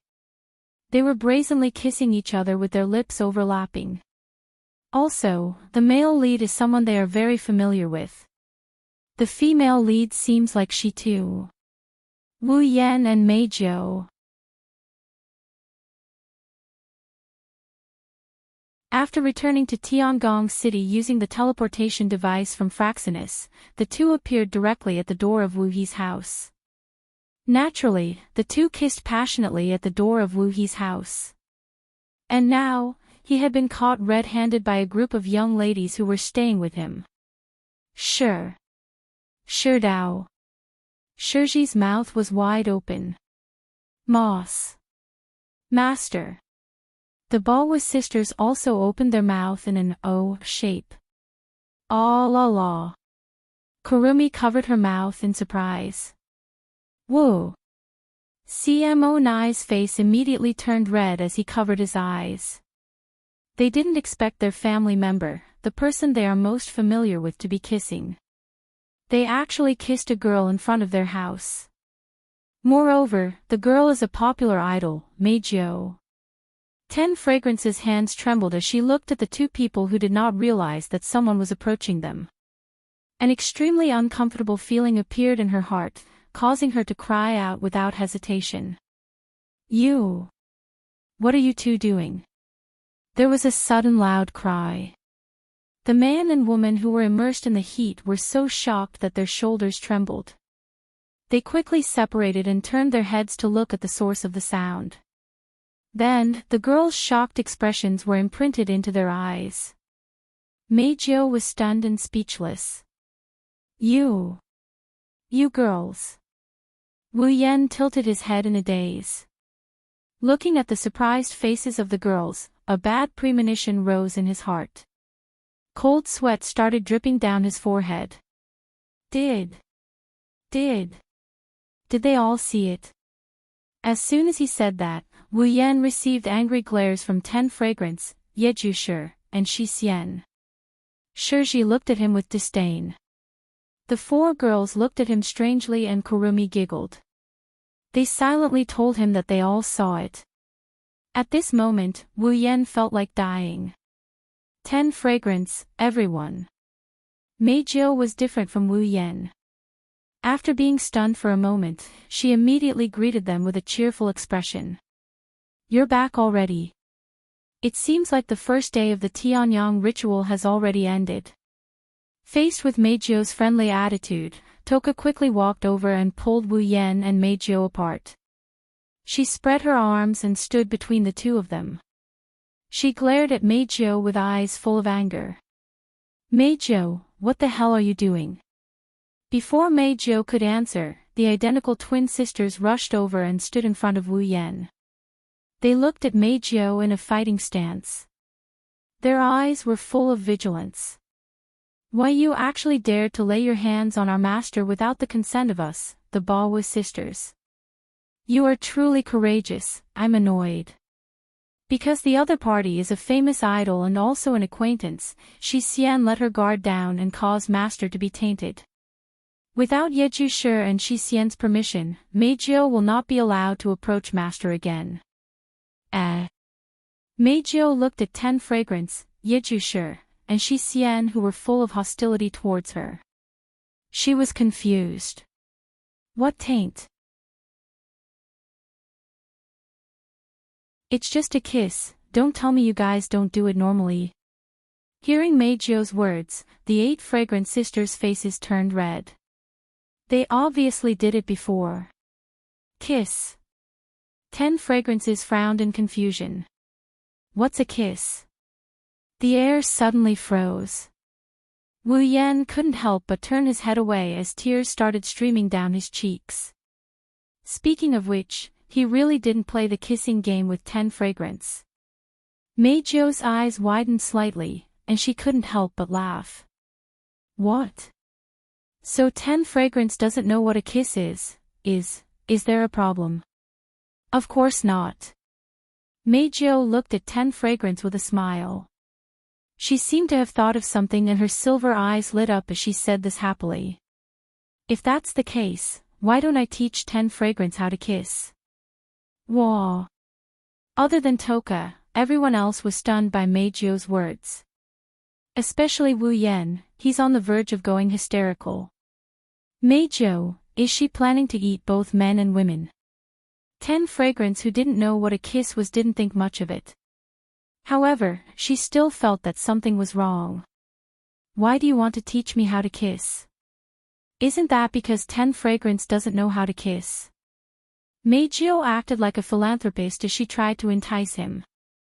So, isn't it natural for me, the so-called kiss expert, to be the one to teach Tixiang-chan? Is that so? Of course. Meijio immediately put her hands together in front of her chest as if she was praying. She closed her eyes, pouted her lips and moved closer to 10 Fragrance. So, please 10 Fragrance learn and feel it. Seeing Meijio pouting her lips and moving closer to 10 Fragrance's lips, everyone present was completely stunned. A strange feeling involuntarily rose in 10 Fragrance's heart.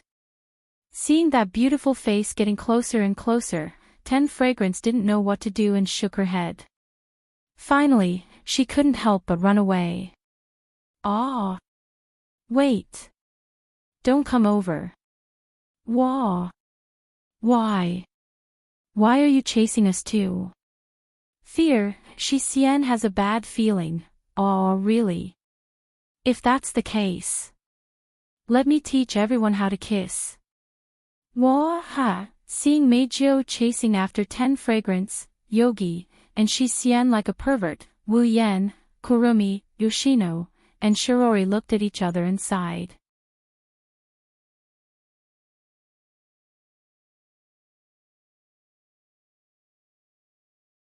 Chapter 12-14. In the sky above Tengu's city, Fraxinus, Kotori was the only one sitting on the platform in Fraxinus's command room. The rest of Ratatosk's members weren't present. Due to the irregular occurrence of spacequakes, the precursors could only be predicted up to 10 minutes in advance. After a certain amount of time, there was no way to predict when the spacequakes would occur. Therefore, as an elven organization, the members of Ratatosk generally did not have holidays. Their goal was to alert the elves of the spacequakes as soon as they occurred. That way, they would be able to monitor the elves in the outer realm and react accordingly. Therefore, if there were no special circumstances, at least 1 or 2 people would stay in the command center of Fraxinus and arrange for night watch and shifts. Today, however, the diva that Ratatosk racked their brains over, the berserker who was listed as the #1 target to be dealt with, Yakuya and Yuhin, were captured. To celebrate, Kotori gave everyone in Ratatosk a day off and let them get off work early. Of course, if the spacequakes were to occur, the alarms connected to every Ratatosk member's radio would sound simultaneously. Fraxinus would then use the teleportation device to retrieve everyone and deal with the elves. If the spacequakes didn't occur, then the members of Ratatosk would be able to enjoy this rare holiday.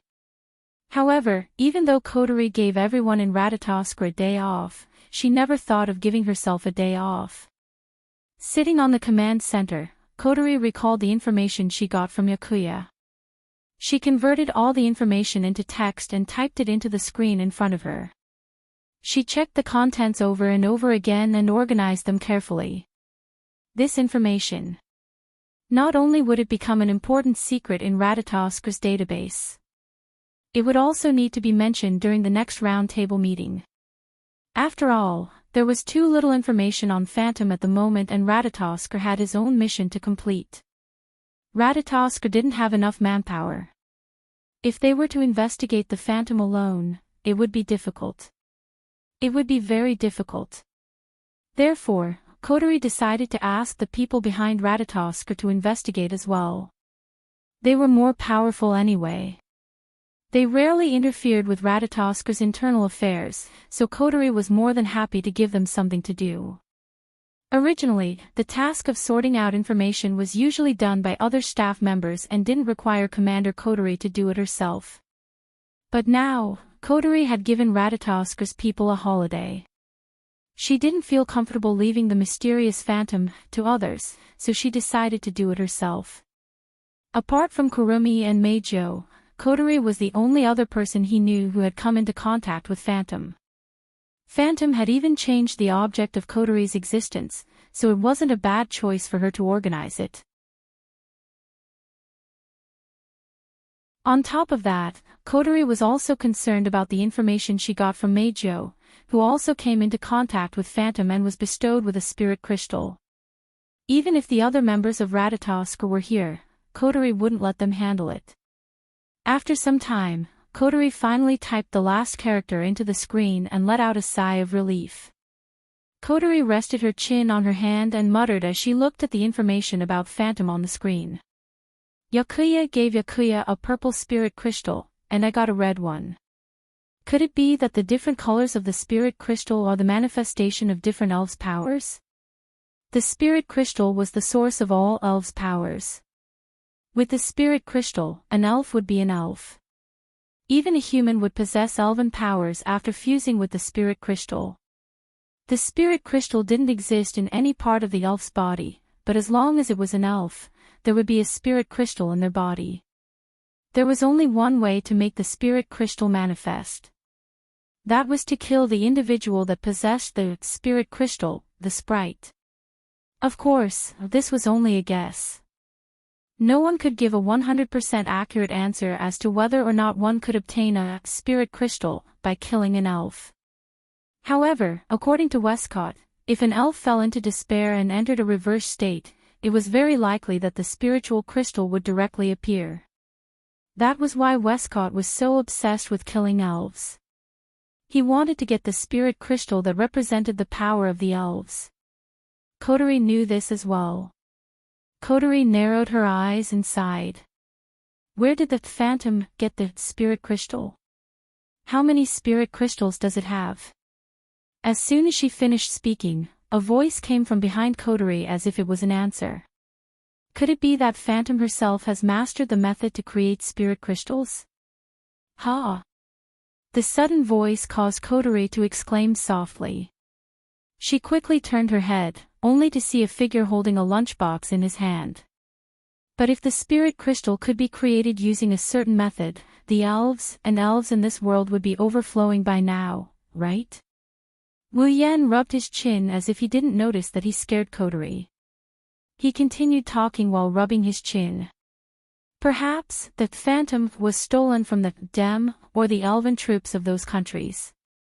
After all, as an organization that advocates killing elves, they might have really succeeded in killing some elves and obtained the spirit crystal from there. Well, it's also possible that the phantom killed some elves and obtained their spirit crystals to create an elven army that would listen to his orders.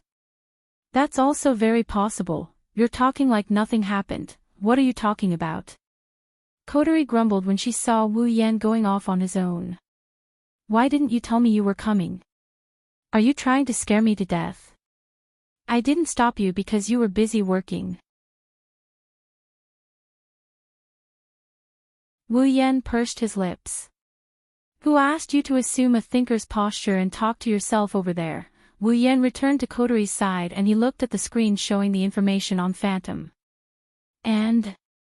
Did you get any useful information after thinking about it for so long? No. Kotori said in a huff.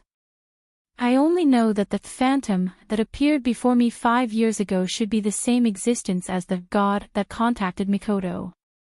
It's still bestowing spirit crystals to humans and is still working under our noses.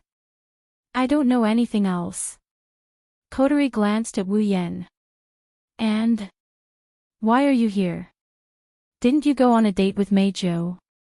I don't know where you got that conclusion from, but I'm here to deliver dinner to a certain sister who suddenly called home to tell Shirori that she's going to spend the night at someone else's place. Wu Yan looked at the lunchbox expressionlessly and turned around. Since a certain little sister doesn't like me, I'll just bring the food that I personally cooked back to 10 fragrances to eat. Wait. Kotori lost her cool, she coughed and blushed. Since you've worked so hard to make it, it would be unreasonable of me to not eat it. It's better for me to leave it. Wu Yan smiled triumphantly. Kotori was annoyed again.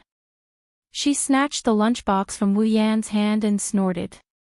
Do you have nothing better to do? Why are you here in the middle of the night? Well, it's nothing.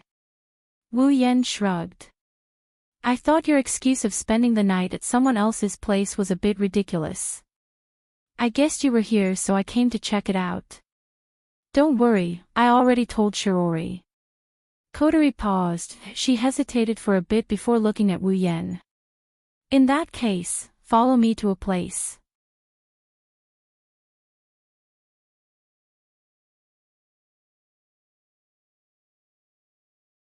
Chapter 12-15. When Wu Yan recovered from the feeling of the world spinning and regained his vision, what appeared in front of him was a vast and dim passage with very little light. All around me were icy cold walls. Behind me was also a wall that seemed to lead to a dead end. In front of me was a tunnel that seemed to have no end, or perhaps it was because it was too dark. Beneath my feet was a mechanical platform that resembled a magic circle. Wu Yan looked at the machine platform under his feet. He looked around before turning around to look at Kotori, who is also standing on the same machine platform as him. Where is this? Kotori brought Wu Yan to a room in the airship Fraxinus. Kotori brought Wu Yan to a room that has never been opened before. There was nothing in the room except for an empty space and an instrument similar to the platform under his feet. Due to the fact that Wu Yan had already turned Fraxinus into a noble phantasm, as a noble phantasm, Wu Yan should know everything about Fraxinus like the back of his hand. Wu Yan should know about the existence of the device and the room. But what is the instrument? What is it? How can it be used? Wu Yan didn't know any of this. Fraxinus was Wu Yan's noble phantasm, but Wu Yan didn't know anything about the instrument that Wu Yan had turned into a noble phantasm. It was impossible. When Wu Yan turned Fraxinus into a noble phantasm, he already knew about the existence of that room and the device. He also knew that he couldn't activate the device. He also asked Kotori about the device and its function more than once. But every single time. Even Kotori gave him the excuse that it was useless even if he knew. She sent him away. Now, Wu Yan finally understood the purpose of the device and why he couldn't activate it. It was because of the instrument. It was a long-range fixed-point teleportation device. Long-range fixed-point teleportation device. As the name suggested, it was a device used for long-range teleportation. There was a teleportation device on Fraxinus, and Wu Yan often used it. But it could only teleport a short distance. This is the so-called short distance. It refers to the distance between high and low. For example, the teleportation device on Fraxinus is a device that can teleport people from Fraxinus to Tiangong City, and it can also retrieve people back to Fraxinus. However, it only works when Fraxinus is directly above the target or destination. For example, if the people in Fraxinus wanted to go to Itsuka's house, then Fraxinus would have to move to the top of Itsuka's house. It was the same the other way around. If you want to retrieve a target, you have to move to the top of them. Otherwise, the teleportation device would be useless. As for the long-range fixed-point teleportation device, it was used for teleportation within a very long range. However, it also had restrictions. Restriction 1, it must consume a lot of magical power. The farther the teleportation distance, the more magical power it consumes. Restriction 2, it can only be teleported between another long-range fixed-point teleportation device that is bound to the long-range fixed-point teleportation device. Because of this, even if the long-range fixed-point teleportation device was turned into a noble relic, Wu Yan couldn't use it. The magical power consumption was not a problem. Although it was a little difficult to support it with the overall magical power generated by Fraxinus, it was still doable. The real problem was that if the other long-range fixed-point teleportation device that was bound to the long-range fixed-point teleportation device was not turned on, then it couldn't be teleported. That's why Wu Yan didn't know the function of the device until today. Just like what Kotori said, it was useless even if he knew about it. It was unlikely that he would use it anyway. Fortunately, no one in Fraxinus was around today. That's why Fraxinus could use all its magical power to activate the long-range fixed-point teleportation device. Otherwise, it wouldn't be able to activate the long-range fixed-point teleportation device without using up all the magical power in Fraxinus. Wu Yan and Kotori, who stepped into the device and accepted the teleportation, they arrived at a place far, far away from where they came from. They might be in a foreign country. What Kotori said next confirmed Wu Yan's guess. This is the foreign headquarters of Ratatoskr. After saying this, Kotori neatly put on the clothes draped over her shoulders, stepped down from the platform, and walked forward. Ratatoskr's headquarters. Wu Yan was surprised. He quickly ran down from the platform and followed Kotori. Why did you bring me here? Someone wants to see you. Kotori replied concisely. She continued tidying up her clothes without batting an eyelid. Wu Yan flinched for a second before he recalled something and he nodded in realization. What's the purpose? Oh. Kotori looked at Wu Yan. Aren't you going to ask who wants to see you? More or less, I can guess. What's the purpose? More or less, I can guess. Kotori rolled her eyes at Wu Yan. Then why are you asking? I'm just not sure. Wu Yan sighed. After all, this could very well be a very boring meeting. It might be for you, or for us, but for the higher-ups, they won't be able to sleep well if they don't make things clear. Kotori pursed her lips. The so-called upper echelons are just a group of people who gradually become more and more afraid of death and have groundless fears as their power and status gradually increase. Of course, that person is an exception, that's why I respect him. Kotori paused and glanced at Wu Yan. Don't get into a conflict with him. Wu Yan raised an eyebrow when he heard this. What if we get into a conflict? Kotori stopped as well. She looked at Wu Yan with her red eyes. She said with an expressionless face. Then don't even think about getting on my bed. Kotori continued walking forward, leaving Wu Yan standing there in a daze. That prideful and cold coterie actually dared to say something like, "Don't even think about getting on my bed." It seems like the lord she spoke of has a very high position in her heart. Rubbing his nose, Wu Yan sighed and shrugged helplessly. "Don't get on your bed. Then you can get on my bed too." Wu Yan giggled and he crossed his arms behind his head. He followed coterie into the tunnel. "Listen, don't get into a conflict with that person." Standing in front of a door, coterie broke the silence and unexpectedly gave an order. "Or else it'll be hard for me." All right. Wu Yan was dissatisfied. "How much do you want to help an outsider?" "He's my savior." Coterie glared at Wu Yan. "Do you want me to be a person who bites the hand that feeds me? You should at least have some faith in me." Wu Yan waved his hand impatiently. "Do I have a face that will get into conflict with others? Or do I have a bad personality?" "All right. I'm just reminding you." Coterie sighed and pulled herself together. She knocked on the door. "Come in." A voice came from the other side of the door. Coterie pursed her lips, pushed the door open and walked in. Wu Yan looked inside and saw a large round table. Then, he saw a group of people sitting around the table. There are about 5 or 6 people sitting around the round table. Due to the dim lighting, he could only make out their blurry silhouettes. However, Wu Yan who walked into the room could clearly feel that everyone here is looking at him. Wu Yan's gaze was attracted to the person sitting at the head of the table.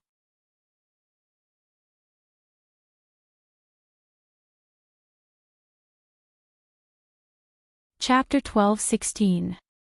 Sitting at the head of the round table was a foreign man in his 50s with a benevolent face. This foreign man in his 50s didn't look very dignified. On the contrary, he looked kind. Although his eyes were sharp, because of his age, he gave people the feeling that he had experienced the vicissitudes of life that an old man should have. Without a doubt, he's a person who would be hard to notice even if thrown into a crowd. However, Wu Yan still paid attention to him at the first possible moment. It's not because he's sitting at the head of the table, and it's not because of his age that Wu Yan thought he might be in existence with a high status. It's because, even though he looks ordinary, the presence he exudes is so strong that it's impossible to ignore him. It's an aura that can only be cultivated by someone who has been in a high position for many years. It's not something that can be covered up by a little impression. Just like Wu Yan, Woodman also looked at Wu Yan. Similarly, it's not because he guessed that Wu Yan is the person he wanted to meet. It's because he sensed an oppressive aura emanating from Wu Yan's body that made his heart palpitate. Although Woodman had never been on the front line regarding the affairs of the elves, he had a deep understanding of the strength of the elves. If an elf were to stand in front of Woodman right now, Woodman wouldn't be affected. Not only would Woodman be able to maintain his composure, he would also be able to use his benevolent face to give the elf a peaceful smile. But now, Woodman sensed an oppressive aura from Wu Yan that makes his heart palpitate. Based on this point alone, Woodman was somewhat convinced of Coterie's words. She said that even if Wu Yan wanted to destroy the world, they wouldn't be able to stop him. Coterie acted like she didn't feel anything and bowed respectfully to Woodman. "Master Woodman. The person you wanted to meet. I've brought him here. Thank you for your hard work, Commander Wuha." Woodman smiled kindly and nodded to Coterie. "I'm sorry for making you come all the way here, my side is." Coterie ignored everyone else and lowered her head to Woodman. "Sending out a message in the middle of the night that will bring people here. Let the adults open the meeting room at the round table. Coterie should be the one apologizing." "That's right. You don't have to worry, Commander Wuha." Woodman smiled. "Although it's the middle of the night over there, it's still daytime here, that's good." After saying that, Coterie stepped aside. What happened next? There was no need for Coterie to stand at the front anymore. After all, the main character of this banquet was not her. Almost at the same time, Woodman and everyone else in the conference room fixed their eyes on Wu Yan. Wu Yan glanced at the people sitting around the round table. His gaze met with Woodman's, causing Woodman to smile amiably. Actually, I've wanted to meet you since a long time ago. I know. Even though the person in front of him is the chairman of the Round Table Conference, a person who is respected by coterie, Wu Yan didn't show any signs of humility. He nodded as if he was an equal. As for the reason, I can more or less guess it. I'm sorry, we have too many questions. If we don't solve them, we won't be able to work in peace. Otherwise, my secretary will get angry. Woodman joked. Wu Yan chuckled. It's about the same here. I don't have a secretary, but I have a sister who gives me a headache. I can't do anything about it. Wu Yan shook his head and he looked at Woodman. I know the reason, but I can't guarantee that I'll be able to solve all your questions. His voice echoed in the conference room and entered the ears of everyone present. At this moment, apart from Coterie and Woodman who remained calm, the other counselors at the round table more or less expressed their dissatisfaction. First, let me introduce myself. Just call me Woodman. Woodman tapped the table with his finger and smiled at Wu Yan. Then, should I call you Daojun Scholar? Or... Well, I'll call you that for now. Wu Yan shrugged. Of course, if you have questions about my name, I'll answer truthfully. But you'll be disappointed. Oh. Woodman's smile didn't fade. Why is that? Wu Yan chuckled and he looked at the other counselors around the round table. Because even if you know my real name and start an investigation, you won't be able to find anything. As soon as he said that, the members at the round table held their breaths for 2 to 3 seconds. That's what they're planning. Is that so? Woodman smiled helplessly. He narrowed his eyes at Wu Yan. If that's the case, it shouldn't matter if I reveal my real name, right? Wu Yan stared at Woodman.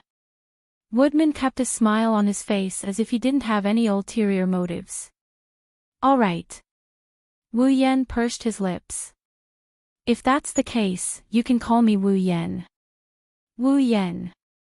The members of the round table repeated this name over and over again. They committed this name to memory.